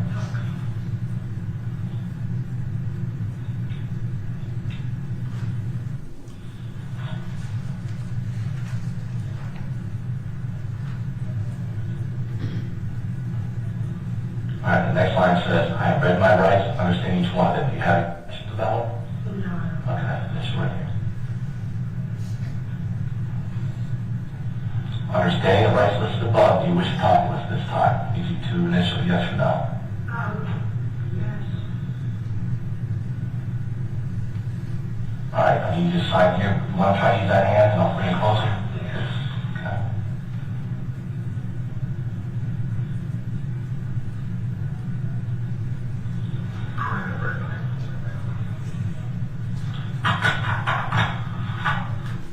Why is Miss Black having difficulty using her right hand? And I'm looking at that as well. I don't recall if they're set up, if she is handcuffed one of her hands, or if she has an injury. I don't recall, but I'm seeing that as well. You don't have any independent recollection? I don't recall.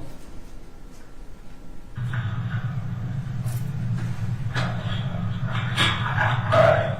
Spell your first name for me. T-E-R-E-S-A. Last name. B-L-A-C-K.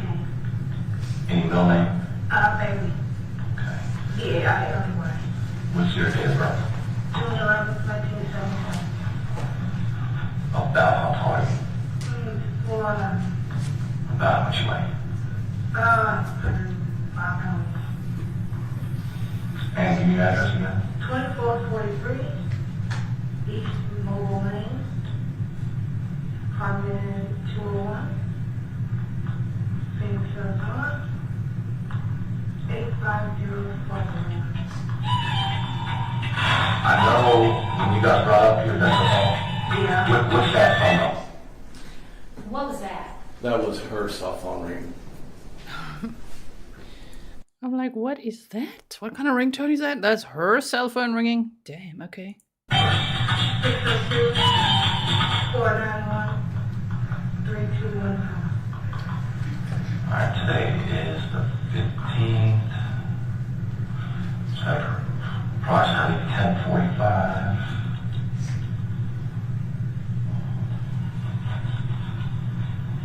We're at Phoenix Police Headquarters. You said you live with your daughter. Yes. What's her name? Nakaya. N-A-K-A-I. My middle initial L. Last name. I'm just going to turn the sound off for a second because they're clearly just going to broadcast the entire name. Let's see if they do any phone numbers or what. And we already talked. So you and Nathan broke up like a year ago, you said? Okay, so she just said her daughter's name and spelled out her last name and all of that. Okay, she was 18 years old at the time.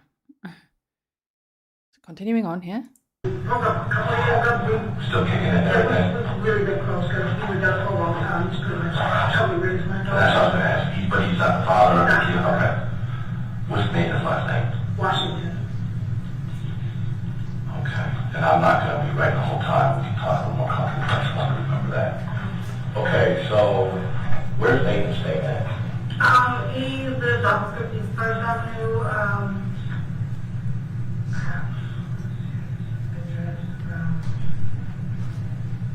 don't remember the address. The apartment complex or the house? It's an apartment complex. You know, when they just don't redact things. I know it's a trial. This is for the jury. You already know. I'm friggin' risk assessing here. Got the daughter's name. I made sure I took off the sound of her surname, and now they've already said Nathan Washington and about to say his address. So I'm just quickly going to turn the sound off for that and then play it still.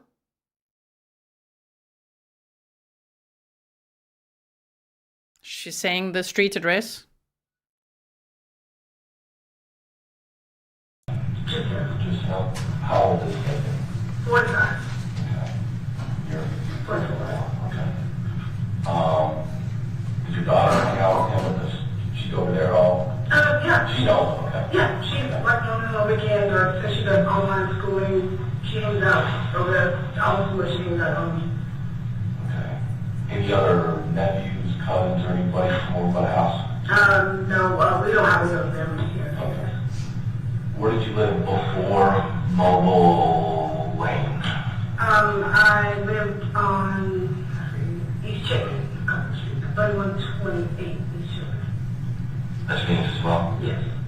Same zip code, everything. Okay. Like 2 streets. So that's apartment number 1. That was actually his apartment. We moved in and And how long did you guys live there? So you and they lived together at this place? yeah, well, he lived there, and then there was fire at my place, so we moved in with him for a few months.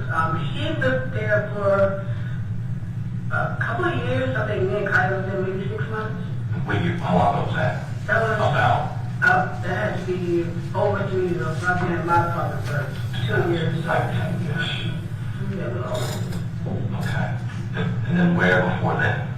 before then, first apartment was Esteban Park, 3211, I believe, is the Constance address. 32nd Street, right off of Broadway. Okay. I don't remember which apartment I lived in there. And about what year was that? I'm just trying to get a history of where you lived while you weren't in Arizona. That had to be in the that would be about 5 years. Okay. I think so. 16-ish. And then was that the first place you lived at in Arizona? Yes. Okay. And where were you before that?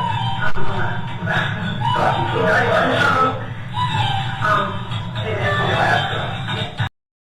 Okay, her phone is ringing again. Quite a choice of a ringtone there. Okay, so her daughter was 18 at the time, and someone just said in chat, okay, no one must obviously attack her daughter. Her daughter wasn't even born when this happened. And that just made me think, whoa, what a shock this must have been to her daughter.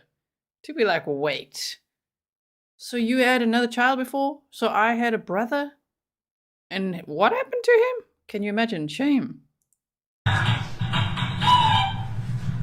long did that go?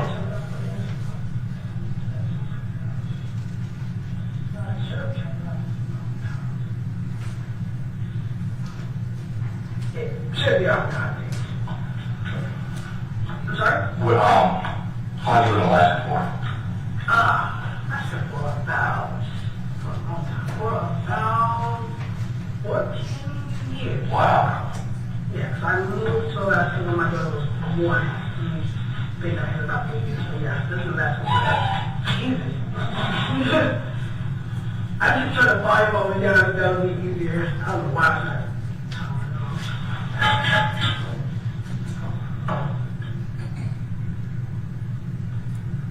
Chloe says, can we silence the phone, officer? Yes, it's happening now, right? Please. Alright, so you were about 30 when you moved to Alaska, give or take, right? Yeah. Okay, where before Alaska? North Carolina. And that's where we want to talk about. So she said, so here they are in Phoenix, Arizona, interviewing her on February 15th of 2022, okay? So they're going back in time. Where did you live before that? And where did you live before that? In 2010 or so, we know from all the information that I dug up for you before the trial started from the presentation that she lived in Alaska in 2010. So she just said before that, Alaska, and they're like, okay, and before that, and she's like, North Carolina. Oh, yes. Tell us more about that. Now, remember that William's body was found in DeKalb County, Atlanta, Georgia. We've looked at that yesterday at the map time, right? So they're going back in time to start the story of basically, I'm sure, well, I haven't seen this, obviously, we're watching this live, but I'm sure they're going to ask us, so, you know, do you have any kids there? Anyone you knew there? Sure, this is going to get interesting.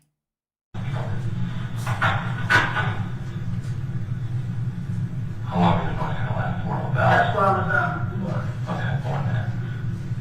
Any other states you live in? I was in South Carolina for a while.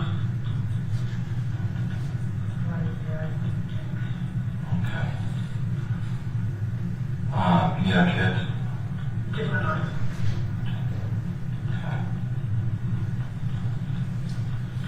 Okay. So earlier, and I forgot to quickly, that is true. We are not from Phoenix Police Department.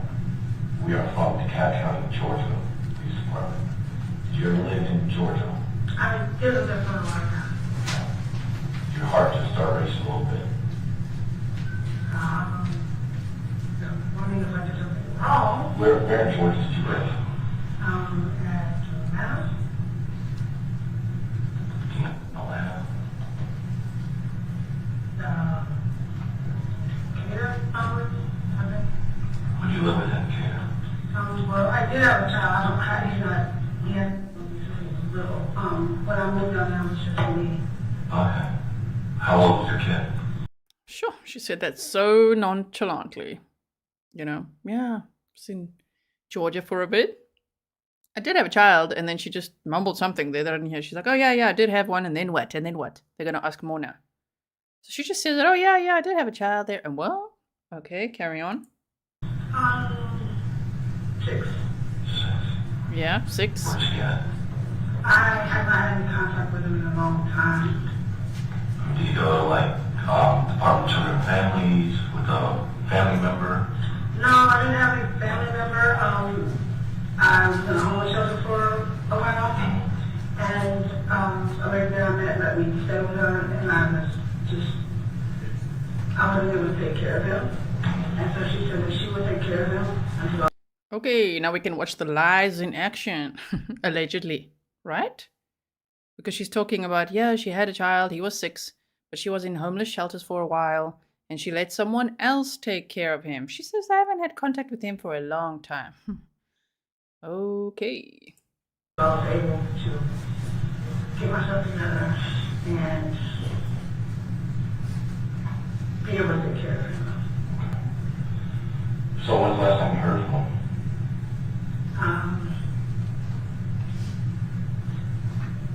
Had to be maybe a year or so after I left. Left? Left from Georgia. I went back to Charlotte to try to get a job and everything. And it was about a year after that. What's his name? William. How old is he? Almost 7. Is something wrong with her? Did you ever, try to find him? I didn't talk to him after that. Who's his dad? His dad has never really been in life. Okay. Have you talked to his dad at all?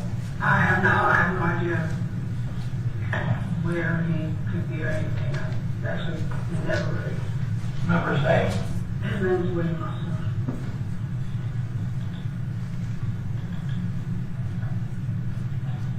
Okay. So, do you remember what area in Decatur you lived in? I do not. Whoa. So she even said, yep, his name was William, and his dad's name was William too, or is William. And she hasn't had contact with her dad either. Yeah. Blue Bear Art says, I did have a child then. When I moved here, I was alone. Pretty much, right? Because she moved to Alaska, Arizona, started a whole new life without William. Okay. Apartment complex, a house? I never didn't actually have my own place there. I was mostly in the shelter. Teresa, I'm going to be real with you. I went through a timeline of where you live now all the way back. we got all the way through to North Carolina. I said, did you live anywhere else?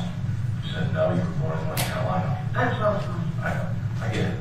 But you left out Atlanta until you knew I was from Atlanta. And then you took, I know why you did that. I know where you...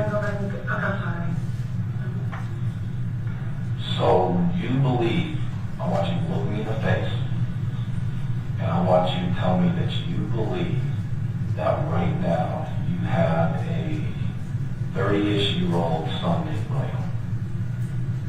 You believe that? Do I believe that? Yeah. Yes. You believe that? Yes. What do you mean do I believe that? Because I don't. You don't believe I have a... I don't understand. You don't believe I have a son? Well, it's kind of important, like where the kid live. Like I need to know, like you remember the street or anything like that? I don't. This is about 1999-ish. I don't remember. Glenwood, Camber, Fortress, Fletchel, Clifton Church, Clifton Springs. I don't. Memorial. I don't Any know. evidence? It was a long time ago. I don't remember any streets. But the last you remember is you left him with some female at a homeless shelter. And remember her name? Trisha. I don't remember her last name. Trisha. So, do you remember a female named Ava? Ava? Yeah. I don't think so. Oh my word. Oh my word. Sorry. Okay, I'm not even sorry. I'm not going to apologize. We're here for commentary, right? If you don't want to watch with commentary, you got to watch it elsewhere. So, whoa. She's like, oh, yeah. Like, why would I not believe that I have a 30-ish something-year-old son? Okay. Got defensive there, but also she left him with someone called Trisha, she says. Just seems like made up a name there. But then when they asked, do you remember a woman named Ava who was only her very best friend, who they saw each other every single day until one day, Teresa just decided, yeah, we're moving tomorrow to Atlanta, Georgia. Ava was like, what? All of that. Now she's like, I don't think so. Ooh, I can't imagine Ava sitting in the courtroom watching this. Can you imagine how Ava is looking at Teresa in the courtroom right now? Wow. I know we're talking about years ago, so take your time. Georgia? No. Well, kind of North Carolina. I didn't know someone in North Carolina, but yeah, Charlotte. Okay. Do you remember, I don't expect you to, I gotta ask. Do you remember a conversation when Ava asked you, hey, so where's William? And you said you want to stay with his father's parents, his grandparents on his father's side. Not specifically, but I do remember her asking where he was, and I didn't want to tell her that Okay. Well, his father's parents at that time were deceased, so there's no way he could have stayed with his father's parents. I know that. So we talked to his father. We met with his father. And I know time for talk, and you were at a different point in your life back then. I'm not judging you. I'm not. I need you to be real. This room is very important. Okay? Lies change in this room. I need you to be very specific with me, because if something happened back when you were a young single mother and you got scared or anything like that, I need you to tell me. Because I know where William is, and I think you do. I don't. You know where he is? Of course, I did not do the right thing. I know that I should have left him. That is William.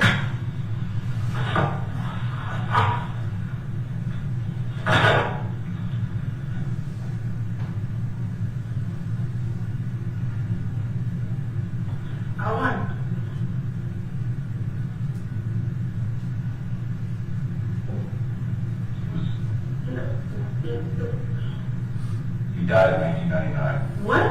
No. Yes.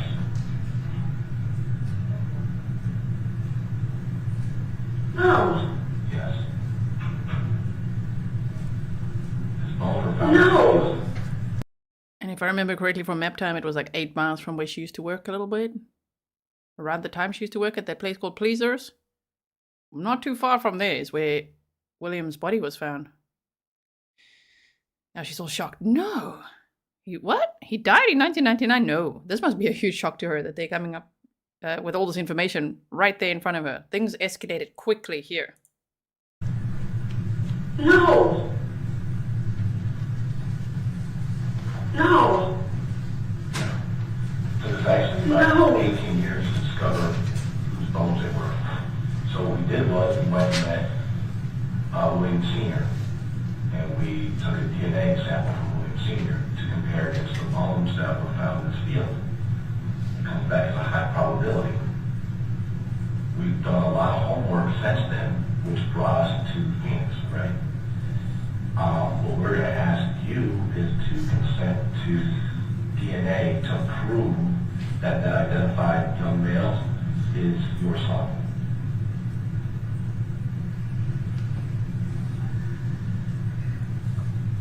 No tears, huh? And I'm be honest with you, Teresa.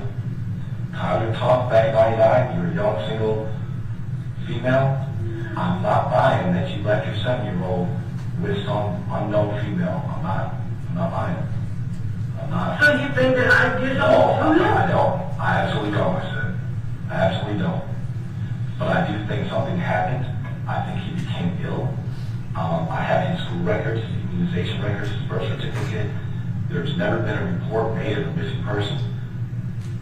I think something unfortunate happened, that you were scared. I'm not saying you killed anybody. This ain't 1994. But I think something happened and you panicked and left Georgia. That's what I think. And it's more than just you being on tough times at a shelter and giving your 6 or 7-year-old son to a stranger. That didn't happen. Teresa, look at me. I would never. I know I should have left him, but I would never hurt him. I never said you did. No one said he's murdered. I'm not. This is John Doe. Isn't that what that means? No, it's because we didn't have a name for him for years. Oh my God. Okay. So the first, I'm confused. Ask me a question. Okay, you talked to his father, his father, and he goes in and that saying that it's a match. Yes. Okay. Well, you don't have both biological parents. It's not a. So, William, his father, it is like a 1 in 50 million chance that he's not the father. But 1 in 50 million isn't enough to say yep 100%. Now I know 99.99999% yes. So what we're going to ask you is for your DNA to confirm that it was 100% definite. Because when you have DNA samples from both biological parents to compare against DNA from his bones, I know it will be a match, but I have to, when it's something serious, you can't just guess, right? Right. So that's what brought us to Phoenix. And we want to hear what story you got. And I'm hearing your story. And you don't believe me? I mostly do. But in my mind, I feel like in the last 22-ish years since 1999, that you dreaded that this day might come where you would have to answer some questions as far as where your son is. I don't believe that you left your son with a stranger at a homeless camp. I don't. And we've done this together for a long time. A 1,000 times. I'm not judging you. I'm not mad at you. I respect you. Everyone has a story. I need the real story. A lot of time and effort. So look, this came from the National Centers for Missing and Exploited Children, okay? Amazing organization. I put the link to the National Center for Missing and Exploited Children in my description box. Remember, on my channel, I don't participate in any sponsorship opportunities. So when I'm telling you about something, it's not because it's sponsored or anything like that. I just truly believe in what they do. I think they do amazing work. So you can check it out and donate to them if you want to. It's in the description box, right? And the spokesperson is Angeline Hartman, who was actually a Fox News reporter at the time when William's body was discovered. And can you believe it? She went from reporter to the spokesperson for the National Center for Missing and Exploited Children. She also has her own podcast, Inside Crime, which you can check out. It's also in the description box. Sure. And just the work they did and those art renderings, they initially made like a clay model and then these art renderings and then Ava seeing that and Ava hearing the podcast. It's incredible. Okay, so there is power in sharing information. That's also the point. You know, for podcasts and for YouTube channels and all sorts of things. To share information, you never know who's going to see that years later and be like, whoa, I need to call in that tip. And also, don't underestimate. If you know something, please say something. It could really crack the case. You might think, it's nothing. Like, they probably know. They probably know already. Don't assume. Don't assume. Kay Hopkins says she doesn't ask what happened to him. That's very, very telling. She doesn't say, wait, what? Where was he found? What happened to him? What do you mean? No, she doesn't say that. She just says no. Oh, dear. In Washington, D.C., there has been years of work to prove who this child is, a 7-year-old child, that bones were found, okay? It's a big media thing. It's a big social media following. I don't accept, I'm not always right, but I don't accept times were tough and I was in a shelter for a while. I just gave my 7-year-old to a stranger. And we can debate what the definition of a stranger, that's not what we're doing today too. But I need the real story. Because I'm not giving you the whole story. Like, I can't show you all my cards, I'm giving you pieces of the puzzle. But there are things that I know about your son that I'm not going to disclose with you right now. You know, like, I just can't for the integrity of the case. But I'm telling you, not mine. Your recording missing. No. I know.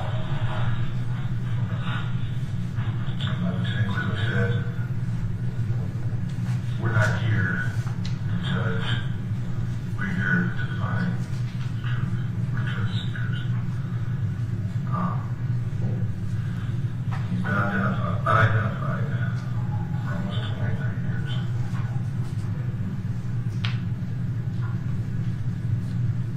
Me and him have been doing this together for about that long time.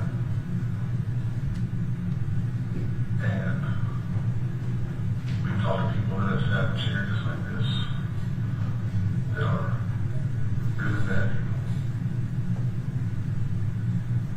We've talked to people in this chair that are not bad people.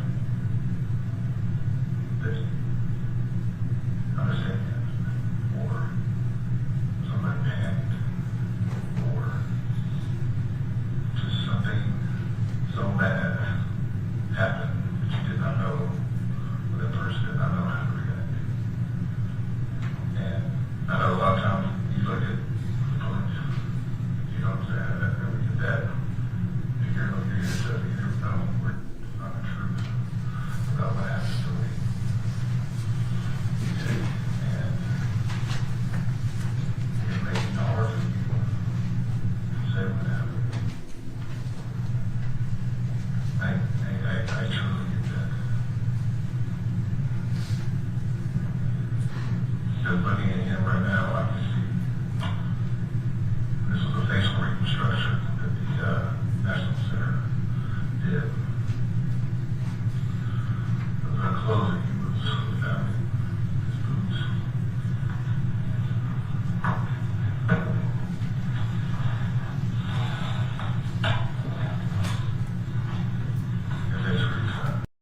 Okay, so I see this question come up a lot throughout the stream. Did the father ever search for his son during all this time?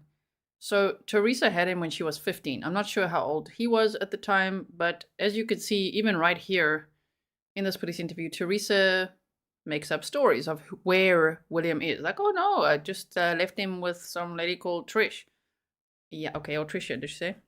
Right? So she told, from what we've heard so far, different stories to different people. William's father is also called William, said that she cut him out of their life, didn't want anything to do with him, and just said, oh no, he's staying, I've got him, or he's staying with family. And yet she would tell Ava that she's made contact with William's dad and that William's staying with the dad and the grandparents. So she just told different stories to everyone, And so everyone thought he was somewhere safe, sadly. And unfortunately, he wasn't. And she's just about to learn what the police know.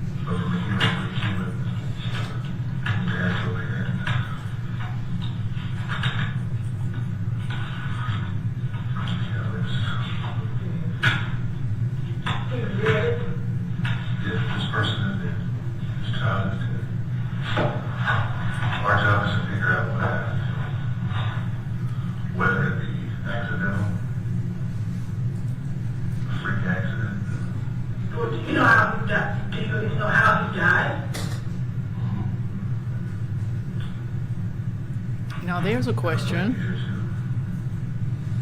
So you do think I did something to her myself? I never said you did anything to her. Okay. There have been plenty of cases that both you and I have worked where a child passes overnight from SIDS, from being sick, and they're scared to call 911 because they don't trust the police. Exactly. And they do what they felt is the most dignitating thing to do. Okay.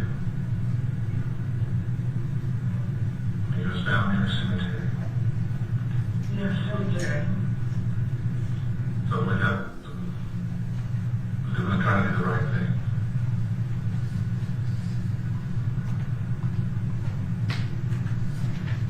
So we got to figure out what happened. What happened. There's only one person to hold the answer to it.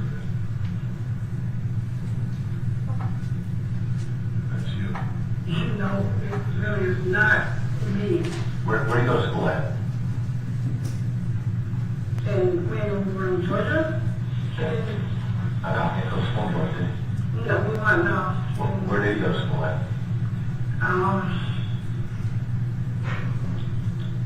Charlotte? Yeah, I was just for the name of the school. Okay. No, he did go to school in Charlotte. What grades?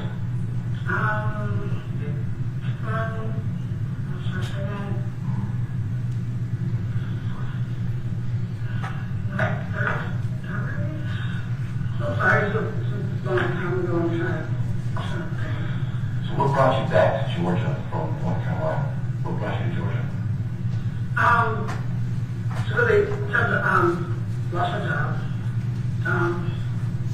So I was trying to find a new start. Because I had family when I already done that to help.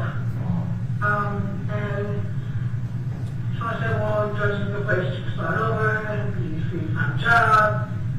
And it didn't turn out that way. Right, you got to Georgia. You took a bus. I took a bus.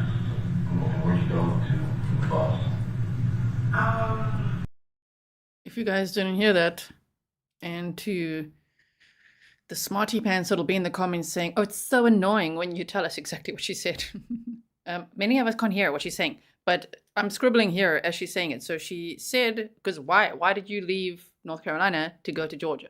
I want to know that too. What was the real reason? What were you chasing there? And she said she lost her job and she decided basically Georgia is the place to start over, which is still interesting because remember Ava told us that she basically just gave her the key to the house that was already paid up for 4 months, full 4 months of rent paid. Okay?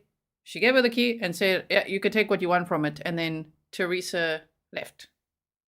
Supposedly with, and based on where he was found, with William. Just off to Atlanta, Georgia, and then came back a few months later. Interesting. And I think I found in all the places where you can ask for like shelters and stuff on. And I found a donation. Well, I found a hotel first. I had enough money to stay there for, I think, a couple of weeks. And then money ran out really quick. And I found information about the shelter, our shelters that were downtown. How long do you think you were in Georgia total? Like how many months? I don't remember. I don't remember how long. Was it wintertime, summertime? It wasn't cold. I don't think it was winter. It wasn't really cold. It wasn't cold. But she was apparently there from June of 98. That's around when she left North Carolina. Okay. And went to Atlanta, Georgia. And then she came back around December of 98. So she was there for a few months. And she's like, it wasn't cold. It was. Right? In December, it would be cold there. Have you ever told anybody else that you had a child and you, whatever your version of the story might have been, did you tell anybody else that? Well, yeah, people know that I had a child. People had a child, and I didn't want to tell them that I left him, so I did tell him that he went to stay with family. Did you tell the station though? No.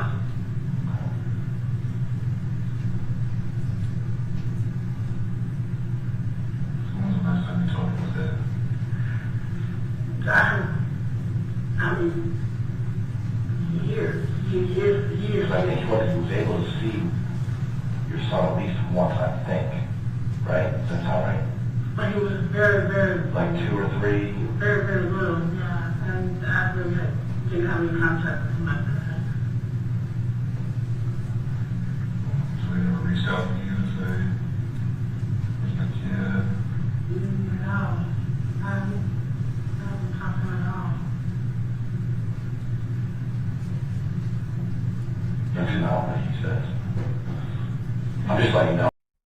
It's also interesting. I see in chat, someone asked how long, when she went back to North Carolina, did she stay? That we don't know. There's a big timeline gap. I'm hoping some of this will fill it in. All we know is next was 2010. She was in Alaska. So I don't know if she stayed there from 99, then December 98, all the way to 2010. That I'm not too sure of. No, I say it's true.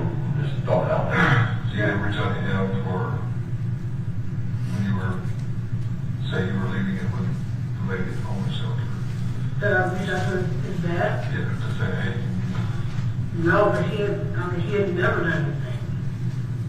So I knew he wouldn't be able to do anything. But I just think he would get first dibs. You know, hey, look, I'm going through my own thing. I'm not able to care for the child. Do you want to take care of them so I can get my act together? Like, I would think he would get first dibs before some chick at home was shelter. That's just my thought. Oh, yeah, I get it. Like I said, I was in your shoes back then. I'm not judging. So did you ever actually live in an apartment or a house with a roommate at any point when you were in Georgia? I never had my own place or any place. I stayed in shelters mostly. Another lady I not met, she worked at a club. I stayed at her house for a couple of months, but I never really had my own place or anything like that.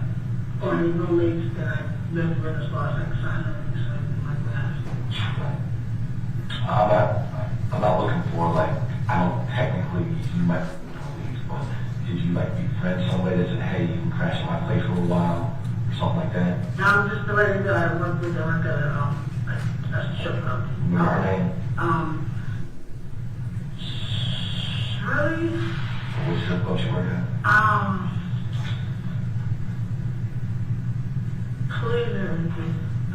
Pleasure, something like that. Atlanta? Yeah. Pleasers, yes. Oh, it was in Georgia. Yeah. Something like that.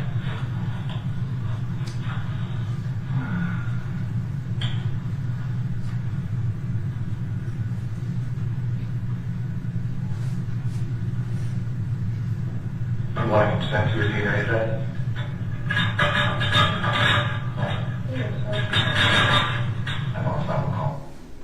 Does that refresh your memory at all? Yes, ma'am, does. Her right arm is handcuffed to the table.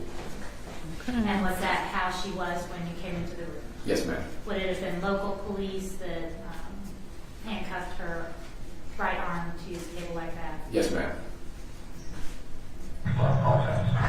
So her right hand was cuffed. That must have made her feel quite uncomfortable as well. And then talking about all this information, no wonder she's like, so can you guys tell me what's going on? She's cuffed to the table. So she said, the one thing I heard her mumble was, I told him that he went to stay with family. I wonder if she was talking about this boyfriend that she was with for like 14 years, the most recent one, I think. Anyway, so she's like, yeah, because they asked, did you tell anyone along the way that you actually had a child? You have another child, and maybe where he is or what the story was. And she just said, I told him he went to stay with family. Yeah, we know all those stories. She also said in Georgia, she never had her own apartment.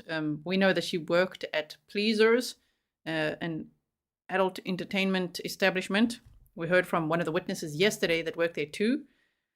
And she said she didn't stay in her own apartments or rent anything. She stayed in homeless shelters, there's women and children shelters, and she also stayed at the house of someone who also worked at the club. So I don't know who that was. She didn't say a name or anything. Still interesting considering that the house back in North Carolina was paid up for 4 months. But okay. And also interesting that Ava offered to take care of William, saying, why can't you just stay with me while you go out there and get yourself situated? And Teresa said no. Okay, so.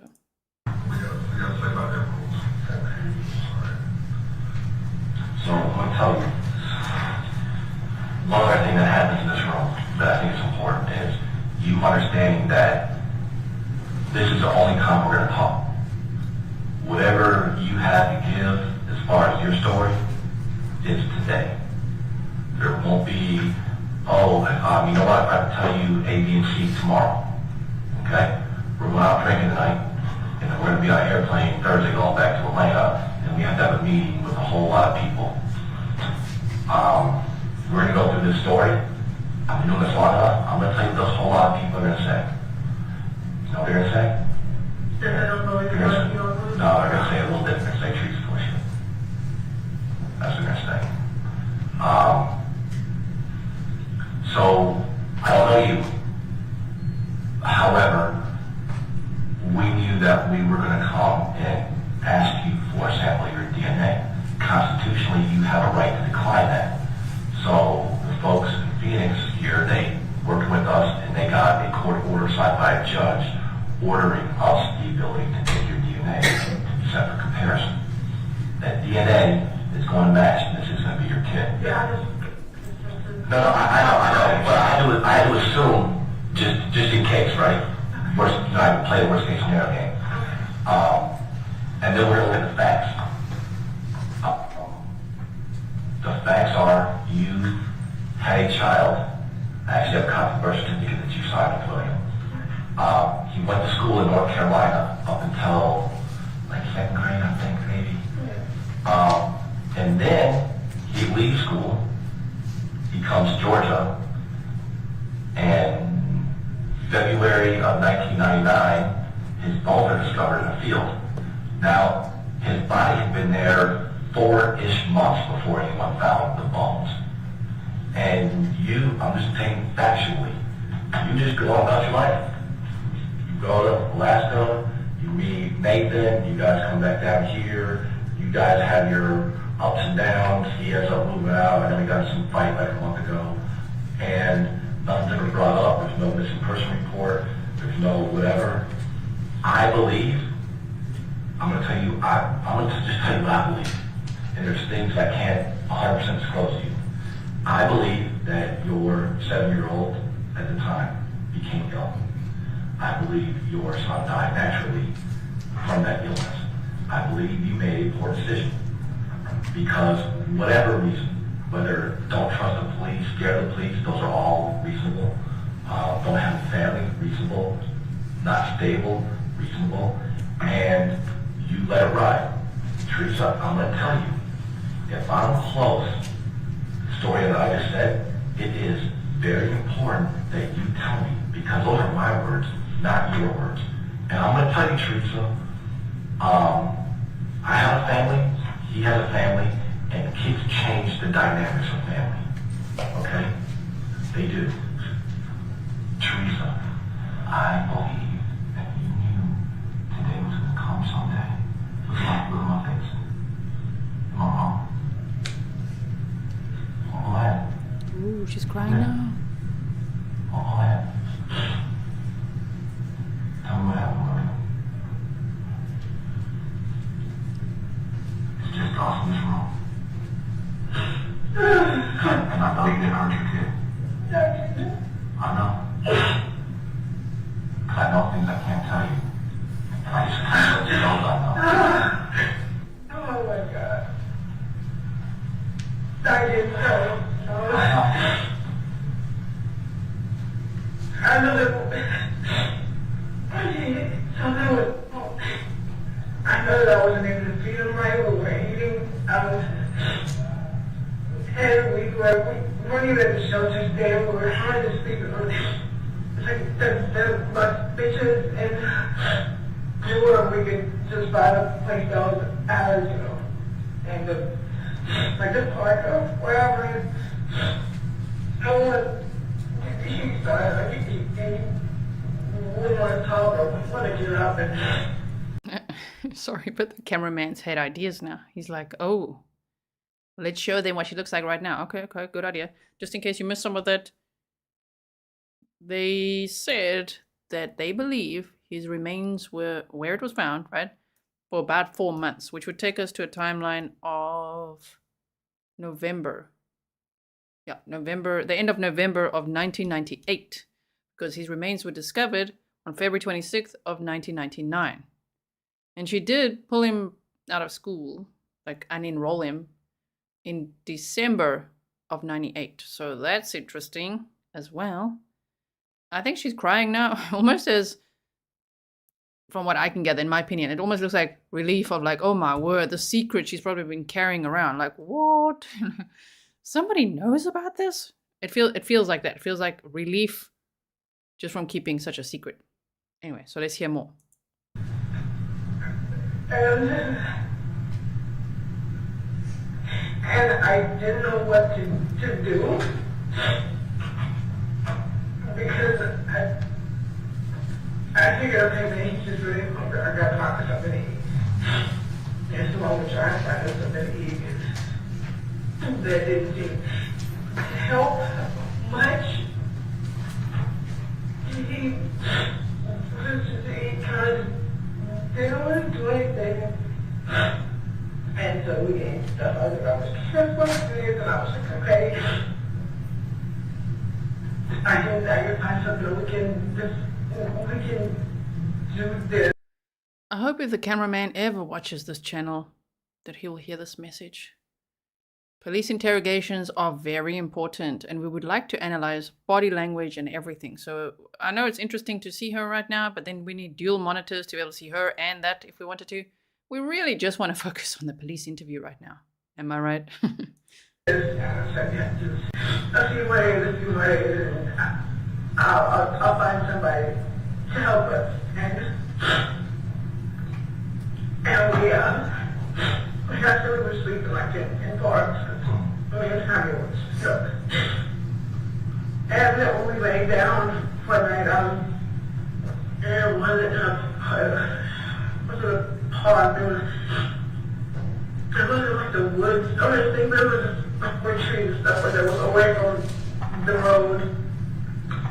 And we lay down, and when I woke up, he didn't wake up. Very critical moment. We have to offer some commentary. So she said that she didn't know what to do. They weren't really coping. They were living in homeless shelters sometimes, and other times sleeping in parks. and eating out of dumpsters.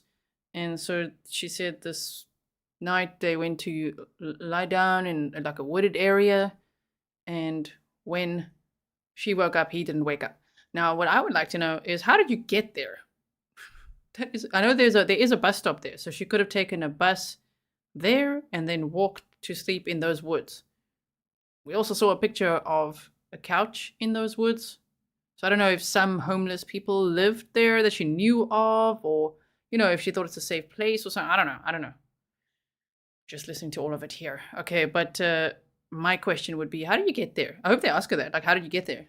Did you take a bus, or because it was pretty far from where she was working? Okay, not far, like, like 8 to 10 miles, but I just mean far to walk. Did you wake up? And I didn't know what to do. So I sat there for a couple of days and I didn't know what to do.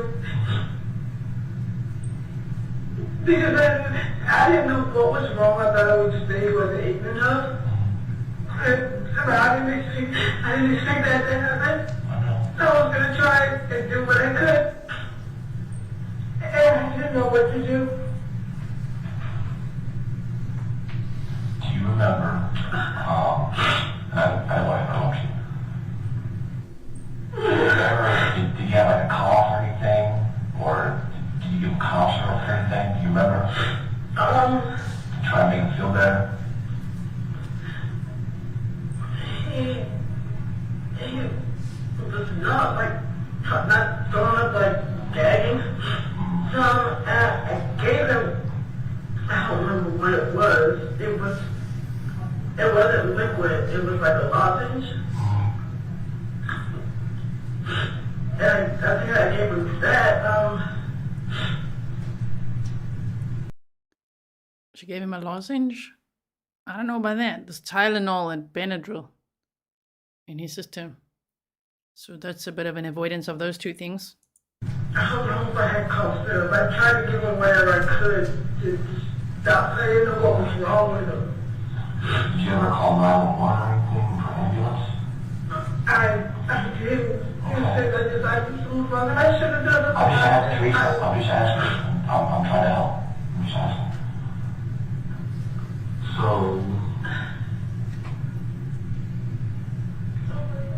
So you stayed there. So you didn't wake up. Did you leave him there? Did you move him at all? Bury him at all? No. I don't want to. Just remember, she was 21 years old at that time, okay? She was 15 when she had him. She was 21 at the time when this happened, just for clarification.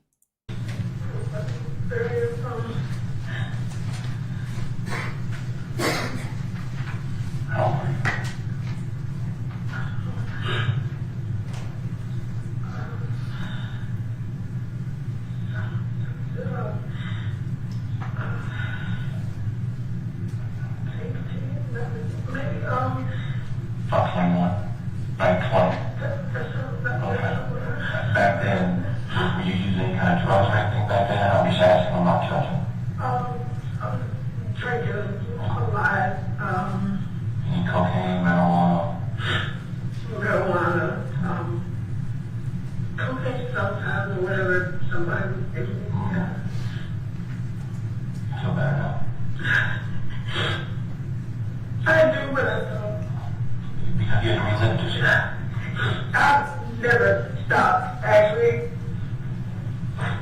We live here. And when I did go back to North Carolina, I went back because I was going to try to tell somebody something, and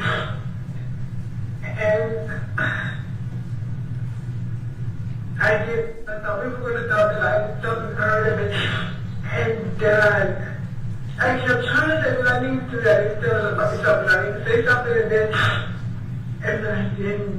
Do you remember those shoes? It was something close like that.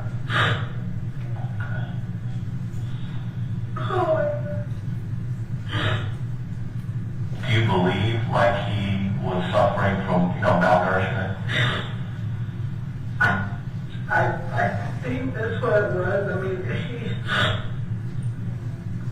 personally, I wasn't seeing him. We weren't able to eat very much or drink water, but I don't know exactly what was wrong. What was his symptoms? Like, what was he coughing, sore throat, say he had a headache, what kind of stuff? Just lethargic, weak, tired. Yeah. Have you told anybody else? Does your daughter know? I mean, I'm not saying the whole story, but does she know? She was born yet. Does she know? Does she think she might have a sibling out there? It's kind of probably a better question. I couldn't tell her. Okay.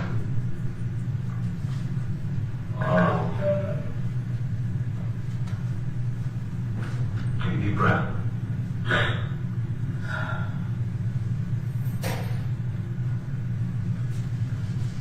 We're going to take a break for a minute. So Hilarious says, if it was an accident, why didn't you report it? And what really breaks my heart as well is just leaving him out like that in the open. That for me is a huge red flag, because it would be hoping that decomposition will happen and maybe animals would get hold of the remains. You know, we saw that type of MO with Brian Laundrie when he just left Gabby's body out in the open like that, also hoping bears would get to it. You know what I mean? So if I can see she's sobbing. I don't know I'm sure if it's hard for her. I'm not sure if it's real or fake or not. I'm just looking at it. I see there's some divided opinions as well, right? So I'm going to be sitting on this fence right now and observing still more, because we've got more to see of this today. But to think that it was her son, 6 years old, to leave him out like that in such a callous way and not even bury him, not put some flowers down or anything. Never mind, not reporting him missing, not calling the police, not getting an ambulance, nothing. That is all. I have a big problem with that. We're going to come back with some Q-tips, okay? And we're going to swab just the inside of your cheek. Ask me a question. You're going to go home when we're done today. That was going to be my question. I know. Simple questions. So, do I wait to hear? Okay, whoa. So they're going to do a buccal swab to get her DNA to confirm that it was her son, right? She did say that, she said something about that he was gagging, but not really gagging, and she gave him a lozenge. All right. Then they asked if she had taken any substances. She said MJ. Also, well, I'm just going to have to say the word. She said cocaine. And then she said something like, or sometimes whatever someone had, like kind of whatever she could get is what it sounded like. She also said she did not ever tell her daughter. She couldn't tell her. Hear from, like you said, you guys have to go back and wait to hear from someone from there, or tomorrow's the day. It's been a nightmare for so long. Because what you're living with, the regret and everything that's been weighing on you, I'm no judge, I'm no jury, but that's probably enough. Is it enough though? I don't know. I think this case is going to be hard to prove. Forensic Bureau says she couldn't even give him a shallow grave, some dignity even in death. Now, initially, if you remember my presentation on day one, from all the articles I'd read and the research I'd done, the reports I saw that he was found in a shallow grave, but he wasn't. From all the photos that they broadcast yesterday, which we did not show here, there was no shallow grave. Like literally left out in the open, just like that. Okay, so terrible. Also, Water Sniper said that they asked if she saw her son's case on the news. It wasn't on the news. It was a cold case from 1999. They had no idea who this child was. And then it was around, if I remember correctly, like in 2000, the National Center for Missing and Exploited Children, it started working. I think it was 2019. Wait. I think it was around 2000. They started working on the case, and then they made all the renderings, like a clay model, and then art renderings. There's actually a variety of them. I could actually show you quickly. Just hold on 1 second. Let's do this. Yes. Just give me one second so that I can show you this. Here, I was looking because not that Mickey was asking if he has a headstone with his name on it. I do think we saw a news clip at some point that he does have that the community, the church, had given him a headstone once. I think so, but I will confirm that as well. But anyway, so I was looking here on findagrave.com, and so you can see all the different renderings they'd made over the years. Oh, this was in 2018.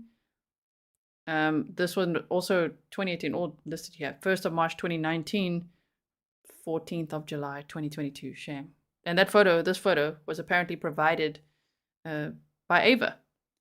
So I don't think the case was on the news, and I also think that now I'm speculating, but Teresa it was out of sight, out of mind. You know, like, okay, well, that's done. Chapter closed. I don't think she'd be looking the way that Ava was looking. Ava was looking everywhere for this little boy, all the time, for over 20 years, until she saw this art rendering, and the way that she described is just like the feeling of that's him, this is who I've been looking for this whole time. She never thought that he had died. So when she started looking into the possibility of he may not have lived, you know, for very long beyond when she last saw him, then she saw this art rendering and she called in that tip, and the rest is history, right? Okay, so I do also want to quickly, while I'm now out of that broadcast, show you the map, so that you could see he was found here on Clifton Springs Road in Clifton Church. This is where he was found, in this wooded area. So there's a cemetery over here, and I think he was found in this wooded area over here. And here's the church. So if we look there and we go to Pleasers, yesterday they told us the address. It's 12 miles that way, but 8 miles like straight across to get there. So if she was working at this Pleasers place, that was why. My question is, well, how did she get there? And is she on a bus or not? And why would she go there? Why would she take a bus for 8 miles to go there if she was so broken living in homeless shelters? I don't know. It just makes me wonder, why did you go there? What was there? Or was it a regular spot or what? And how could you just leave him in the open like that, right? Okay, so now we can go back here and continue on.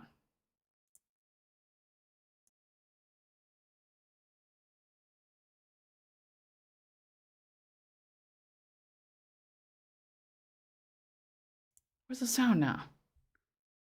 Wait. There you go. We'll present, we'll go back to work and we'll present everything and ask me a question. Oh, shame. I'm gonna go home when we're done today. I know. Let's give it a moment. It's just struggling now that I went out of it. Hear from someone from there, or tomorrow's the day. It's been a nightmare for so long. Because what you're living with, the regret and everything that's been weighing on you, I'm no judge, I'm no jury, but that's probably enough. Now we'll present, we'll go back to work and we'll present everything, and I don't know why you, I don't know, but it ain't murder.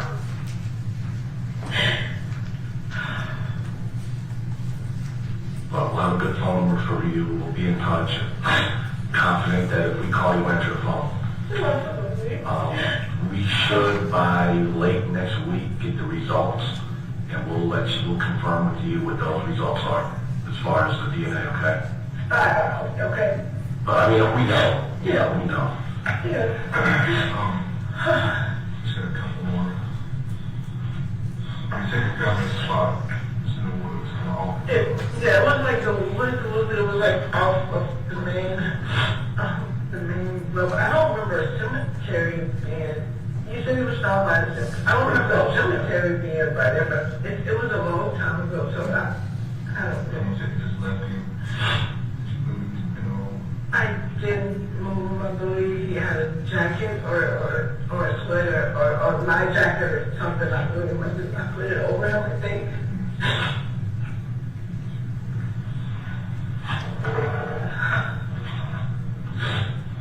I think the jacket or something that I didn't move him. Like a hoodie?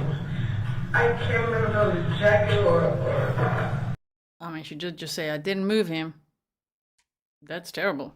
So I'm starting to make little bullet points here of things that are stacking up against her, because leaving him near a cemetery where it wouldn't be a shock to maybe find remains, you know what I mean? Leaving him near a cemetery, out in the open, did not report him missing, never looked for him again, never spoke about him.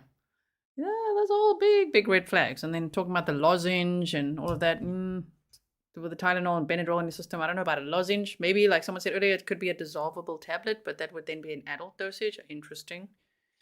Wow.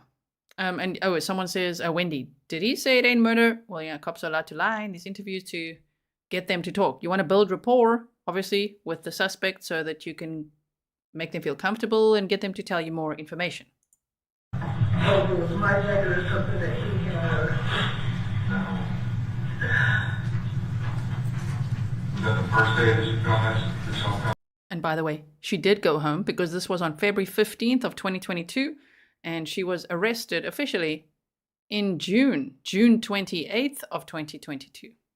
February, March, April, May, June, 4 months later. So she did go home. No, that was when we first went there. Because we were just kind of walking around. It wasn't like a place where I would go to every night or something like that. We just kind of looked for somewhere when it started getting dark and we could try to sleep. How long had you been out of somebody's house at that time? A couple days, couple weeks? I don't remember, really.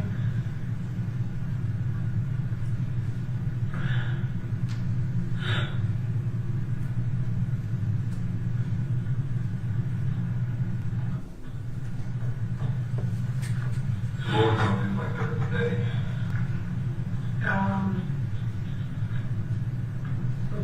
Not really much. So yeah, places to go, like Apple places or practice. I just want to go to like rooftops, like little areas or bus stops or something like that. Bus stops. Okay, she's talking about bus stops and things like that. Interesting, because there was a bus stop very close to that. Also, was it A. Heinemann that said he has a nice headstone? He apparently doesn't. I've just heard from Ava and Angeline, and he doesn't yet. So I'm wondering, A. Heinemann, if you're confusing it with Cairo Jordan's case, which is what we talked about yesterday. That boy that was found, Cairo Jordan in a suitcase, that Las Vegas suitcase, also found in a wooded area. A lot of people are confusing those two cases at the moment, especially because, I don't know why, but there's articles that have just come out on like popular websites that say that he's just been identified. But Cairo Jordan was identified a year ago already. Over a year ago. I think it was in November of 2022. We covered it here on this channel. We watched all of that together. That was quite something as well. And they were looking for two people, right? His mother and one other lady. Okay, so Cairo Jordan has a nice headstone. But apparently, William has been at the DeKalb County Medical Examiner's office on a shelf for 25 years until now. So not that Mickey, when you were asking earlier, does he have a nice headstone with his name on it and everything? Apparently not yet. So if any family is watching, extended family or family members of William DaShawn Hamilton, because I think they would be in charge of that, okay? I hope that they know that we, the Grizzlies, we are there for them. We are here for them. And they can email me, grizzlytruecrime@gmail.com. Maybe we can make something work, like not that Mickey suggested. I will speak to Angeline Hartman about this as well, and we will follow along. I'll update you with what happens there, okay? So thank you for asking that question. It brought about a lot of answers. I'm going to show you something. When there's a bit of a break here, I've got a surprise to show you guys. Okay. So you were staying with Shirley, stripper. Was that before this or was that after this? That was after this. were able to stay with somebody before this?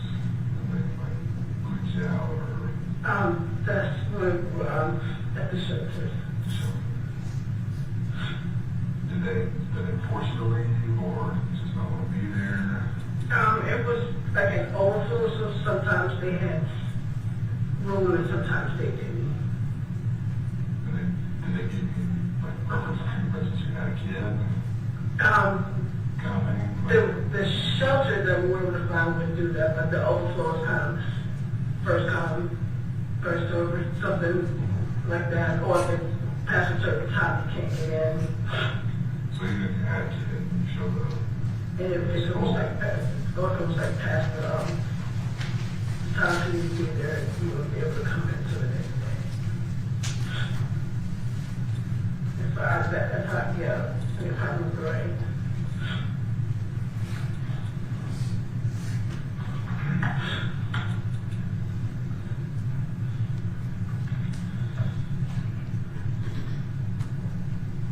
Do you need some water or anything?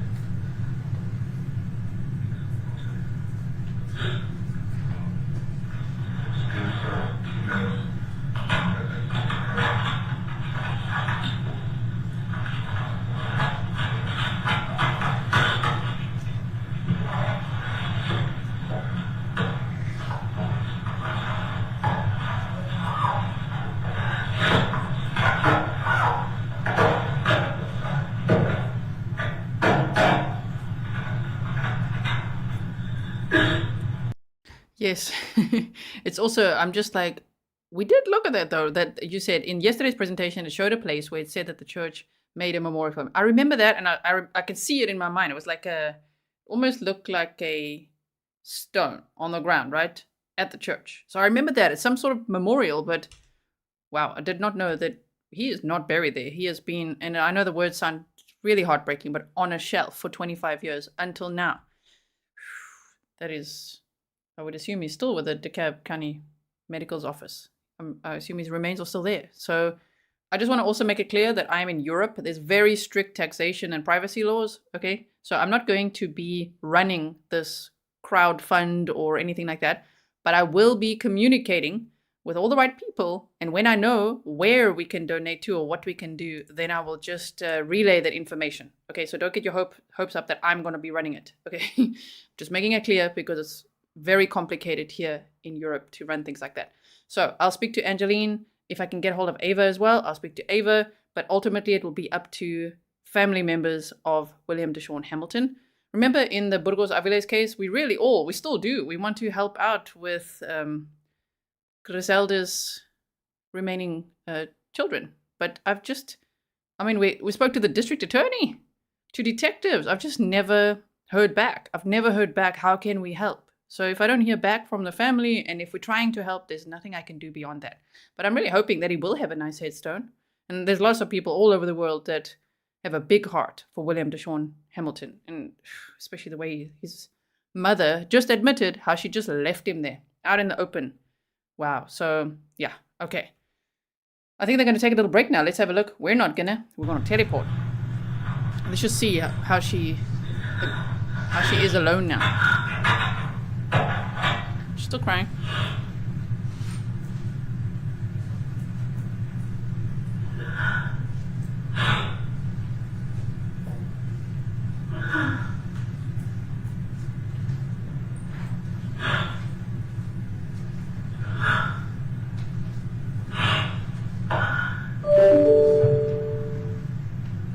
That's not me, that's the court. The sound of Bill Gates. See, he always shows up. So, yeah, they've left the room. They're showing us her by herself now, and she's still crying, which it feels still like relief of like carrying the secret around, and now it's out. You know? Okay.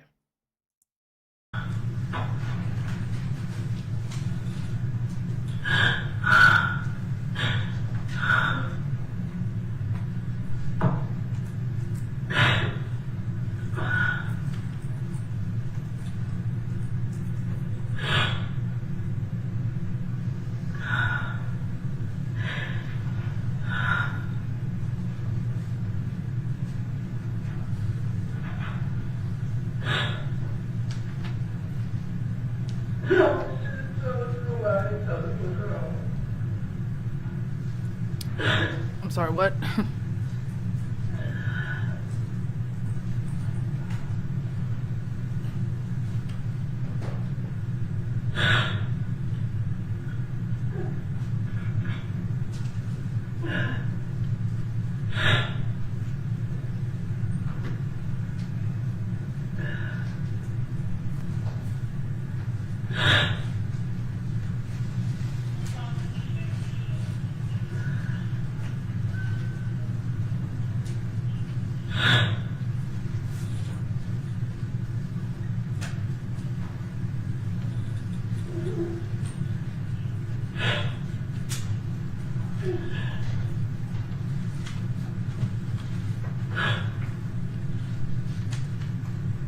I feel like for a second she looked up at the camera, right?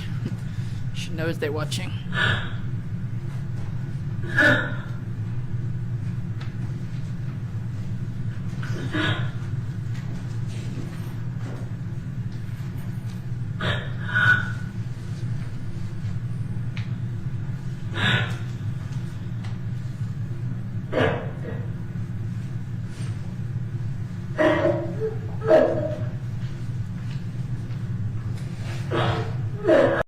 Sorry to pause the sobbing there for a second. Taylor said when she says lozenge, I believe she's trying to play it off as a cough drop, but I definitely don't think that's what she gave him. Those meds weren't available in dissolvable formula in '98. Okay, good to know.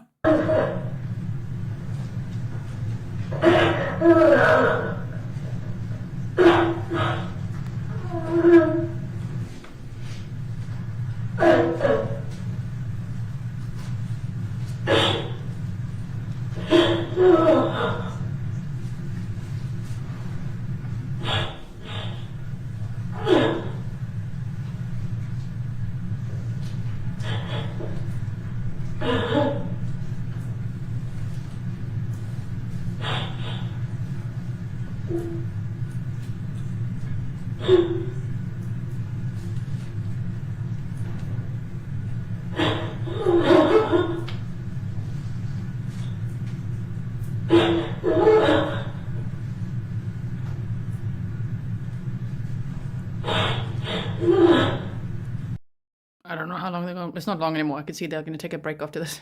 So, Jean Davis says, let's just say it was an accident. You don't just leave your child in the woods. No excuses here. And just exposed to the elements out in the open. Terrible.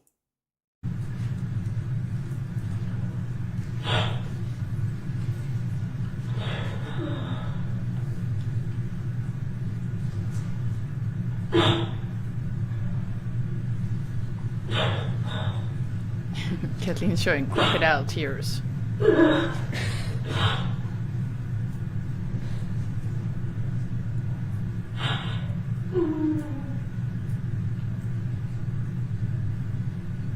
Shame the detective's just sitting there like, oh man, we have to hear this again. Okay. Annie T said she got caught and she does not want anyone to know what she did and think bad of her. That is why she's crying, in my honest opinion. Yeah, I think I agree with you. It's like, oh no, I'm going to have to tell my daughter now. She's probably thinking of that, right?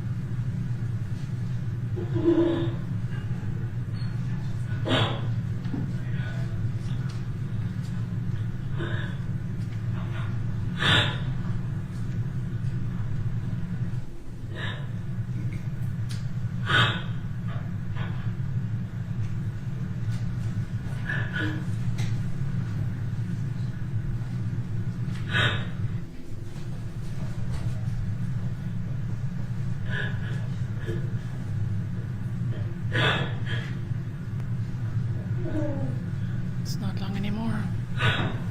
We need to see it though. I want to see how she behaves.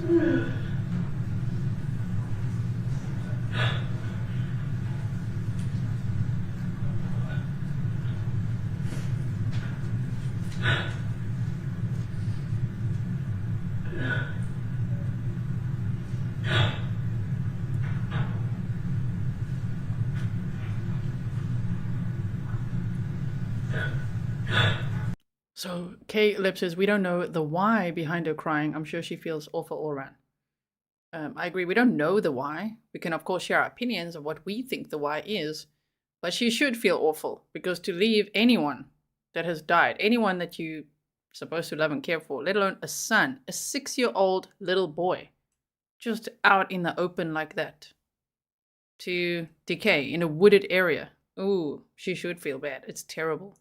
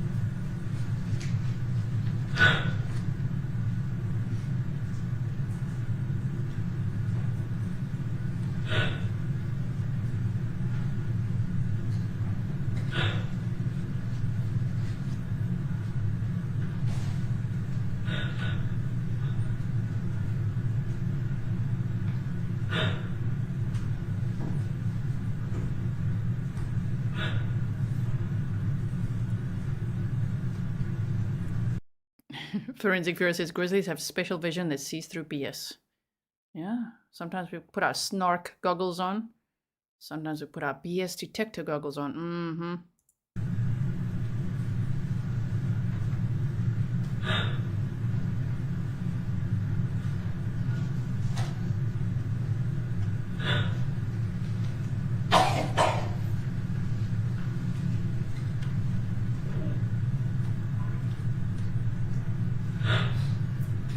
The cameraman's like, let's focus on the judge.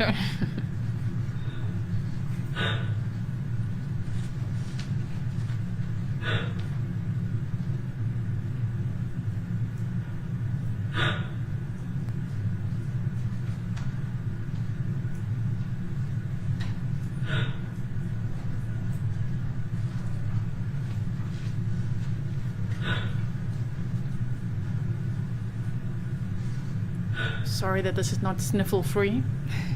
Usually here at Grizzly True Crime we like to have our live streams and episodes sniffle free.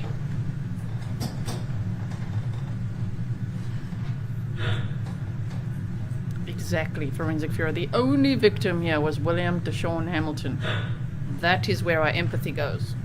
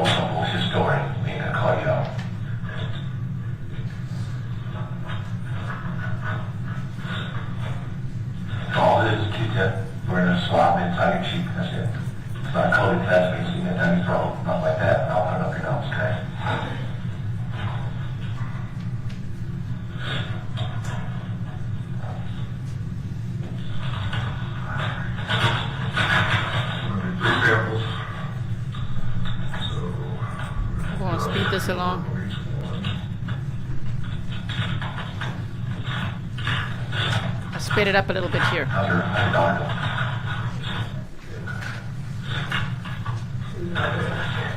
No, and you know, I'm not saying that you have to give her all the details. You know, you're alone. You'll see. The BS detected will be detected. Try to say that again. that she's probably crying because like, oh no, I've got to tell. I'm just speculating, okay? It's my opinion. That she's probably like, oh no, I've got to tell my daughter. And maybe her daughter thinks the world of her. And she's like, oh no, she's going to find out this big secret. It feels like that's what she might be crying about, right? Anyway, so they're like, how's your daughter? Wait, here's the search warrant. How's your daughter doing? I'm not being 17. I probably ain't the best either because it's not like I'm out. I don't know. So, let's see. Do you know this victim? Okay.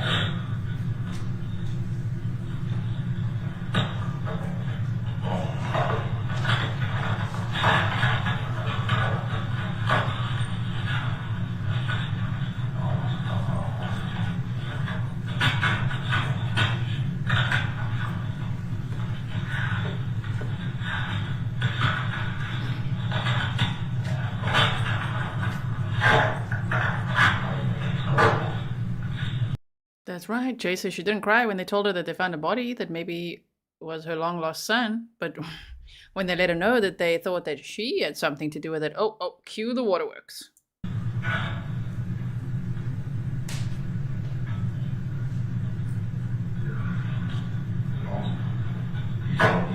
Texted it to your son. I know I texted it. Bailey, your real name, right? Yes. B-A-I? L-A Black. L-E-Y.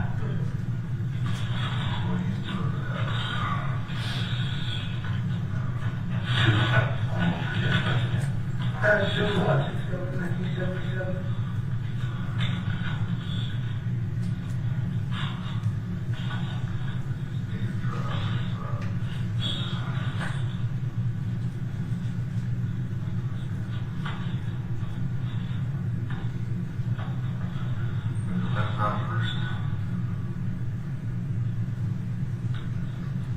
Watching a buckle swab in action.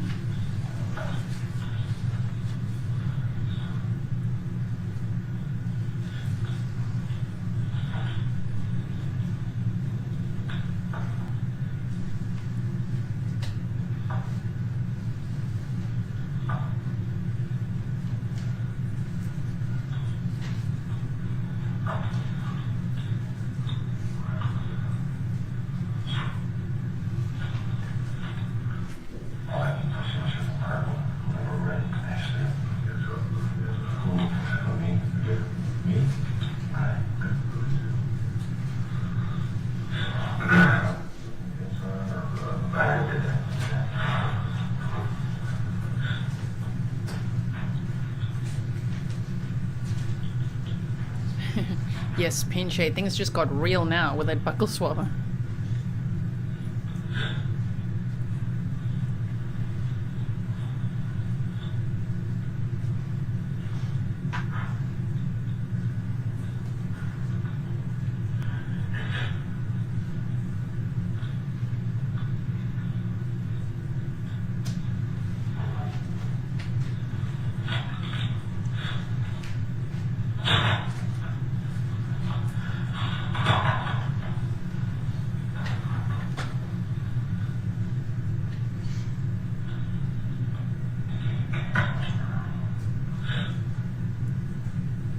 Okay, what else do they do?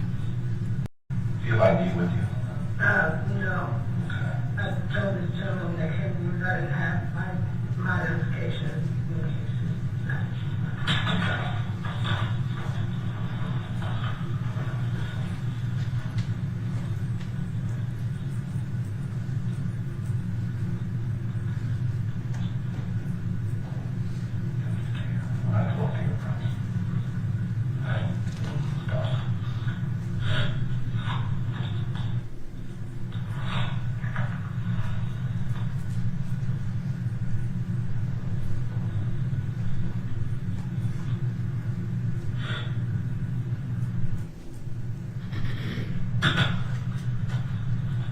Me too, Tina. You said still want to know why she left a 4-month paid home. It doesn't make sense. And all of a sudden, the only thing that I remember is that Ava said that Teresa told her there's some guy that she knew out there called Mike. Now that's why I wonder if this Mike guy was real, what he offered her. I don't know. You know, why did she go there? What did she think she was going there for all of a sudden? It feels like she might have seen like dollar signs. Didn't work out though. So I'm not too sure. Well, I'm saying that because to leave a house that's fully paid up for 4 months with a 6-year-old, you're either going there then to, I don't know, I also said get rid of the 6-year-old, which ironically is what happened in this case, or to, I don't know, find, maybe it was a job offer, or it could have even been, who knows what scams they were back then, you know, like a job scam of sorts, and she ended up out there and not able to cope, who knows. Hopefully we'll find out one day.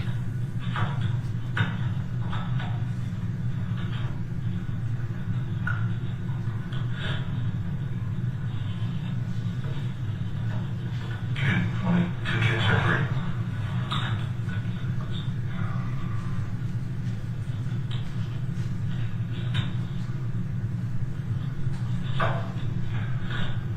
So what we're going to do is we're going to send one of these samples to the National Center for Missing and Exploited Teens, only because they have a quicker turnaround date. We're all going to send one also to the Georgia Bureau of Investigation just for formality, but you know they pay 3 to 4 months. 3 to 4 months. I'm going to leave you with a card when we leave. It has my name and phone number on it. If you change your address, change your phone number, you can call me, because I expect you to answer that phone if I call you. Is that fair? Okay.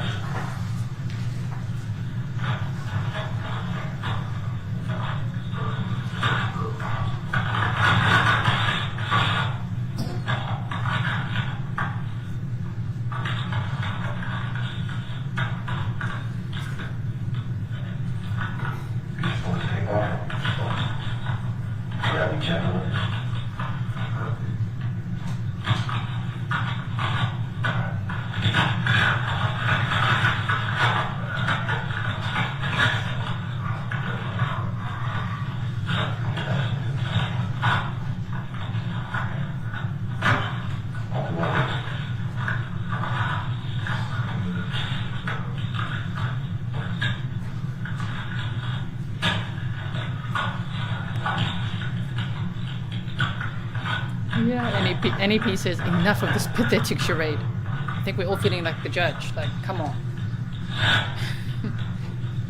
I don't want to miss anything.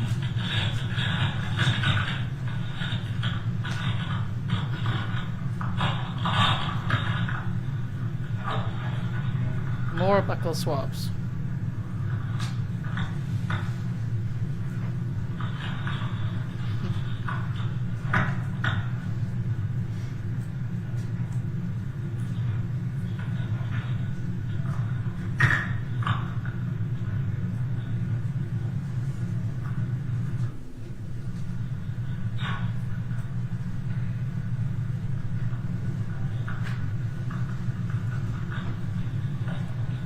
Carrie, I really think it was out of sight, out of mind, in my opinion.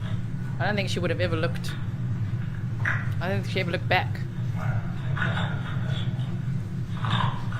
But we don't know.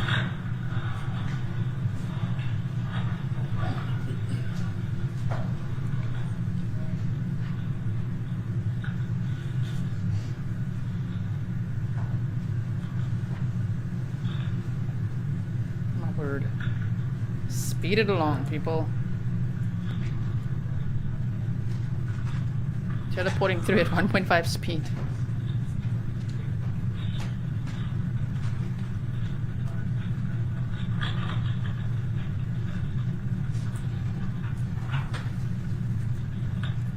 Why do they want us to watch all this paperwork filling out? It's just like, why?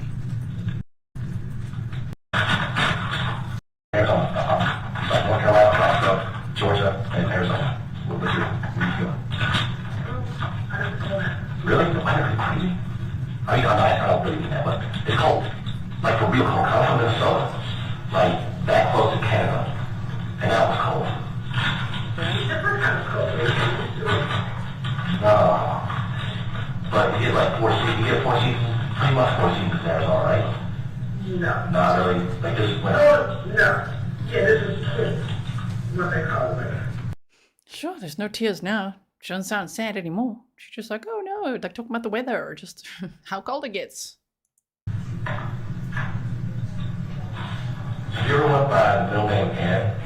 Yes, that's my original name. What's your My name was Teresa Ann Bailey. When I got married, it was Teresa Bailey Black, and I kept Teresa Bailey Black. Okay, what you go? Okay. Teresa Ann Bailey. Okay. So Ann is like Bailey's name. I get it. So, okay.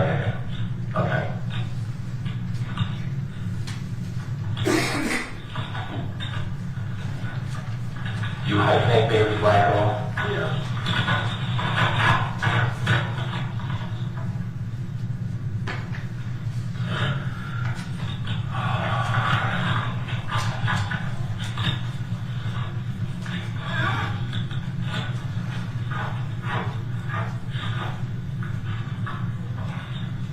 Actually, that's my 3%.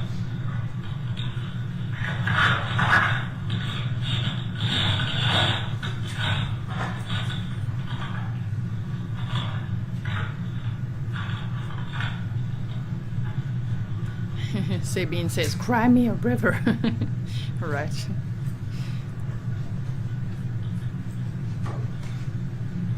More buckle swabs. I don't think so, Jay. They do it in so many trials. Remember Jesse Krzyzewski's trial? They put together all kinds of clips and things. They often don't show all of this. But maybe in this case, they don't have much, right? So they must show all of this. And to make sure that they're showing they didn't coerce her into a confession or something.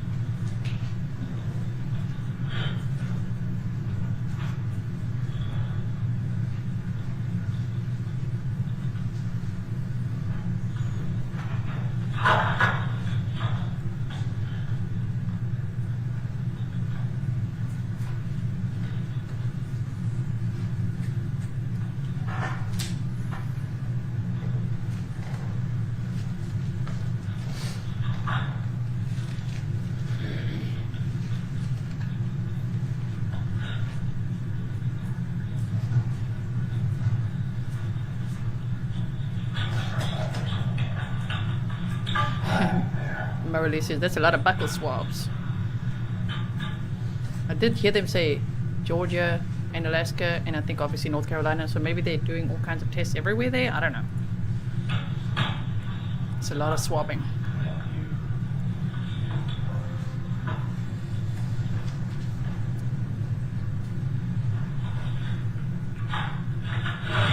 That's true, Marley's.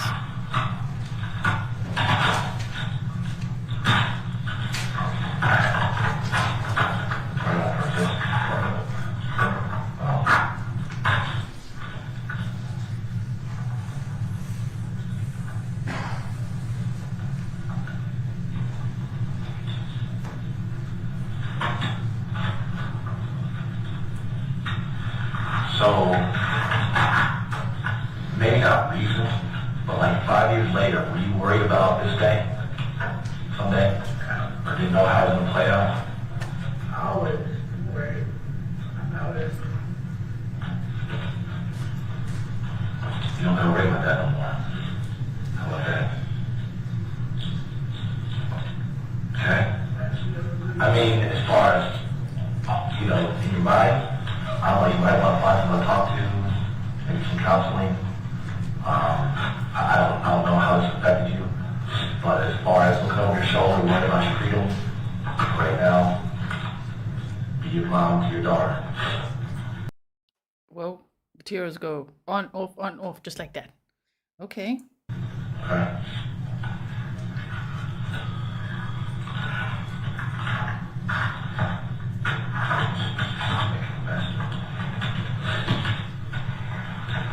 That's what I'm pretty sure that our timeline and everything down right.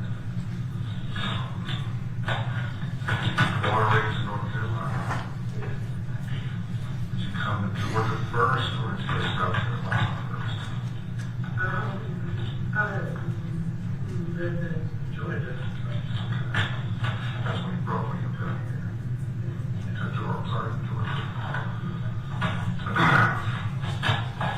How long have you been married?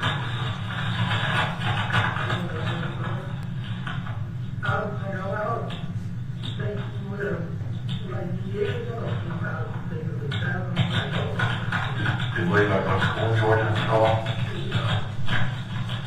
Homeschooling? Anything? Yeah, with all that envelope crackling, I can't hear much of what she's saying either. Something about living in Georgia. Now I'm trying to hear for how long.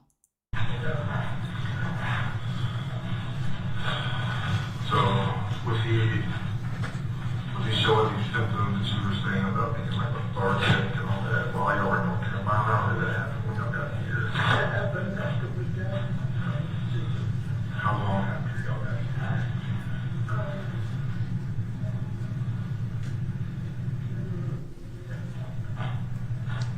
Maybe a couple months. Maybe 6 months. So y'all never had to stay places like that?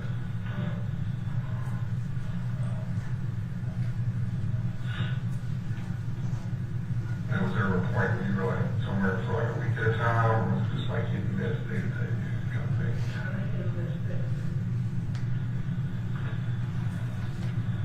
And before you said something about like having the, comes into garbage and stuff like that, find stuff to eat. Is that how you would normally find food for y'all? Did Like fast food, play behind fast food place.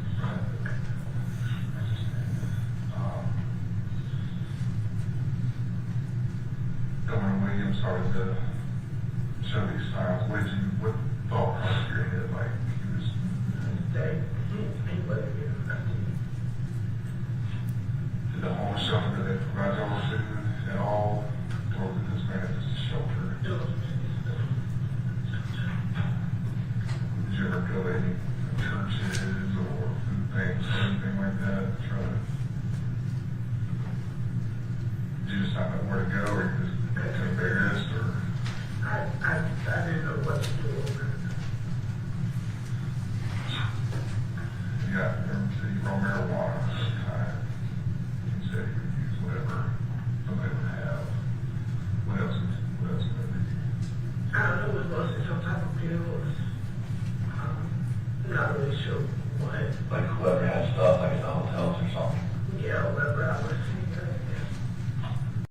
Okay, so they're still gonna go for a little bit now. It's not too long. I just want to see if we hear 239. About 4 minutes or so. Okay, then I've got a surprise to show you. Let's listen to more of this. Was we there while you were doing this? Was you speaking with somebody?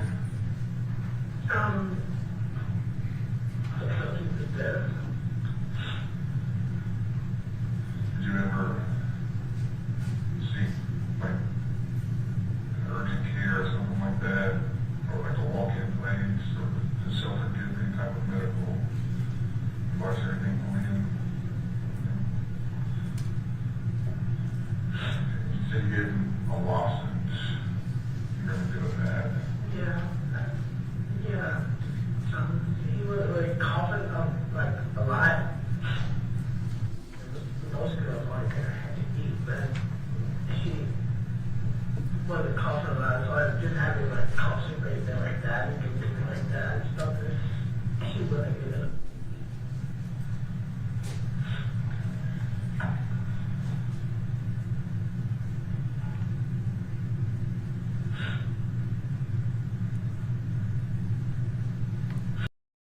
What did you guys hear? He was coughing up a lot of what now? Because that sounded pretty dark. Jen Bob says, when she was at Pleasers, where was he? That is a good question.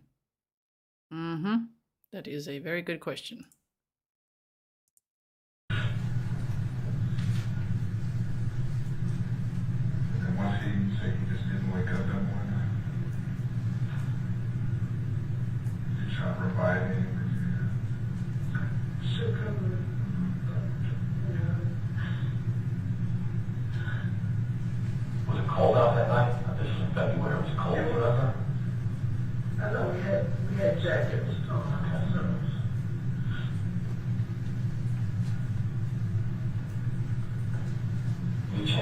Sure.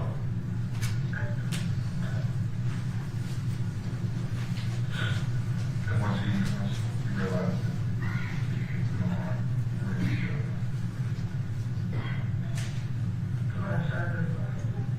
Saturday days,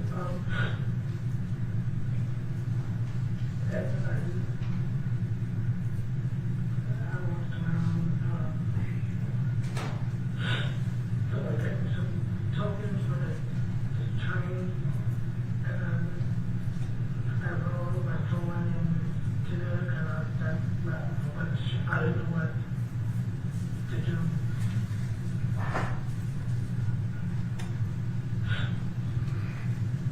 Oh, and you went back to North Carolina after this?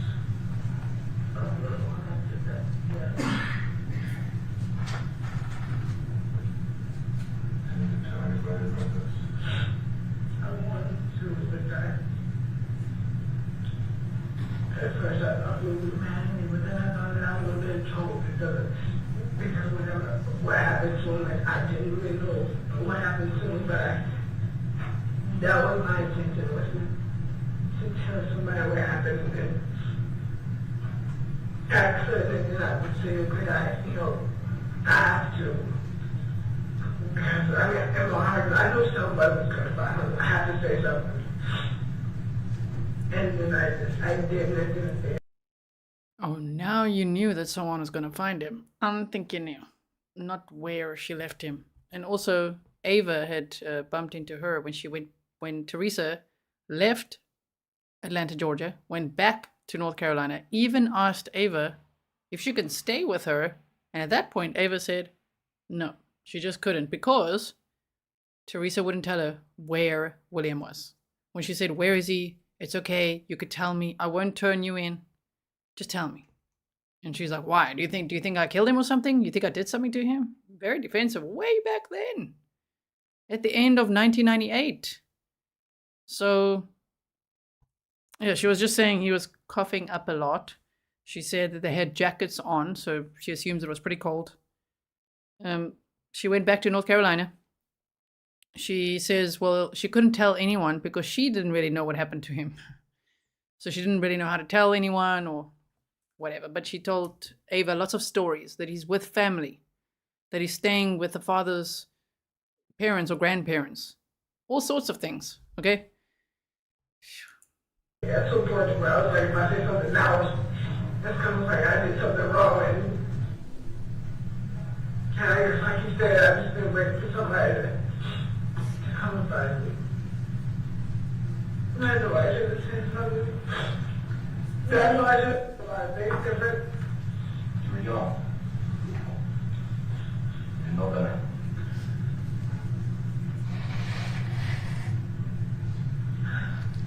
And you survived. I had to be angry. But I guess you can tell. Where were you then? So Ex-boyfriend. He was actually ex-boyfriend. He was dating. stalking and all that kind of stuff. Not really.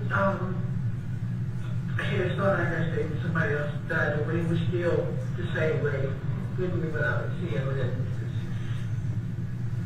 yeah, and then my brother gave me a gun because we'd be in a band and do all that sort of thing, or something like that.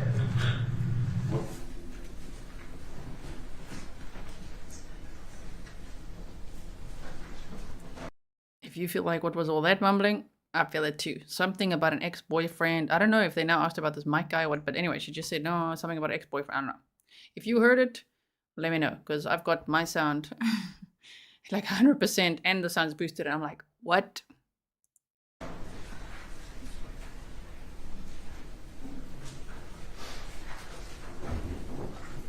You good? Yes.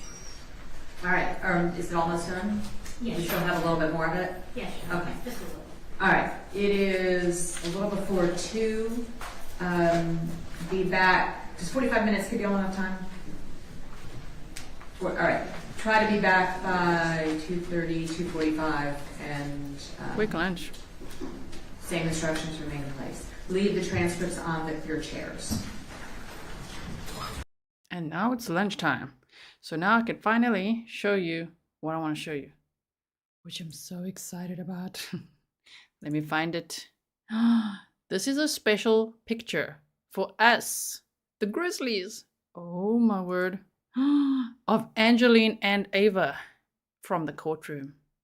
Oh my word. So thank you so much to Angeline for sending this to me to show all of us. And okay, so they're outside the courtroom. Ava says hi to all of us and says thank you for all the support for William.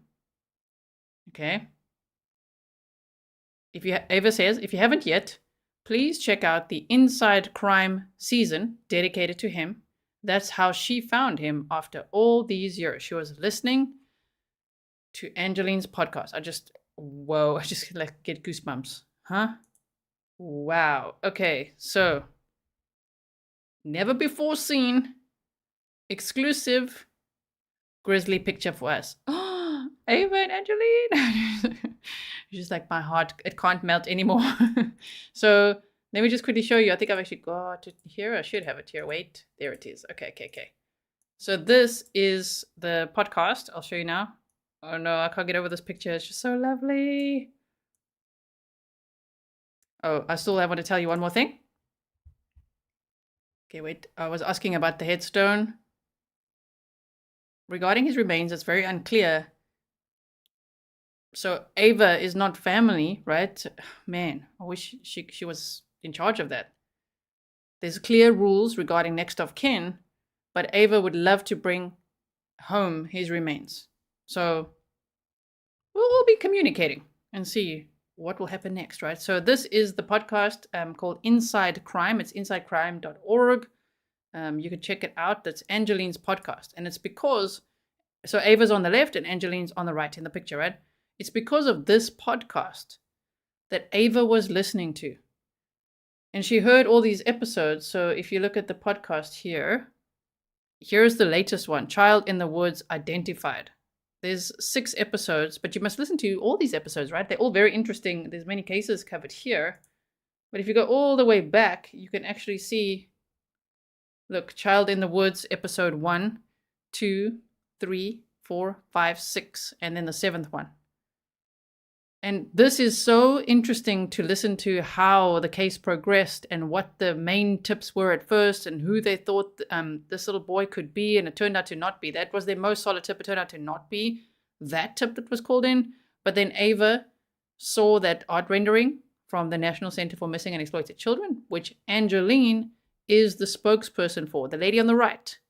So she is the spokesperson for the National Center for Missing and Exploited Children. So a lot of people assume that this podcast is linked to her work at the NCMEC, but this is her own passion project. This is something she did on her own, made this podcast just to also continue to spread the word, right? About William's case, which was an unidentified child Doe, and hoping that there will be a tip, okay? And many other cases. So you can, you can go listen here. The story is just so amazing to me. You can also click on here and become a patron, which I'm a proud patron of Angeline's now. So you can become a patron there and support the work that Angeline Hartman does. Of course, you can see it makes a huge difference. Also, while I'm here, this is what we'll do before we teleport through that lunch break, right? Let me just show you. This is the National Center for Missing and Exploited Children website. And if you click, sorry, now the picture, I don't want to take this picture off ever.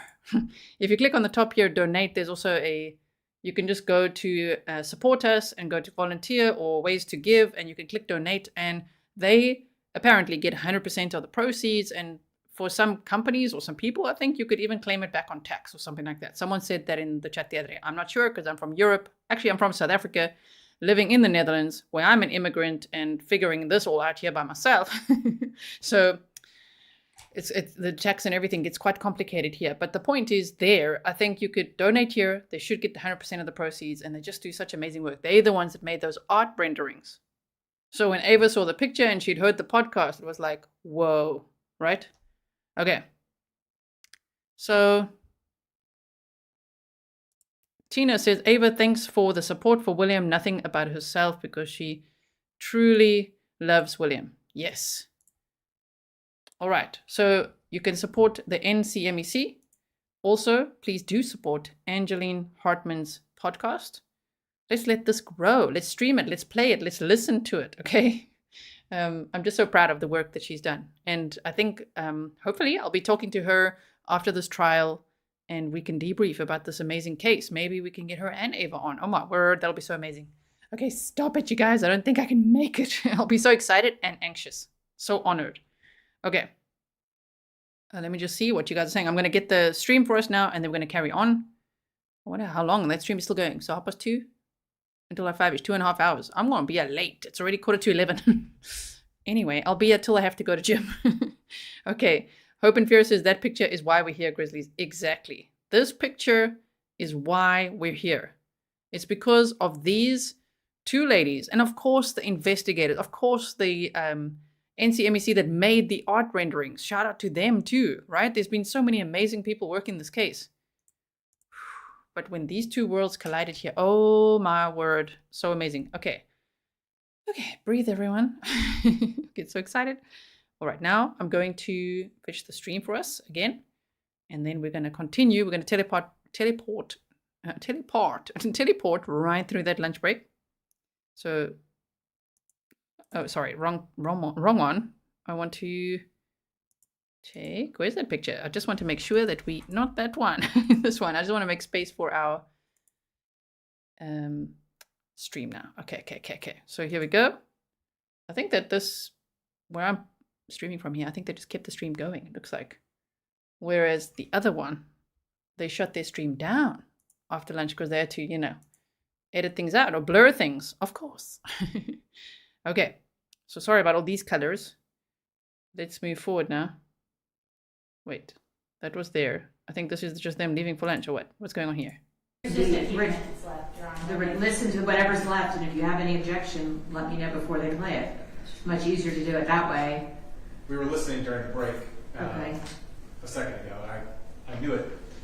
It did start at the right spot. Okay. That's what I was able to hear before we got Gotcha. going. Okay, so I'm thinking obviously the jury's left the room and now they're discussing things. It's picked up in a spot I didn't expect. Okay. So we got there before anything bad. All right, well that's good. Preemptive strike. Right. I think I'll form a lunch instruction on redactions, that there have been redactions made. Okay. I think we try to not talk about I think them. that would draw attention. I don't know that they've heard anything. I think this is going to draw attention. I mean, one. So if you just saw that, okay, the picture I shared and everything, please leave some comments, okay, below the live stream, because I highly doubt that after being for all these long days in the courtroom, that Ava and Angeline are going to watch this entire live stream and see all of our live chat reactions. So please leave a comment below, okay, so they can read that. Once they leave for an hour break, and she said a few things about a boyfriend, and it just stuck. She said somebody else died, right? That's what I heard. I wasn't following along with the transcript, but what is the? That's not in the transcript. Okay. So what statement was played, Mr. Bozarth, that you are specifically objecting to? What did they hear that you think should not have been played? Right. It began, I believe, with Executive Quigley saying we're leaving, and then Ms. Black continues her answer. He was an ex-boyfriend. He was actually an ex-boyfriend, and we were dating. And Quigley says talking and stuff like that, and she said not really. He had started, I guess, dating somebody. And that's where we stopped. How is that? That ex-boyfriend is the person that is involved in the previous case in 1994. Okay. So they're talking about that case. Okay, but they don't mention anything about her. Was he the victim in that case? He was. Yes. Okay. All right, but they don't mention that, right? They do the next sentence. Okay. But the jury hasn't heard anything about that case, anything that would be prejudicial. Okay. Where we've stopped, we can pick up at a new place. They're not going to notice any change in the conversation. It's so. I think we're drawing attention by telling their reaction. I'm just going. I said I was going to think about it. Yeah. If any potential prejudice would be to the defense. If the defense wants a curative instruction, then I would consider it. But I don't I kind of agree that I don't think they've heard anything that was essentially prejudicial as long as they don't go any further. Just the fact that she had an ex-boyfriend and they were dating. Yeah, you know what I mean? We just haven't told them that there have been skips. So they may be wondering. I thought we did, because she said redacted, that was outside the presence of the jury? Okay, all right. Well, then we can certainly let them know that I have no problem telling them that it's redacted and parts of it the court previously determined were not admissible, and therefore they were taken out. And the only portion they're hearing is what they're supposed to hear, or something along those lines. I don't even know if I'm requesting that. Okay, yeah, all right, think about it. That's fine. All right, we'll be in recess till 2:45. So that mumbling about the ex-boyfriend who died now? Okay, so I know we're all very excited. We want to support Angeline's podcast. Don't leave, though. Don't leave now. Stay here with us. We've still got more of this trial to watch. The links are all in the description box for you for all these trial days. For every day that we're going to cover this trial, of course, Angeline Hartman's podcast link will be in there, the National Center for Missing and Exploited Children. So you don't need to go anywhere now, okay? So, mods, if anyone's looking for the links, it's in the description box. All right. Now, they're going to break for lunch. Let's see what happens here. Oh, okay. And then off they go. Then we've got the the live view. And then they're back. Wait. There we go. Oh, wait. Catch it perfectly. There. Almost there. Okay. So it's after lunch now. We teleported right through that. And there's no sound yet. We have a new witness on the stand. There's a charge on stipulations. And we can send that to Your Honor. Yeah, Caroline has it. She'll pull it for me. All right, so a stipulation is essentially a fact that both parties agreed to is admissible. And the parties in this case, and you're to take this as it is, just like any other proven fact in the case. And the first stipulation that the parties have reached is that on January 14, 2021, skeletal muscle from the child's remains was submitted to Bode Technology for DNA typing, and a DNA profile was obtained. The DNA profile for the child was compared to the known DNA profile of William Harris Hamilton, and the alleged child could not be excluded as the possible biological child of William Harris Hamilton. The results provided moderate support for relatedness.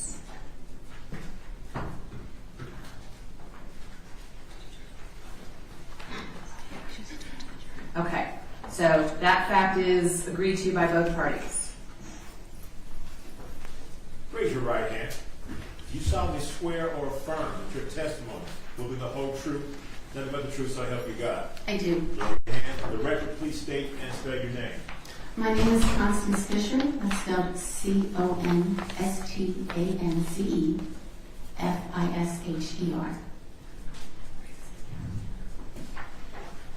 Good afternoon, Ms. Fisher. Good afternoon. Could you please tell the jury where it is that you're employed?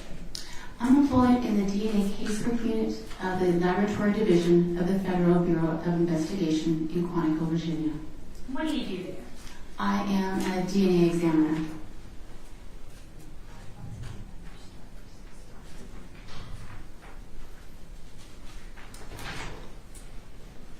And what type of DNA examination do you perform at the FBI lab? I perform the regular kind of DNA. You may be familiar with the kind you're familiar with. That's also we refer to that as nuclear DNA. I can also do mitochondrial DNA, which is the more specialized type of DNA, as well as Y chromosome DNA. Your Honor, I believe the parties will stipulate that Ms. Fisher is an expert in DNA analysis. Is that correct? That's correct. And so the state would tender her as such. And she'll be allowed to testify as an expert in that area. I'm just wondering when they released the last witness. Because it just kind of skipped to this. So I'm just trying to look at this other feed. But anyway, here's the new witness now. Okay. Interesting. Tell the jury what DNA is. DNA is the abbreviation for the chemical name deoxyribonucleic acid, and it's a chemical that's found in the cells of our body that can be thought of as your genetic blueprint. It has all the information for how to build you, what you look like, and how your body works. Everybody has 2 copies of the regular DNA, the nuclear DNA. One copy you get from your mother and one copy from your father. And this means that everyone's nuclear DNA is unique to an individual with the exception of identical twins. How is DNA used to distinguish individuals? Well, most of our DNA is the same. That's what makes us human. So we look at those areas that differ between individuals. For regular or nuclear DNA, we look at what are called short tandem repeats, which will be abbreviated as STRs. These are areas of the DNA where there are short segments of the DNA that are repeated over and over again, and the number of repeats will differ between individuals. The kit we currently use looks at 21 of these STR locations. Previous versions have looked at only 15 STR locations. How is DNA testing performed in the FBI laboratory? DNA testing is performed by taking a small section of the evidence, or a cutting or swabbing of the evidence, and putting it into a small test tube. Then chemicals are added to that test tube, and the DNA is extracted and purified away from everything else. We then find out how much DNA we have, which is important to optimize the next step, which involves copying those different STR locations.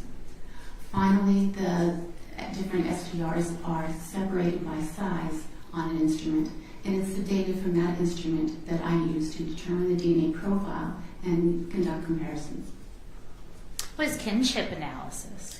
Kinship analysis looks at the DNA profiles from different individuals for potential relatedness.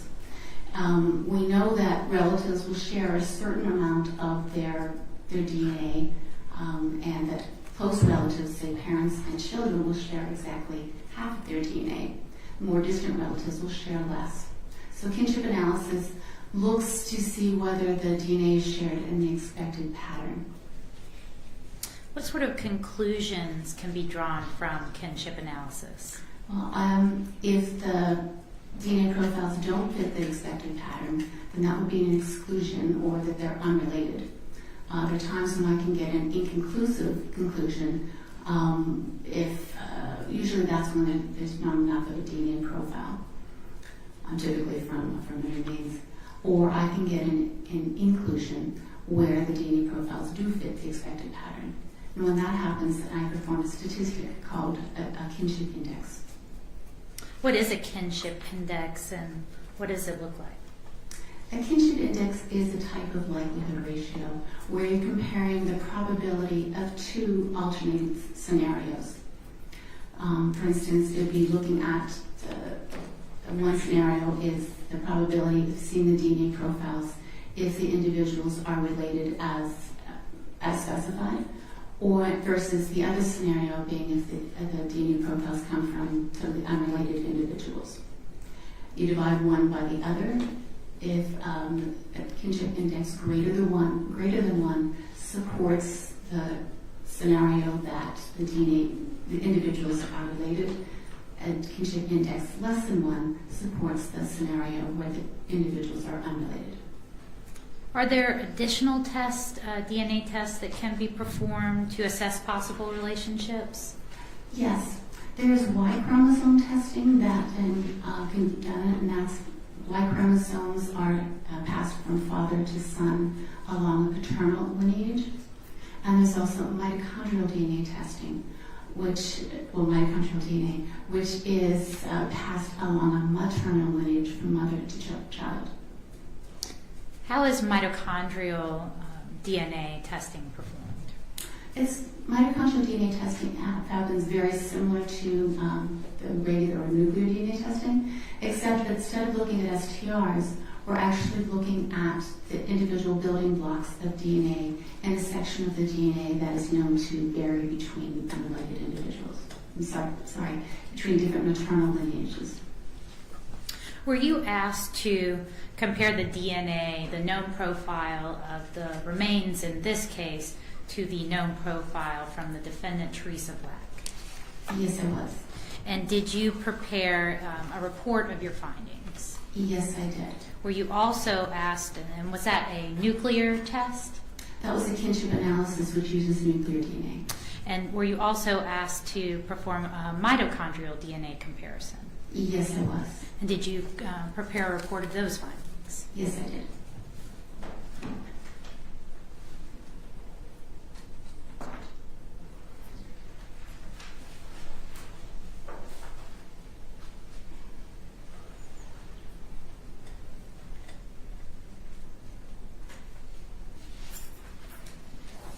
I'm going to have you start with, I think I might have 2 copies. We'll start with Exhibit 69.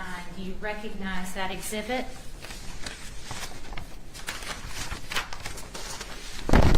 Yes, this is a copy of my report which has the kinship analysis.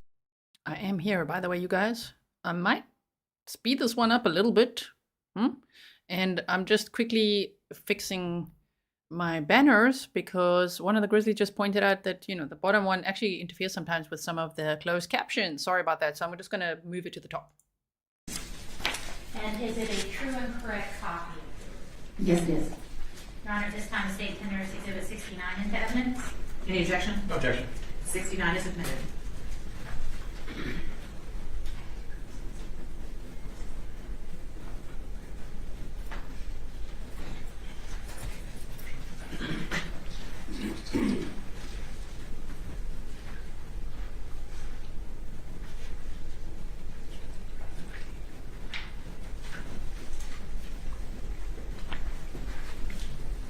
I'm showing you Exhibit 70. Do you recognize Exhibit 70? Yes, this is a copy of my report with the mitochondrial DNA analysis. Is that a true and correct copy? Yes. Your Honor, at this time, the State tenders Exhibit 70 into evidence. Objection? No objection. Admitted. What were the results of your kinship comparison? Well, for the kinship comparison, I took the DNA profile that the FBI laboratory had developed from the bone and reported back in 2011. And that was with using the kit that only looked at 15 STR locations. I was then provided with a DNA profile from Teresa Black, and I did a visual comparison to see whether the 2 DNA profiles fit an expected pattern for a parent-child relationship. And they did, looking at 14 of the 15 STR markers. The 15th marker was different, but indicative of a mutation. Now, we know mutations happen between generations, and they're expected to happen. In fact, our interpretation protocol allows for up to 3 mutations for a parent-child relationship. But when I do the kinship calculation, there's a hefty penalty added to that calculation. So when I performed the kinship calculation, I got a kinship index of 130.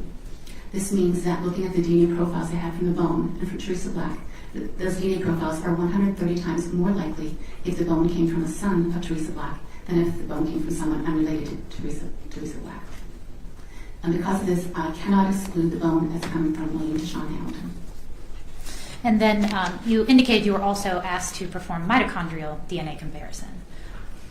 Yes, I was. And what were the results of that comparison? For this, I compared in the mitochondrial DNA profile of the bone had previously been tested by the FBI laboratory, and I got a DNA profile, which also generated the DNA profile from Teresa Black within the FBI laboratory. When I compared those 2 mitochondrial DNA profiles, they were the same. Therefore, I cannot exclude them as coming from the bone and Teresa Black are of the same maternal lineage, or that the bone could potentially come from William DaShawn Hamilton.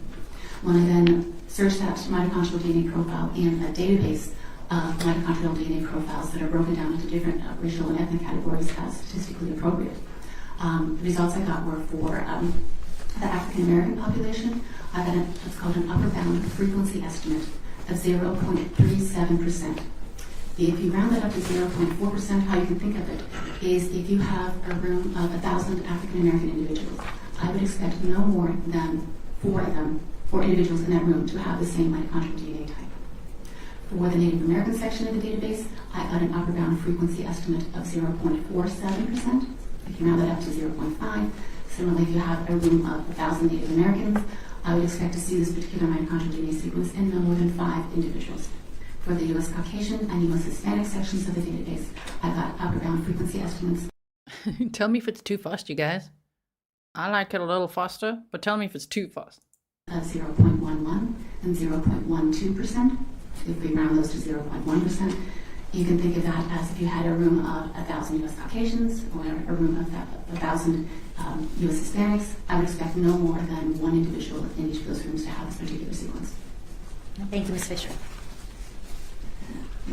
Cross? I have no questions. Thank you. Thank you so much. Next, excuse May me. she be excused? Yes, Your Honor. Thank you. Yes. Okay, and there was that. All right, for that witness. Your Honor, the state calls Bessie Brown. Bessie Brown. Bessie Brown. Okay. Bessie Brown. All right.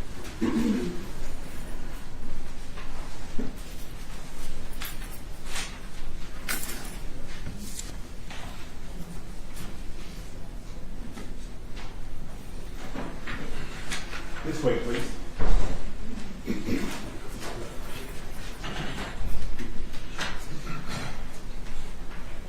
Share of the monitor. Share, please. The TV monitor. Thank you.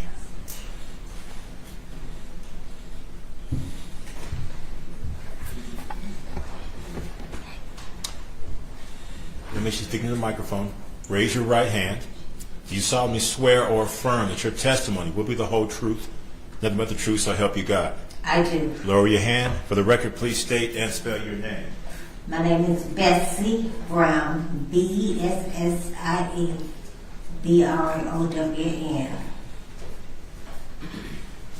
Good afternoon, Ms. Brown. Good afternoon. Could you please tell the jury where it is that you're from? Where I'm from? Where are you from? I live in Decatur, Georgia. And how long have you lived in Decatur? Since 1972. Miss Brown, did you go to the United Methodist Church on Clifton Springs Road? Yes, I am a member of that church. To this day? Yes. When did you become a member? Do you recall? We started going in 1973. I joined in 1982. Were you attending that church back in the 90s as well, all through? Yes. 98, 99? Yes. Do you have a special role in the church? Well, I am the church historian. Back in, were you asked to look at a picture fairly recently of a woman to determine if she'd ever been to your church in connection with this case? I think someone asked me had I seen a picture. I said, no, I haven't. Let me show you a picture. I'm going to show you Exhibit 59 that's already been admitted. Do you recognize that woman? No, I don't. Have you ever seen her before? No, I have not. Is that woman a member of your church to your knowledge? No, she's not. And do you ever recall seeing that woman come to the church to ask for any help or services? No, I don't. What kind of neighborhood is the church in? It's a family-oriented neighborhood. Are there many businesses? Not in our neighborhood. It's not. There are businesses around, like on Candler Road and places like that, but not in our neighborhood. Right there around the church? No. Are there any organizations, back in 1998, 1999, were there any organizations set up nearby that did work with the homeless? No. What about your church? Was your church set up as a way that was doing outreach to the homeless? Well, if someone had come to the church to request assistance, we would have helped her through our benevolence. Mm-hmm.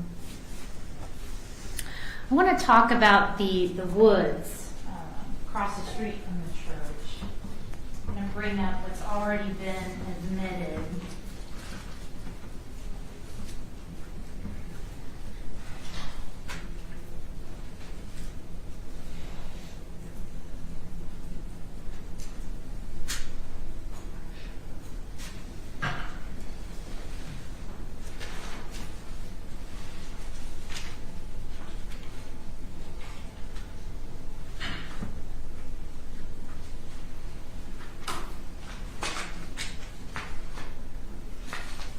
Okay, we've got a bit of paper flapping. Oh, what are they going to be showing? Just the area, I think.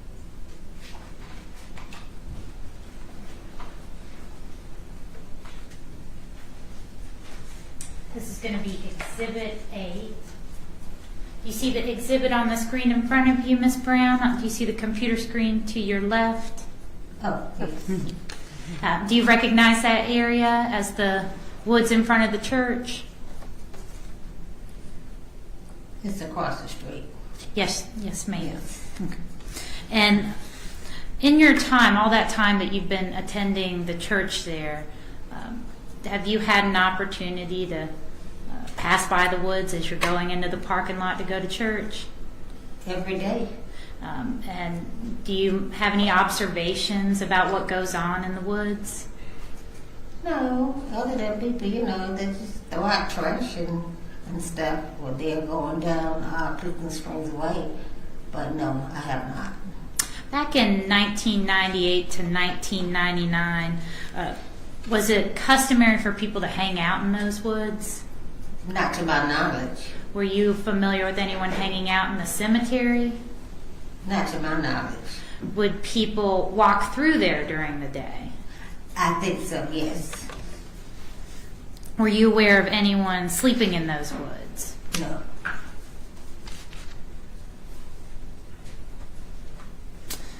right, thank you. Cross.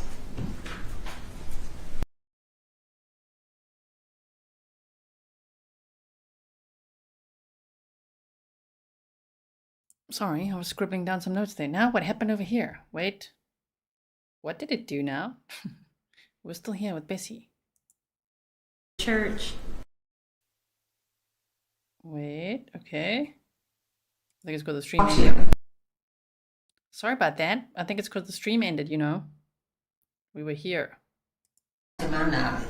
Would people walk through there during the day? I think so, yes.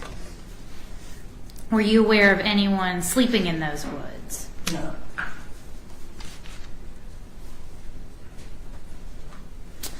All right, thank you. Cross. No questions. Thank you. Thank you so much, Ms. Brown. You're free to go. She's so sweet. Call your next witness. Your Honor, the state. I think we need a brief recess, Your Honor.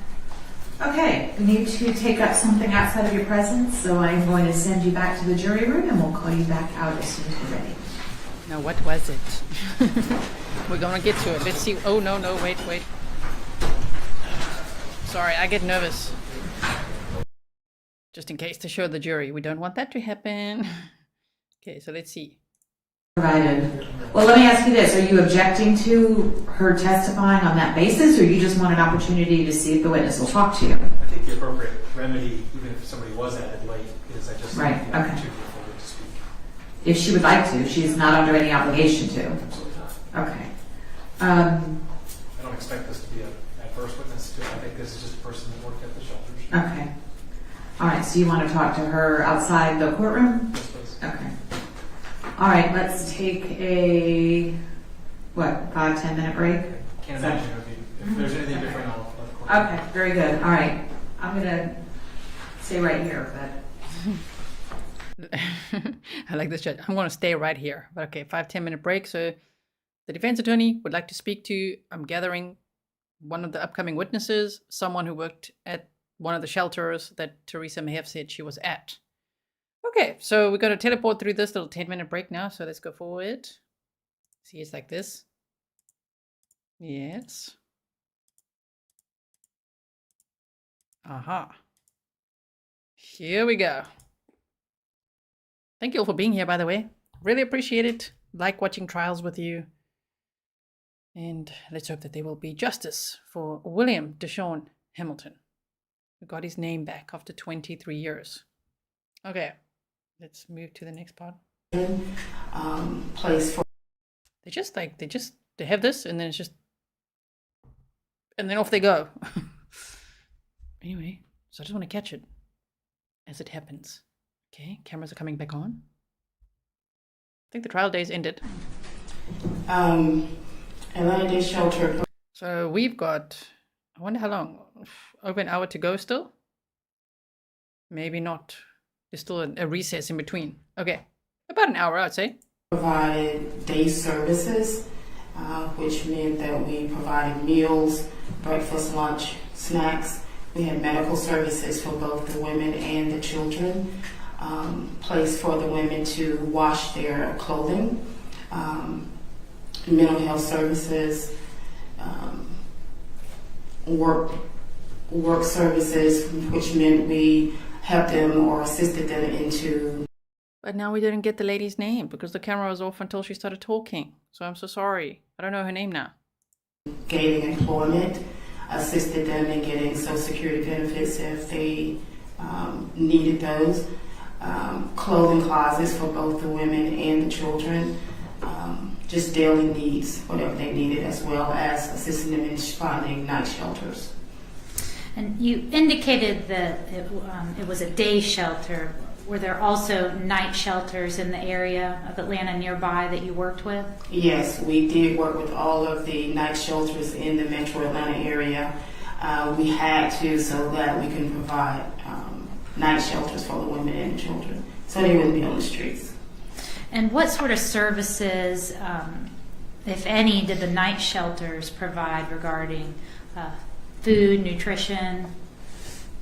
They provided the evening meals as well as the snacks for the women and children once they got to their facilities.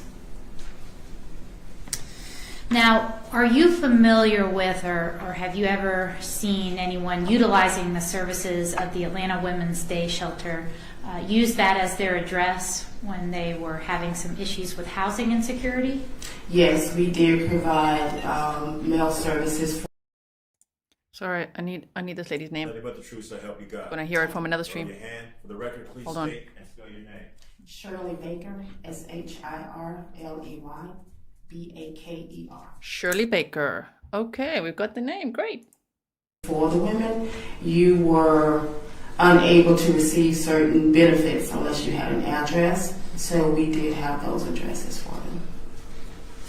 And at any time was the shelter located at 1039 Marietta Street Northwest in Atlanta? I believe when they first opened, they were in a church and then they moved to that location and then to the Ethel Street location. And in 1998, 1999, would the Women's Day Shelter have been at the 1039 Marietta Street location? That I do not know.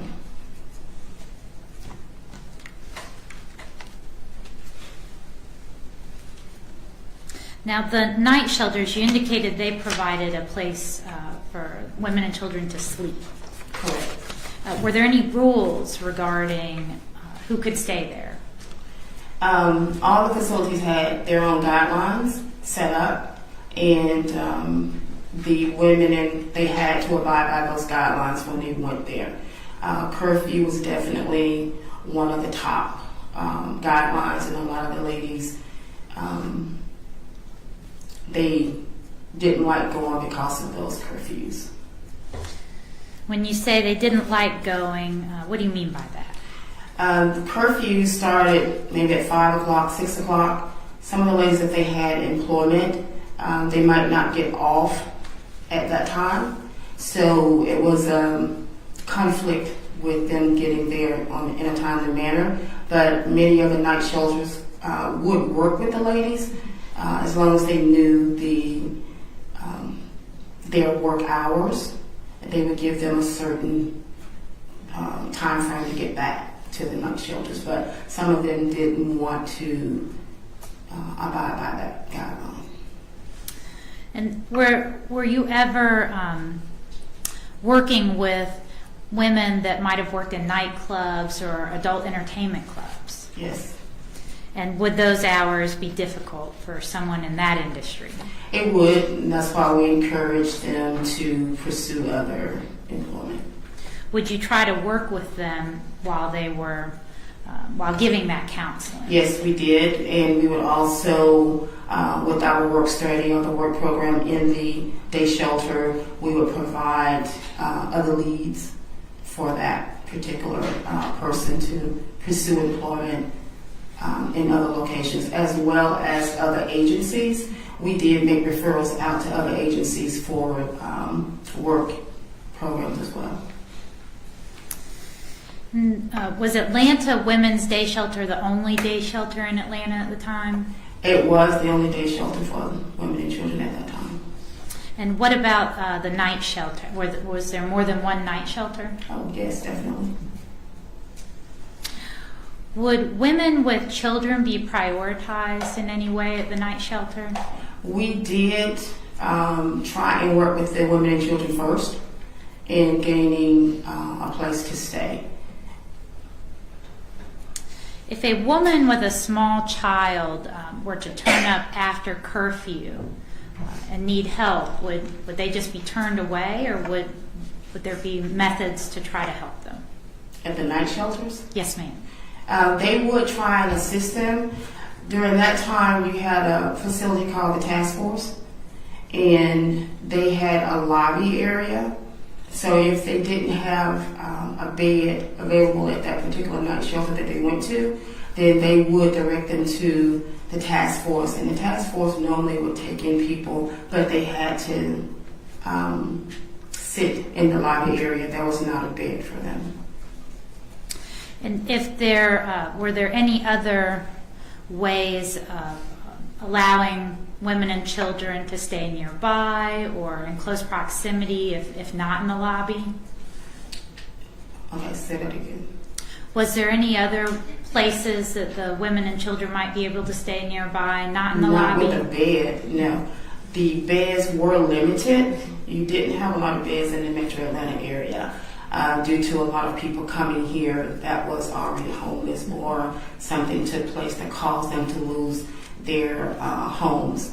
So you didn't have that many spaces available. We would work with the night shelters earlier, first thing that morning, to ensure that we placed the new people that came into our facility. But once those beds were filled, then there were really no other beds available in the metro Atlanta area. Then they would go to the task force and sit in the lobby area. Did the shelter have an issue, say, if a person had a vehicle or access to a vehicle parking nearby and staying in their vehicle? We encouraged them not to, but some of the ladies would stay in their vehicles outside of the day shelter because they felt, I guess, that it was safe out there. We had the police to come through periodically to make sure that there was no other activities going on, so they would kind of see what was going on out there and make sure everything was okay. All right, thank you. Cross? I don't have any questions. Thank you so much. Thank you. You're excused. Thank you.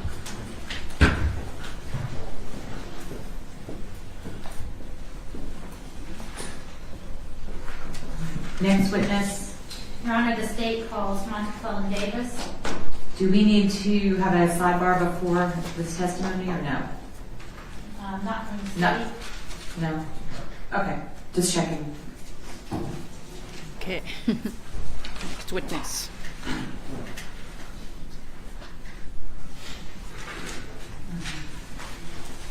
This way, please.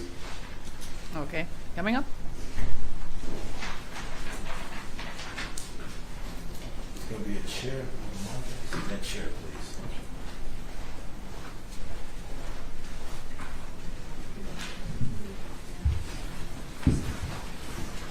You speaking to the microphone.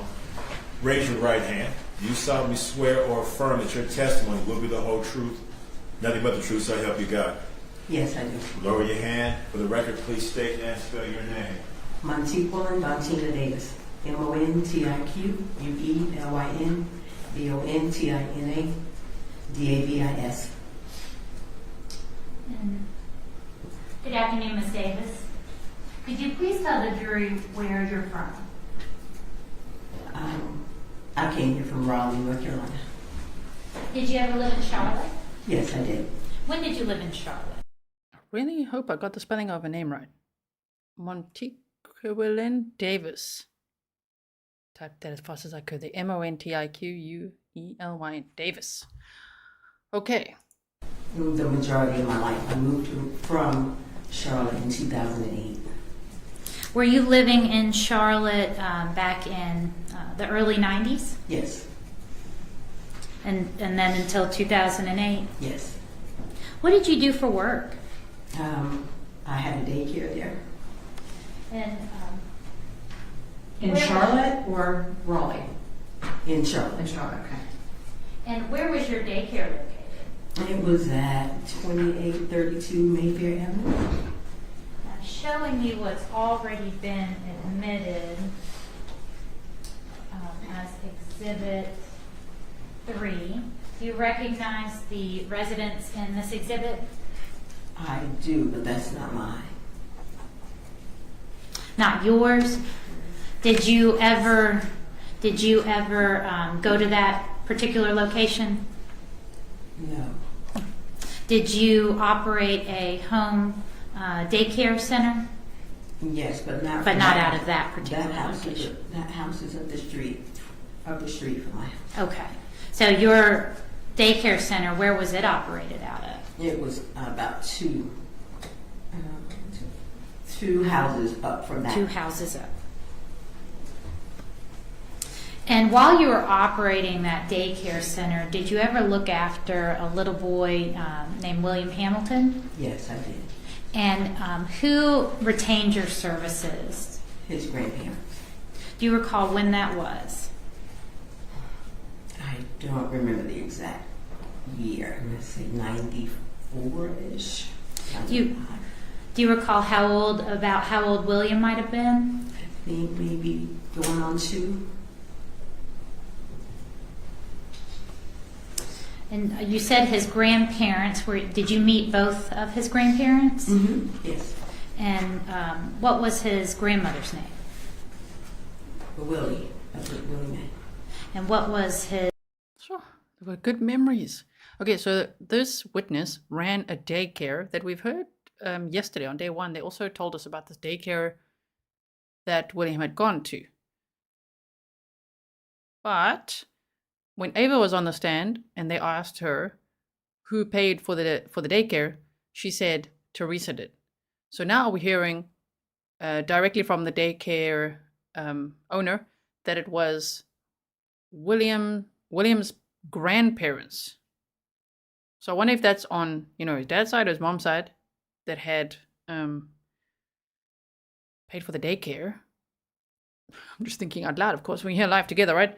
And it's been a long day. So here we are. I'm still full of energy and I haven't gotten up yet, hey? I've got stamina, guys. It's 11:25 p.m. Okay, so just bear with me in this thought process. I just want to see. So his grandparents retained her services when he was about 2. And if you remember earlier, we looked at Teresa's previous criminal record where she went to jail for about a year or so, right? I wonder if it was around that time. Probably around that time. Okay, so let's just continue listening. His grandfather's Yeah, name. while in jail. Mm-hmm. I don't remember his grandfather's name. I know it's been a long time. Who did you interact with the most? His grandmother? His grandmother. About how long did you look after William? I'm going to say probably 3 years. Initially, when you first started looking after William, was his mother in his life? She was not. And who was William staying with? His grandparents. For about how long was William with his grandparents and not with his mother? I would say maybe around 2 years, maybe. And is that why his grandparents sought your assistance with William? Yes. You know what I wonder? Remember when Teresa suddenly said in 1998, in around June, she said to her friend Ava, okay, I'm moving to Atlanta, Georgia for a fresh start. And she said that her dad had just moved out of the house. And see, that house the rent was paid up for 4 months. So I do wonder, like what happened to her parents, right? It's just a curiosity. Why did they move? Where did they move to? What happened to her mother? And all of that. Because we don't know if maybe her mother passed away and maybe her dad, I don't know, moved into like a pensioners village or something. How do we know? I'm not too sure of his age or anything like that. You know what I mean? I'm just thinking out the box. Like, that's interesting that when the dad moved out the house, that's when Teresa's like, okay, I'm fresh start. I'm moving to Atlanta. Okay then. So we're continuing to listen here. And how, how often would you look after William? Every day, and sometimes on weekends too. And what would you do for William? He was in my daycare. I did the standard daycare operations. He was a bedwetter, so sometimes he would come not as clean as some of the children, so I would bathe him and buy him clothes. Took him for haircuts and swim lessons, just standard things. Would he stay all day? Mm-hmm. Sometimes he would stay a week. He kind of became like a family. Did you have any pictures of William? Mm-hmm. Yes, we have several pictures.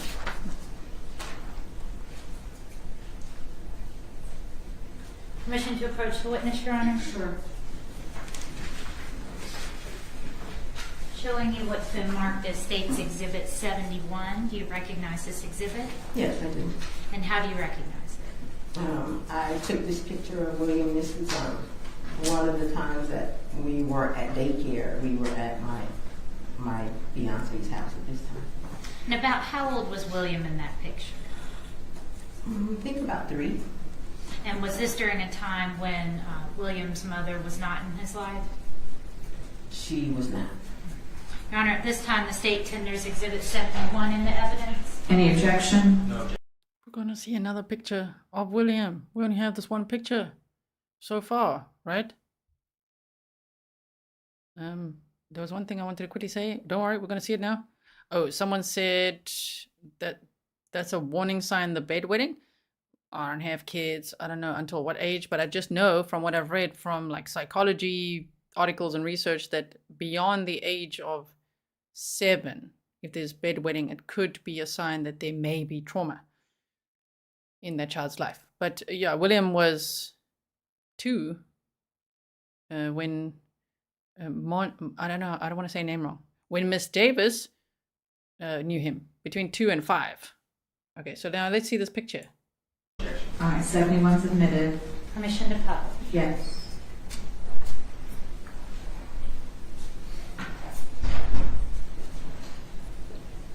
That's the daycare.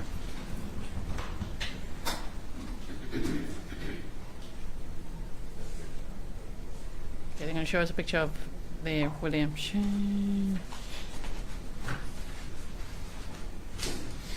you indicated he's about 3.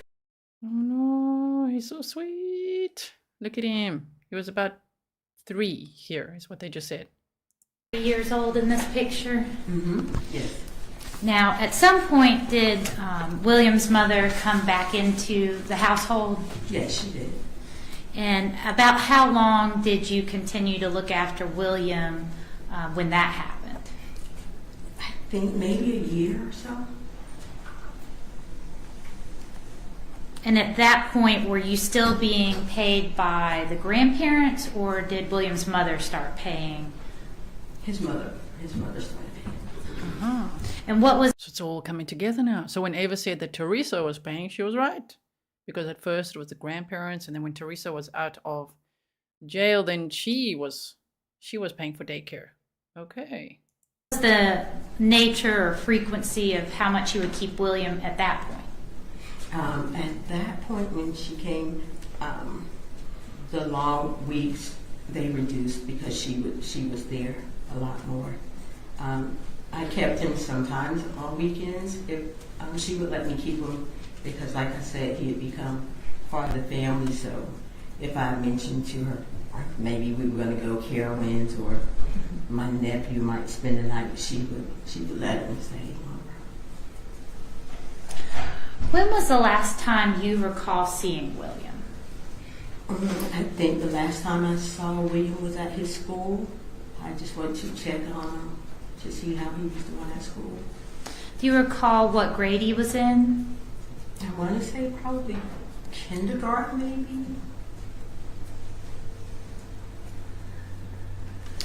And after that, did you ever have any conversations with his mother about sort of formally canceling your services, or how did you stop seeing William? I stopped seeing William because the daycare closed. I closed my daycare the summer that everyone was going to school, so I didn't take any new children. All the children were going to be 5 years old, so that would be their last day. So I shut down that summer. And did you go and check on him at school after you closed down? Yes.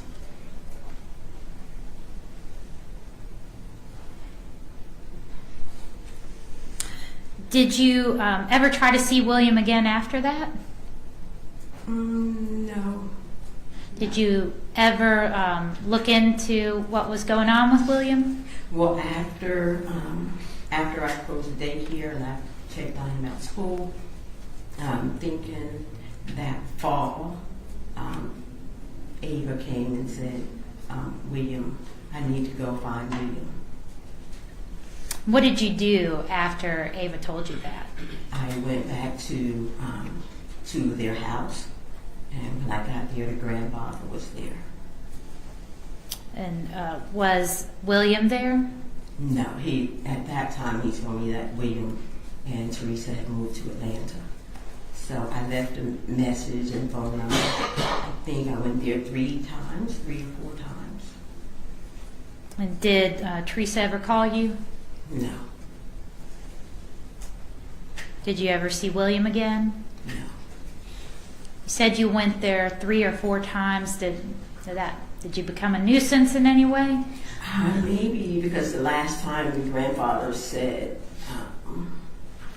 basically for me to stop looking, like we're just going to leave things the way they are, like kind of just stop looking.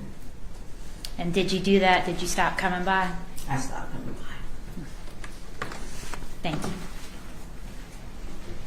Cross. Yes,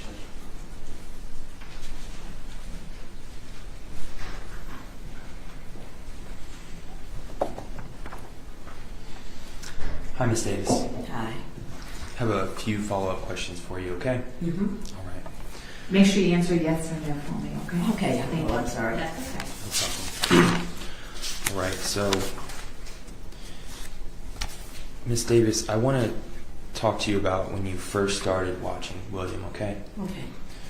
And you said that at that time, when you first started watching him, he was in the care of his grandparents, right? Yes. Mostly his grandmother? Mostly, yes. Okay. They lived in the neighborhood?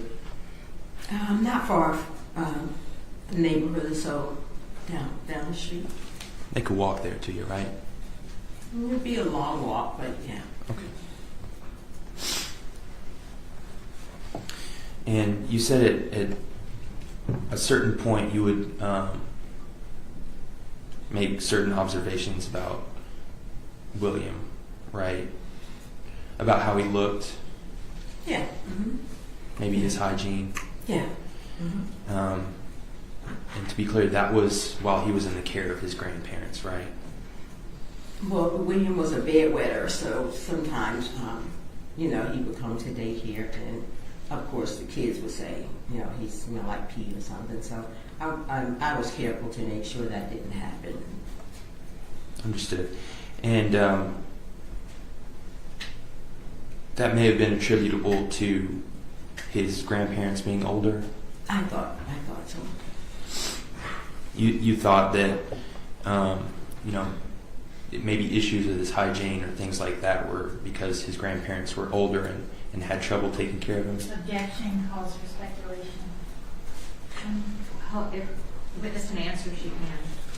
I thought it was a combination. They were older, and I think his grandmother went to work pretty early, so it would be a combination of they're older, and a lot of times there's not enough time to give a baby a bath every, a detailed bath every morning. So.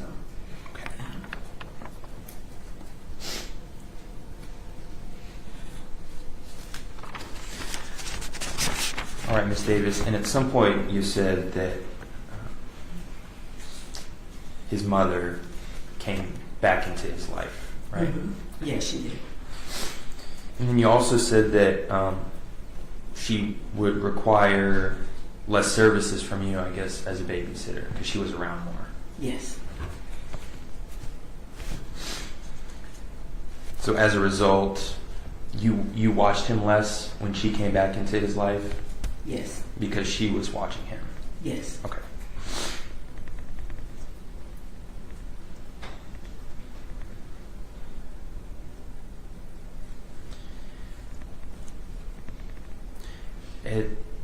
And at some point,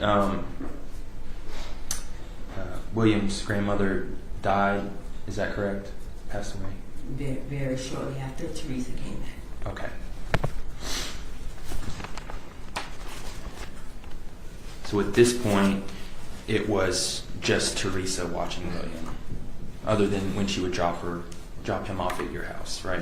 Yes, the grandfather was he wasn't absent, but he wasn't like totally hands on. But he always had enough time to say, "Hey, how you doing? How's everything going?" Like he would make time. He was friendly, but he didn't have William as much when Teresa came home either. Okay.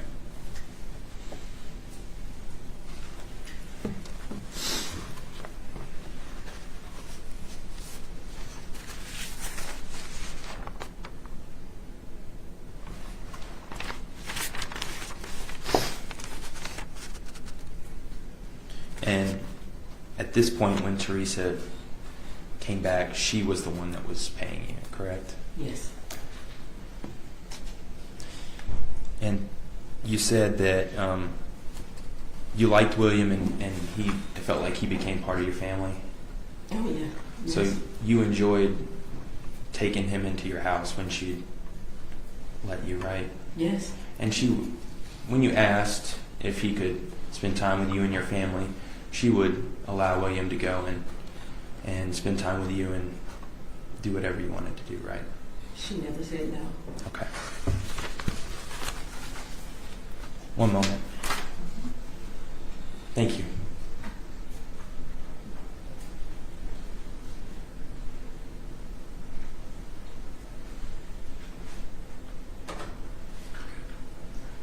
You're good? Yes. Okay. Any redirect? No, Your Honor. Is she being excused? Thank you. You may step down. You're free to go. Call your next witness, please.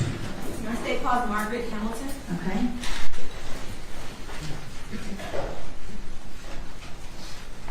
Okay, Margaret Hamilton will be up next. Thank you so much all for being here. I really, really appreciate that you watch these trials with me, and that we can all be here to show lots of love and support to everybody who loved and cared for William DaShawn Hamilton. And we're here for him too. Well, we're mainly here for him. I hope that he will get justice. Man. So I really, really just want to say thank you so much for being here. I appreciate it. You are here for hours and hours. I see lots of the same names.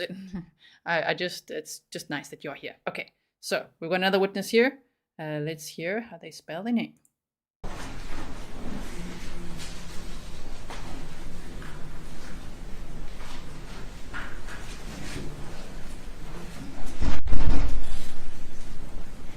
Yes, Sherry Williams' grandmother, Teresa's mother, died shortly after Teresa got out of the jail and moved back in.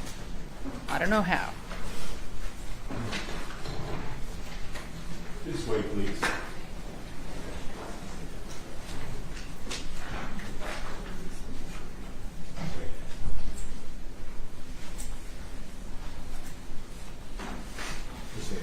There's going to be a chair. There's a ramp and using the stairs, which you would prefer. Okay. Yeah, to your left and you come around one. Okay.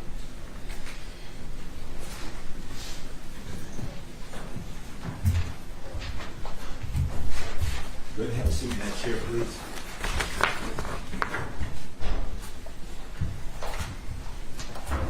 Raise your right hand.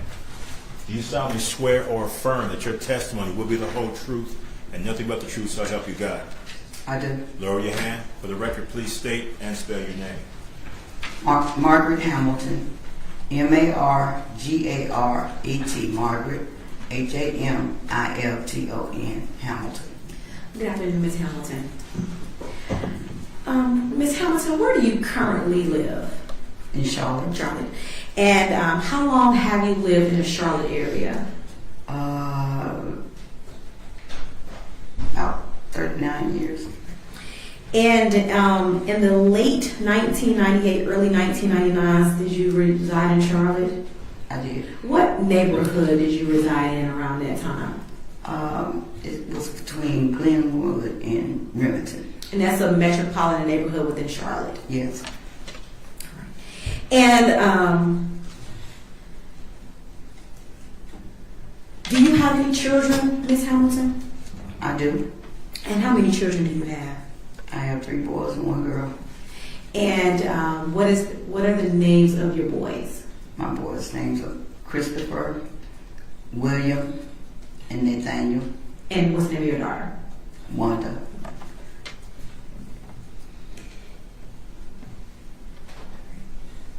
Oh, she's giving Teresa the eye. Look at that look. I love it. I love it. Ooh. Looks like she's looking at Teresa. Miss Hamilton, do you have any grandchildren? I do. How many grandchildren do you have? 23. 23. And I want to speak with you in reference to your son William. Does William have any kids? He does. How many kids do he have? 5 boys. And what is the name of his oldest son? William DaShawn Hamilton. And do you know who is the mother of William DaShawn Hamilton? I do. And what is the mother's name? Teresa Bailey. And did you know whether or not... Whoa, no wonder she's giving her the look. Margaret Hamilton, William's paternal grandmother. Whoa, she's giving her that eye. Because, you know, one of Teresa's stories was, he's staying with him. Wow. Yeah. Okay, here we go. Did Teresa and your son William, did they used to date? They did. And do you know how they met each other? Basically, we lived in the same neighborhood. Did y'all live in the same street? Yes. So is it fair to say they grew up together? It is. Did they meet while they were teenagers? Yes.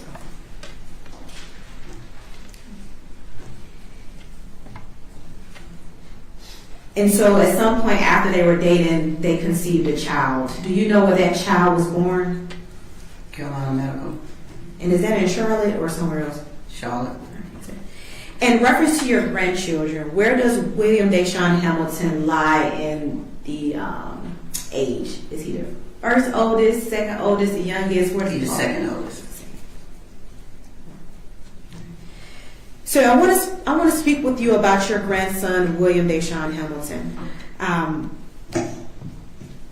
After William was born, newborn baby, can you explain to the jury what was the dynamics of the relationship between William, your son, and Teresa, and with the baby? It was good. Okay. Did Teresa allow William, the baby, to come to your residence? Yes. Was William your son able to get William and bring him over outside of Teresa being present? Yes. And at that time, was William, the child, able to get to know his paternal side of the family? Yes.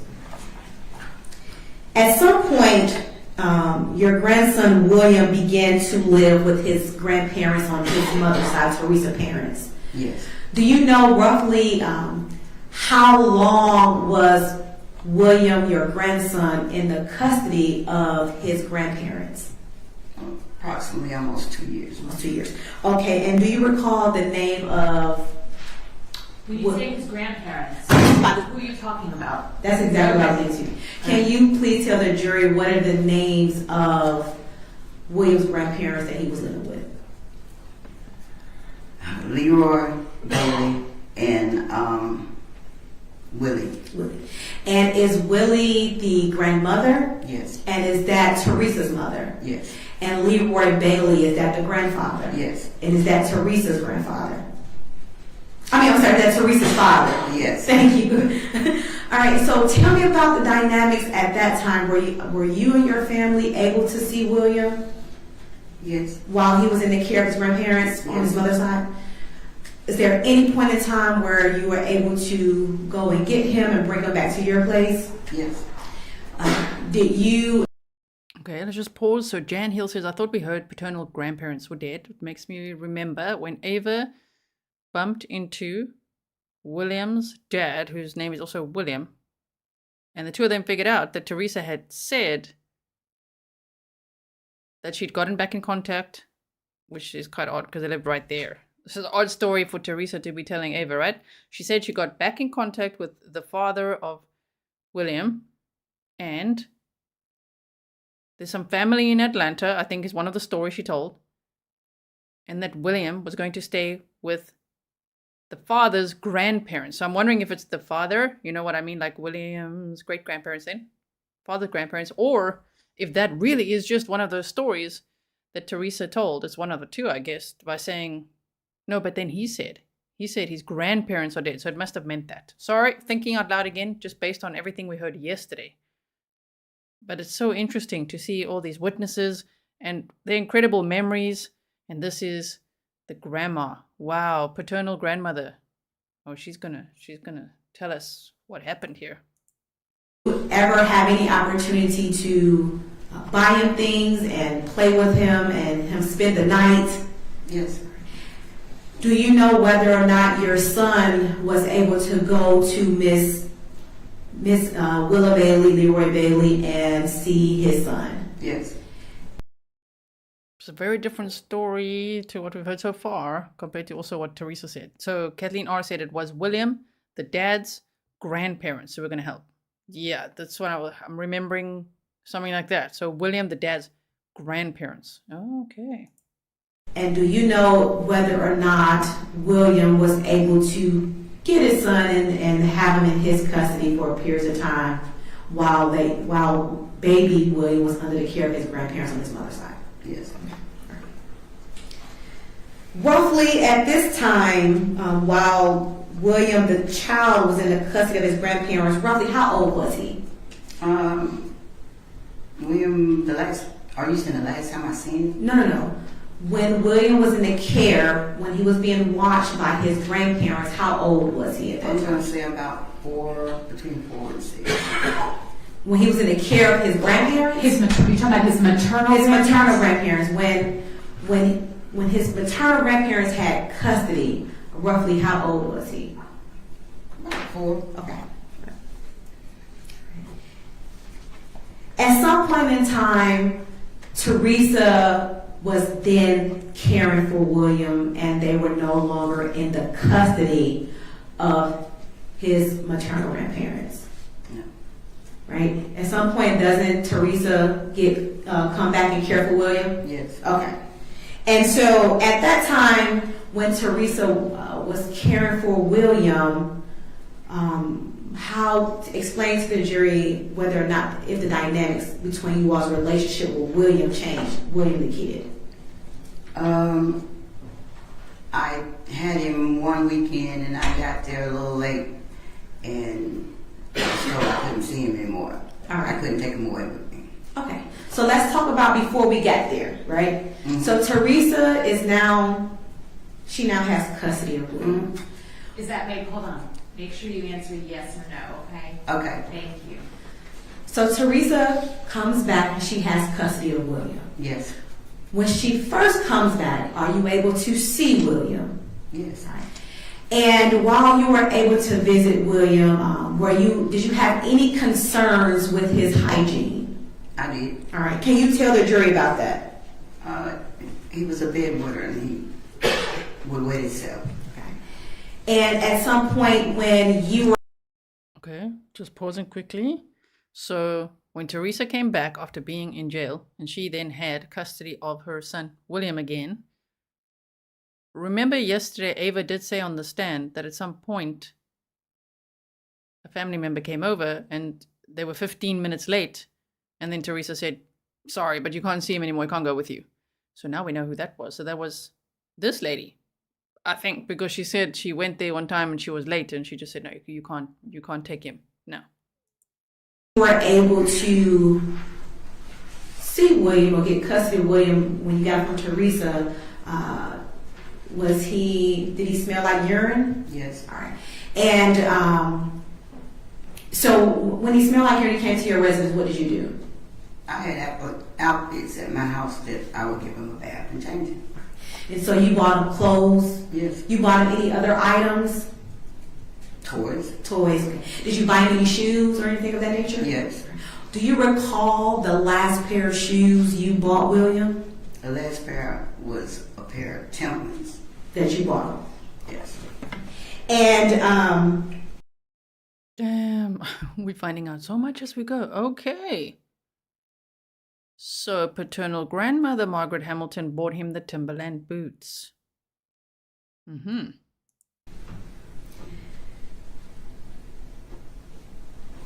And were you concerned with William the child's hygiene while he was in the custody of his grandparents? Maternal grandparents, thank you. Not really. And so you didn't get concerned about his hygiene until after he was in the care of Teresa. Right.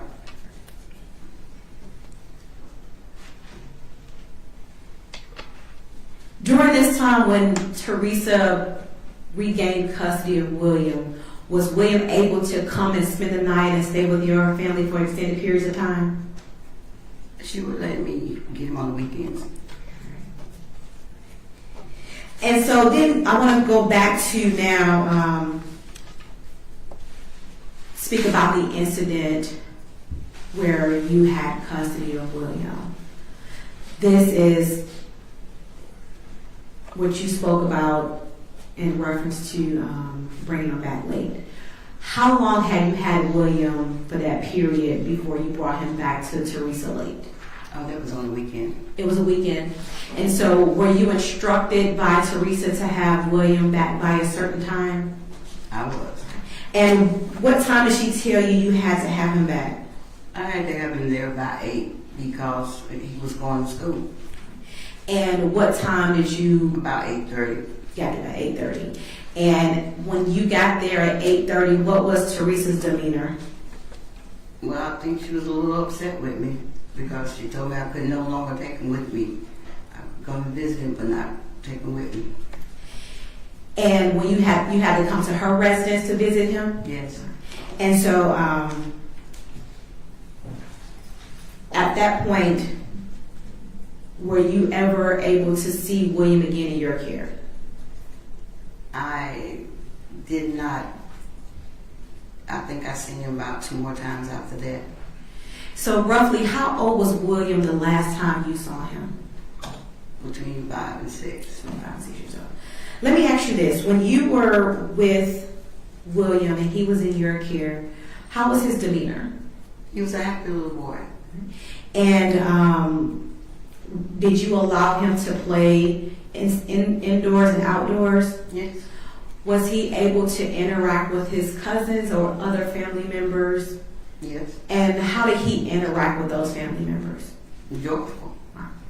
At some point when Teresa came back into his life, did his demeanor change? Somewhat. Can you tell the jury by, how did it change?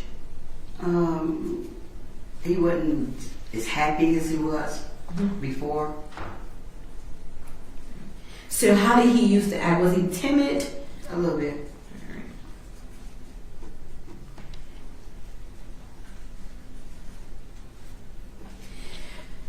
So you stated you never saw him again when he was around the age of 5 or 6. Do you know if he was in school or ever enrolled in school?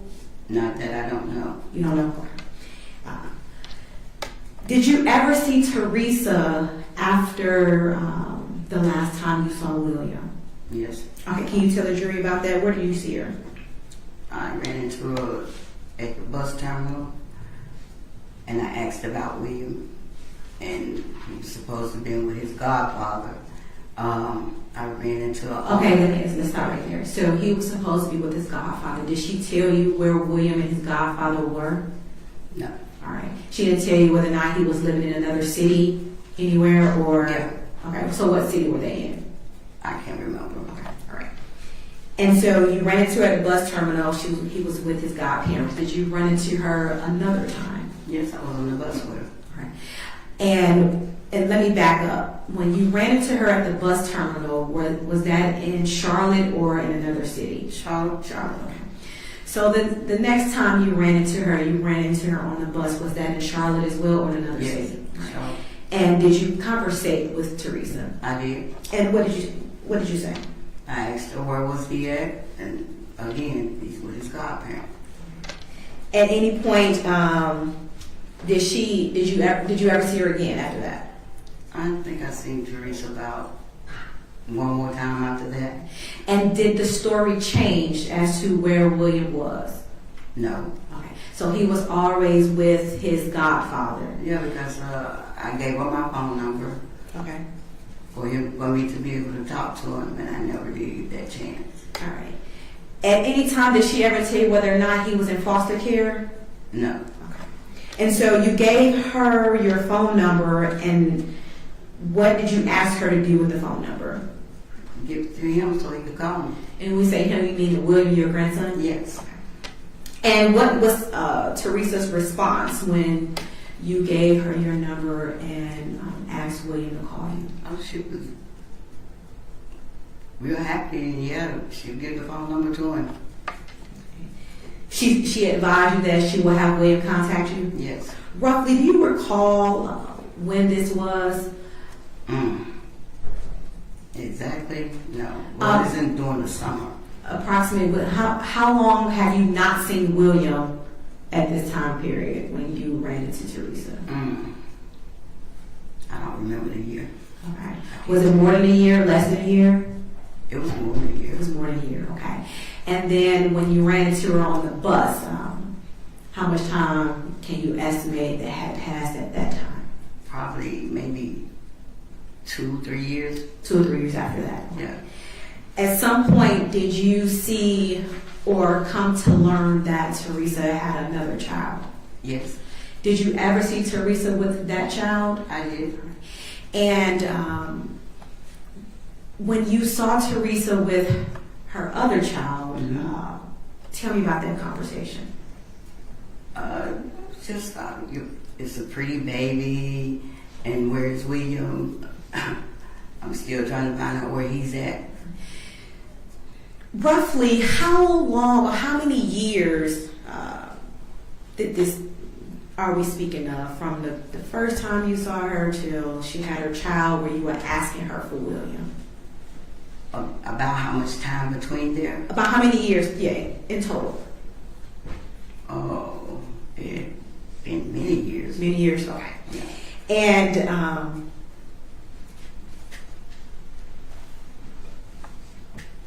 And did she ever tell you anything about William's whereabouts?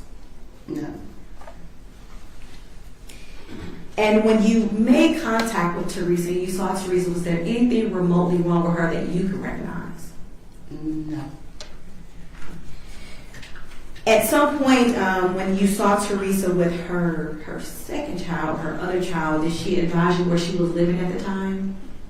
Well, she got on the bus right there on Marvin Road, so we possibly knew she was living in those apartments. And what city is that? Charlotte. In Charlotte. At some point, did you come to learn whether or not she left and stopped living in Charlotte? Yes. And do you know where she moved to? I really don't know where she moved to, but first of all, I thought she was here, And the same year, where is that? In Atlanta. Okay. And then she went to Alaska. Okay. All right. And did you know who she was living with in Atlanta? No. Did you know who she was living with in Alaska? No.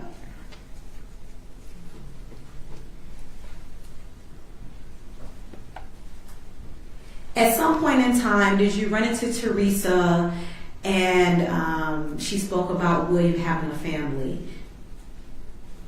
Your grandson William, did she tell you whether or not he had a family? No.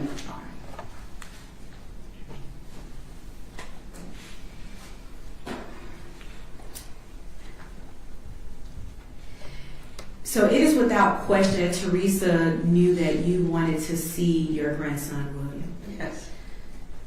Ms. Hamilton, have you ever taken care of any of your grandchildren? All of them.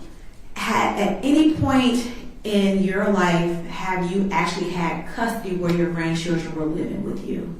6 of them, yes. 6 of them lived with you at one time? At one time. And so when they were living with your grandchildren, were you taking care of your grandchildren? I was. Were you providing for them for their meals, providing them with clothing, providing them with the proper nutrition and the proper guidance as a grandmother? Yes.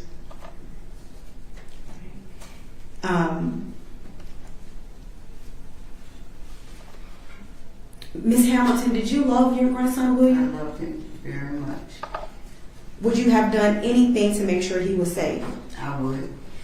If Teresa was unable to care for your grandson, would you have taken care of your grandson? Most definitely. Would you have provided for him? Yes.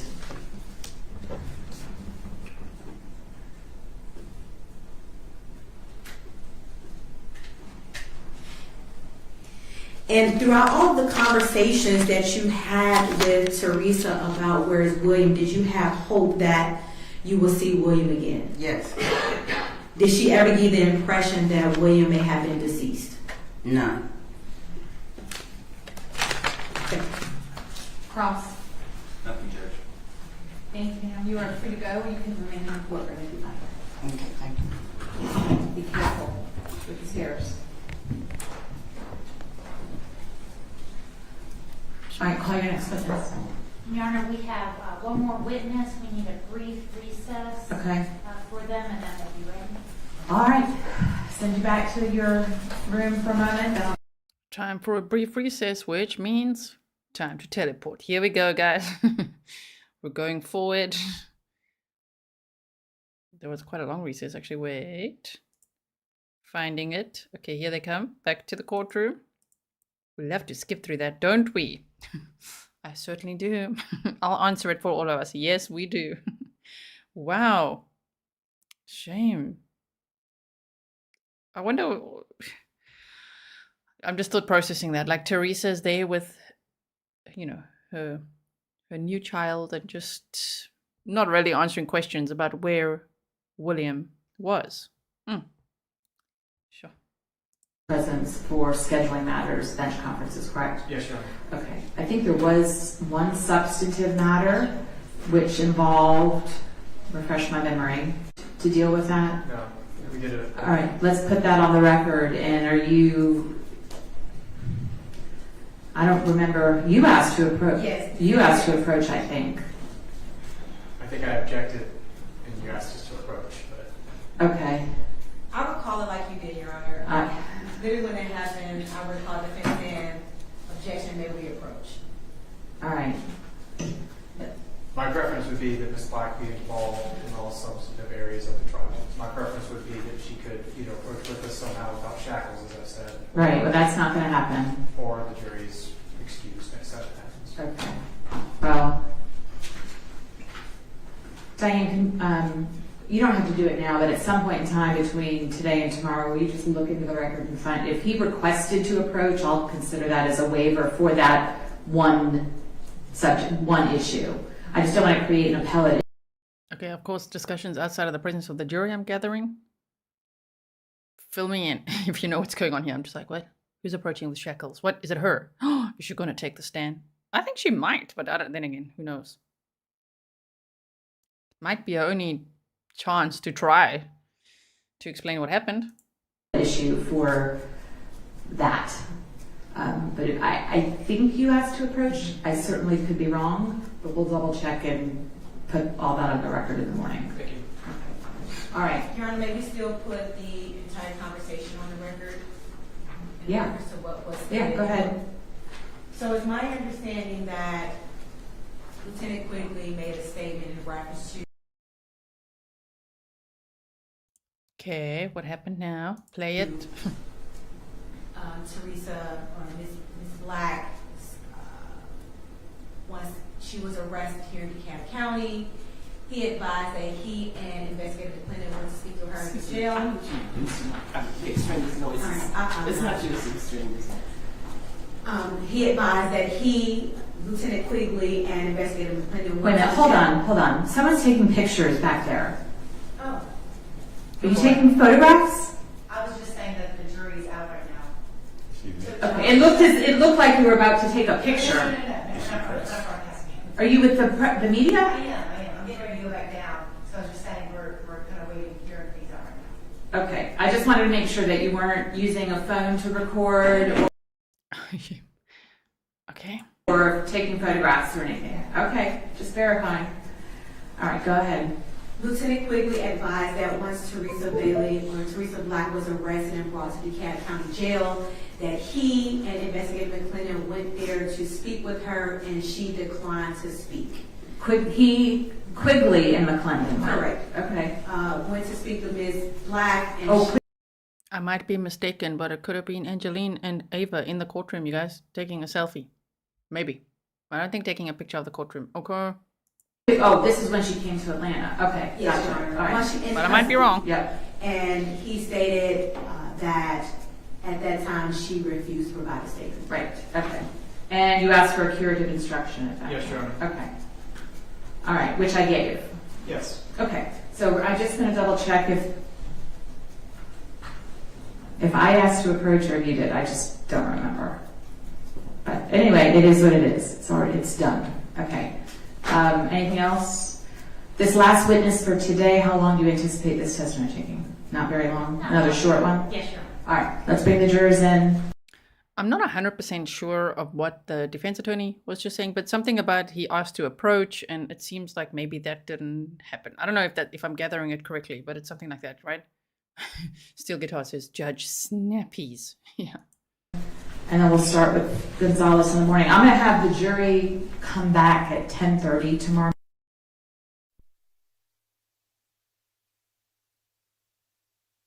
Okay, where'd the sound go? Oh, okay. Somebody sitting there? Maybe that's who took the picture. I don't know. I don't know. You had any information? Yes, The sound went off there, so we're back. All right, call your next witness, please. Your Honor, the state calls Ryan Vansickle. This way, please.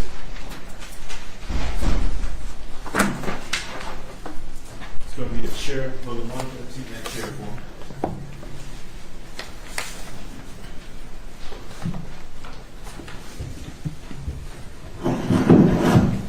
All right, and if you don't mind pulling your mask down while you're testifying, that will help ensure we all understand what you're saying. Thank you. Raise your right hand. Do you solemnly swear or affirm that your testimony will be the whole truth, nothing but the truth, so help you God? I do. Lower your hand. For the record, please state and spell your name. Sure. My name is Ryan, R-Y-A-N, Christopher, C-H-R-I-S-T-O-P-H-E-R, Vansickle, V-A-N-S-I-C-K-L-E. Good afternoon, Mr. Vansickle. Could you please tell the jury where you're employed? Certainly. I'm employed at the Metropolitan Atlanta Rapid Transit Authority. And what do you do there? I'm the Director of Technical Services and Service Planning. I oversee a team that's responsible for planning bus routes and other transit services, as well as producing schedule and timetable information. Did the district attorney's office reach out to your organization, MARTA, to ask about bus routes and whether you had any information of possible bus routes back in 1998 through 1999? Yes. And were you the individual that was tasked with answering that question? Yes. What did you do to look into potential bus routes for that time period? Certainly. So we have an archive of scanned transit system maps dating back quite a ways, including maps from the mid to late 1990s. Were you able to locate any maps from that time period? Yes. And what time period did you obtain bus route or route maps for? 1996. And were there any significant changes in the potential MARTA routes from 1996 to 1999? No. Did you provide the state with a copy of the 1996 MARTA routes map? Yes, I did. Your Honor, at this time the state tenders Exhibit 74, which is the MARTA bus routes pursuant to a business record certification, which is Exhibit 73. Any objection? No objection. All right, they're both admitted, 73 and 74. Oh, a little bit of bus route map time. Butterfly Dana said Teresa lied to so many different people like Ava and many of William's family members that asked about his whereabouts. She made sure, she told different stories. Mm-hmm. Were you asked to look at and compare two different locations in the Atlanta area and the potential routes there might have been during that time period as 1998 to 1999 from those two locations? Yes, I was. Were those two locations the Pleasers nightclub at 849 Cleveland Avenue in Atlanta and the Clifton United Methodist Church at 2918 Clifton Church Road? Yes, they were. Your Honor, at this time the state tenders Exhibit 72 into evidence. It is a map created by DeKalb County GIS Services that the parties are stipulating to. Any objection? No objection. Okay, it's admitted, and the parties have stipulated to this, correct? Okay, so as requested by some of the Grizzlies in chat, if they're going to show a map, we have to play our map time music. Let's do that.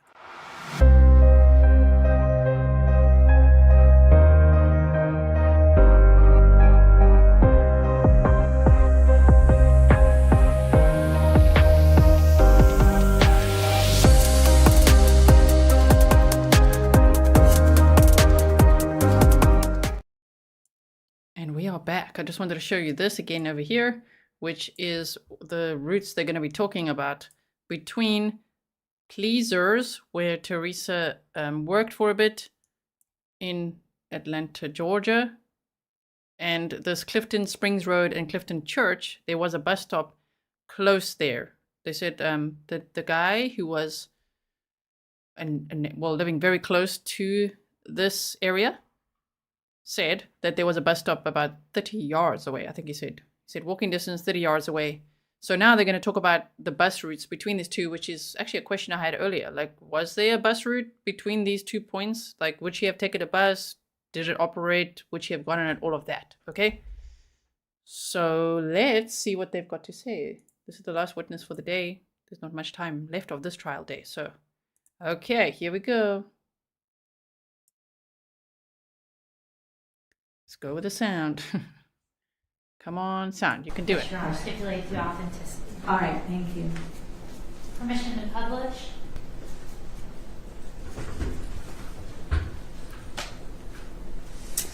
Were these the locations that you were asked to look at potential routes in between? Yes, they are. And if you wouldn't mind, could you, there's actually a large screen behind you. Sure. Would you mind standing up and pointing to the Cleveland Avenue address? And then where is the church located in reference to the Cleveland Avenue address? Other side of the screen here. All right, can I have a seat?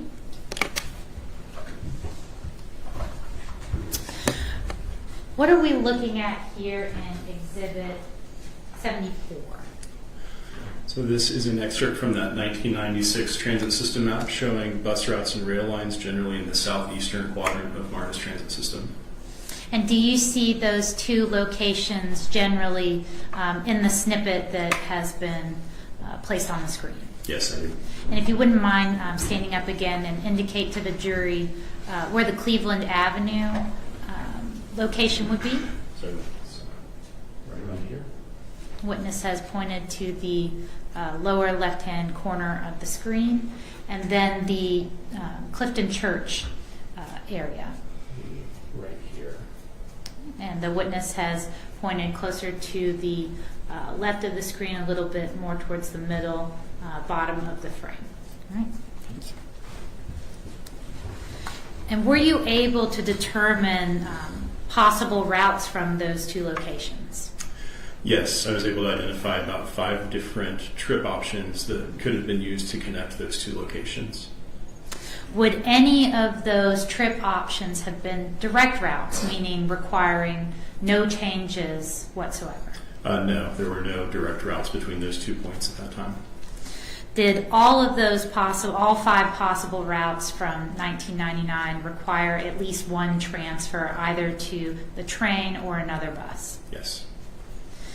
And are you able to approximate how long, at a minimum, those routes would have taken, best case scenario?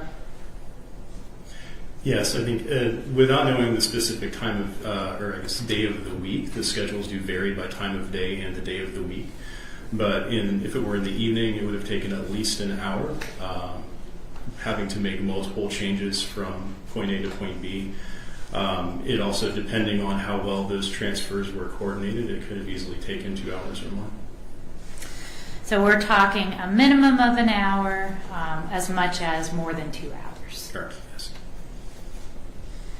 The bus stop closest to the Pleasers location, when does that bus stop accepting travelers?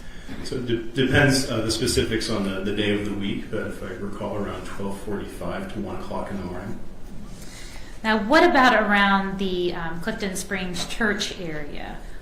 When do the routes start shutting down in that area? So at that time, it was a little bit more varied, if I recall, on the weekdays between 11:45 and midnight.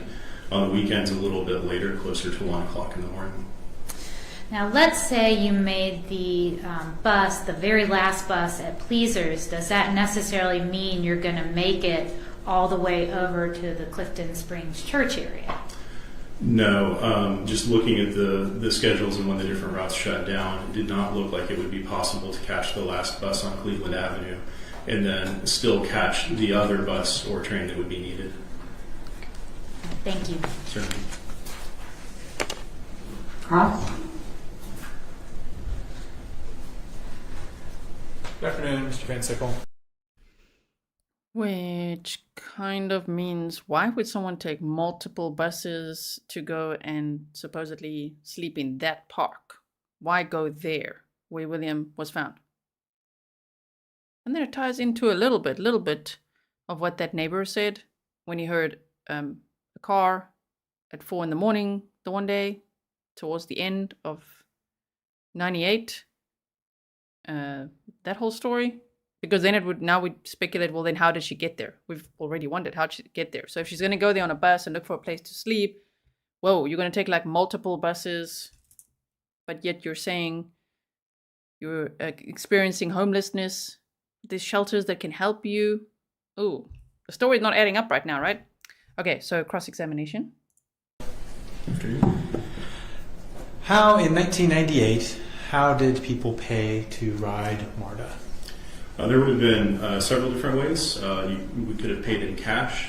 You could have paid with a token, which could have been purchased at a rail station or at one of the retail locations that MARTA had. Alternatively, people also could use paper-based fare passes for a weekly pass or a monthly pass. And did you pay for how long you were on? Like if you took the bus, does the price change based on how long you were on the bus? No, it doesn't. It would have been what's considered a flat fare system, where you pay once when you get on the first vehicle, and then you have transfers after that. So if you transfer buses to a different bus, you could get a transfer that would allow you to get on the next bus. Correct. Yeah, the transfers were free at that time. Do you get that from the bus driver? You say, "Hey, I need a transfer." Yes. Okay.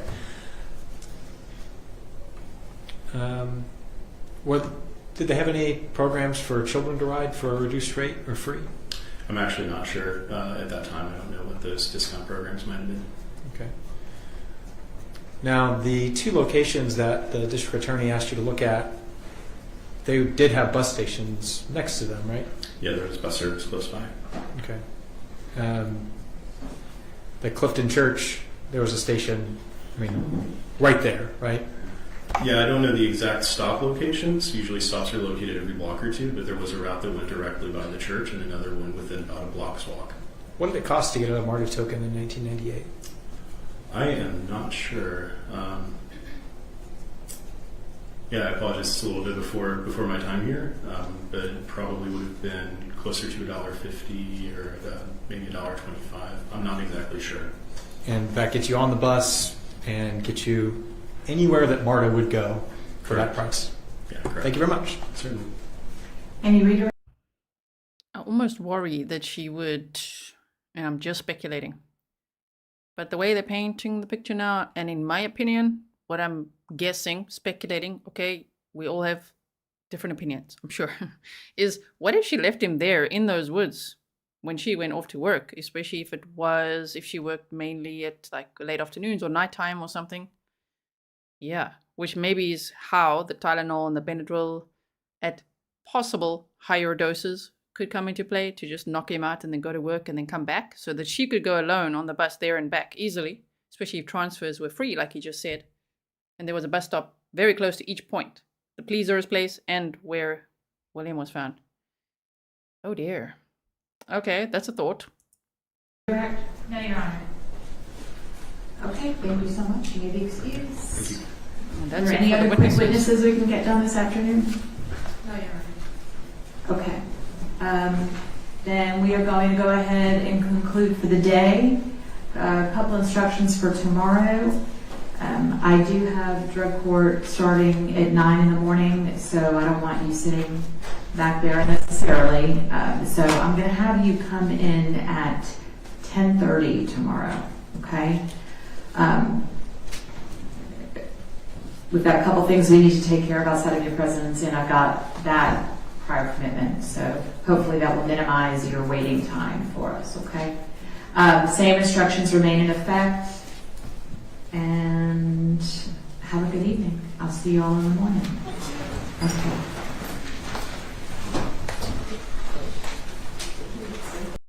And that's that for the day.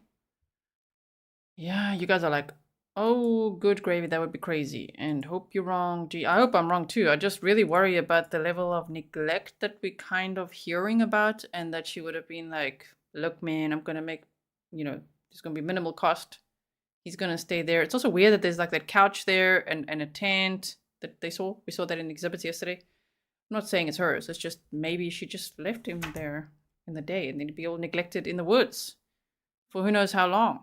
And she would just dose him and knock him out, because we know that people mixing Benadryl and Tylenol, if it's ongoing and if he's not actually sick, not that we know this is all speculation, but it could be used to knock someone out. Wow. Okay then. So that's not a good, it's not a nice thought. No, this whole case is very, very sad. I just think the state, I'm starting to gain confidence in the case they're presenting. What about you? Okay, yeah. Steel Guitar says, a super interesting trial. Great job with the defluffing on the fly. Gee, oh, thank you. It gets pretty stressful at times. Anticipating what they're going to show so that I don't show that. Okay, sure. There was a slight glimpse today, just a glimpse of one of the pictures. Oh my word. No. So thank you so much, everyone, for watching day 2 with me. We will be meeting again for day 3 tomorrow, which will be Friday. I mean, it's 12:30 my time now, and I'm still going to do timestamps for you because I always do that. You guys know I've got my whole heart in my mission here on Grizzly True Crime. So I'll be doing that for you so that it's easy to watch the replay, especially if you only joined, later today, and you might want to revisit some of the witness testimonies. Okay. Forensic Fury. Yes, we all showed up for William DaShawn Hamilton today. And thank you again so much to Angeline and Ava for the lovely picture that they sent us. I think that the cameraman panned onto the person who the judge was snapping at. Are you taking a picture? I think the cameraman showed maybe who they could have been. So I like this judge a lot. she runs a tight ship and she likes to keep things punctual. I like that. So they said tomorrow they're going to be meeting. The jury should be in at 10:30 a.m., which is obviously 90 minutes later than usual. Okay, and so I'm still, I start 2 or 3 hours after they start so that we make sure we can skip through lunch and the coffee breaks. We just teleport right through all that, okay? I can't remember who said teleport first. But it's quite funny that we're teleporting now. Yes, we are. Okay, I'm quickly going to just remove these images just to say goodbye to you guys. I'll leave William there. Shame. We saw some more pictures of him today. Sorry, I'm like sitting so high up now. I've been sitting here all day. Stamina, huh? Stamina. Didn't get up once. It's not like I want to win a medal for that. But you see, when I was an airline pilot for 9 years, that's how I got practice to not get up because I'd monitor the plane, right? Fly. So you could get up. There were 2 or 3 or 4 pilots, depending on where you're flying. But sure, I've got stamina when it comes to sitting down focusing. No bathroom breaks required. So thank you so much all for being here. I really, really appreciate it. I'm looking forward to tomorrow with you. It'll be a Friday night for me spent with you and a Friday afternoon, I hope, for you. I haven't made the stream. I've set it up already, but it's not public yet. So we're not going to teleport to it now because I first want to monitor. That's what I did today as well. I want to monitor how it goes and what time they'll actually start and then gauge the time. So make sure that you are subscribed, okay? Put your notifications on. It also needs to be on your phone settings, though. Otherwise, you're going to miss it. And if you want a good, reliable backup source of when I'm going live or what's happening behind the scenes, or if anything happens and there's like a change of plan, like we've had a lot of storms here in the Netherlands. No, touch wood, nothing's going to happen. I'm just saying, if like the internet goes out or something, then I'll tell you on Patreon. That's the best place to be for behind the scenes updates, okay? Or YouTube Shorts or the community tab. If you want to see a video of Willow, our cat, she's a Maine Coon cat. She turned 1 today. She's the biggest 1-year-old kitty I've ever seen. If you want to see a little video of her birthday morning, then that's also on Patreon, okay? So thank you to everyone who's there. I appreciate you all, and I miss you already, and I'll see you tomorrow. Okay, stay safe, and please leave some nice comments for Angeline and Ava, and actually all the witnesses we saw today. Amazing witnesses, the granny and the daycare lady and all those wonderful people that cared so much for William DaShawn Hamilton. So all I could say at this point is shame on Teresa. Shame on her for not accepting help. Let's say it like that, because there was so much help being offered, so much love all around William. Why deny him that? Oh, no. Okay, so I'll see you all tomorrow. And in the meantime, stay safe.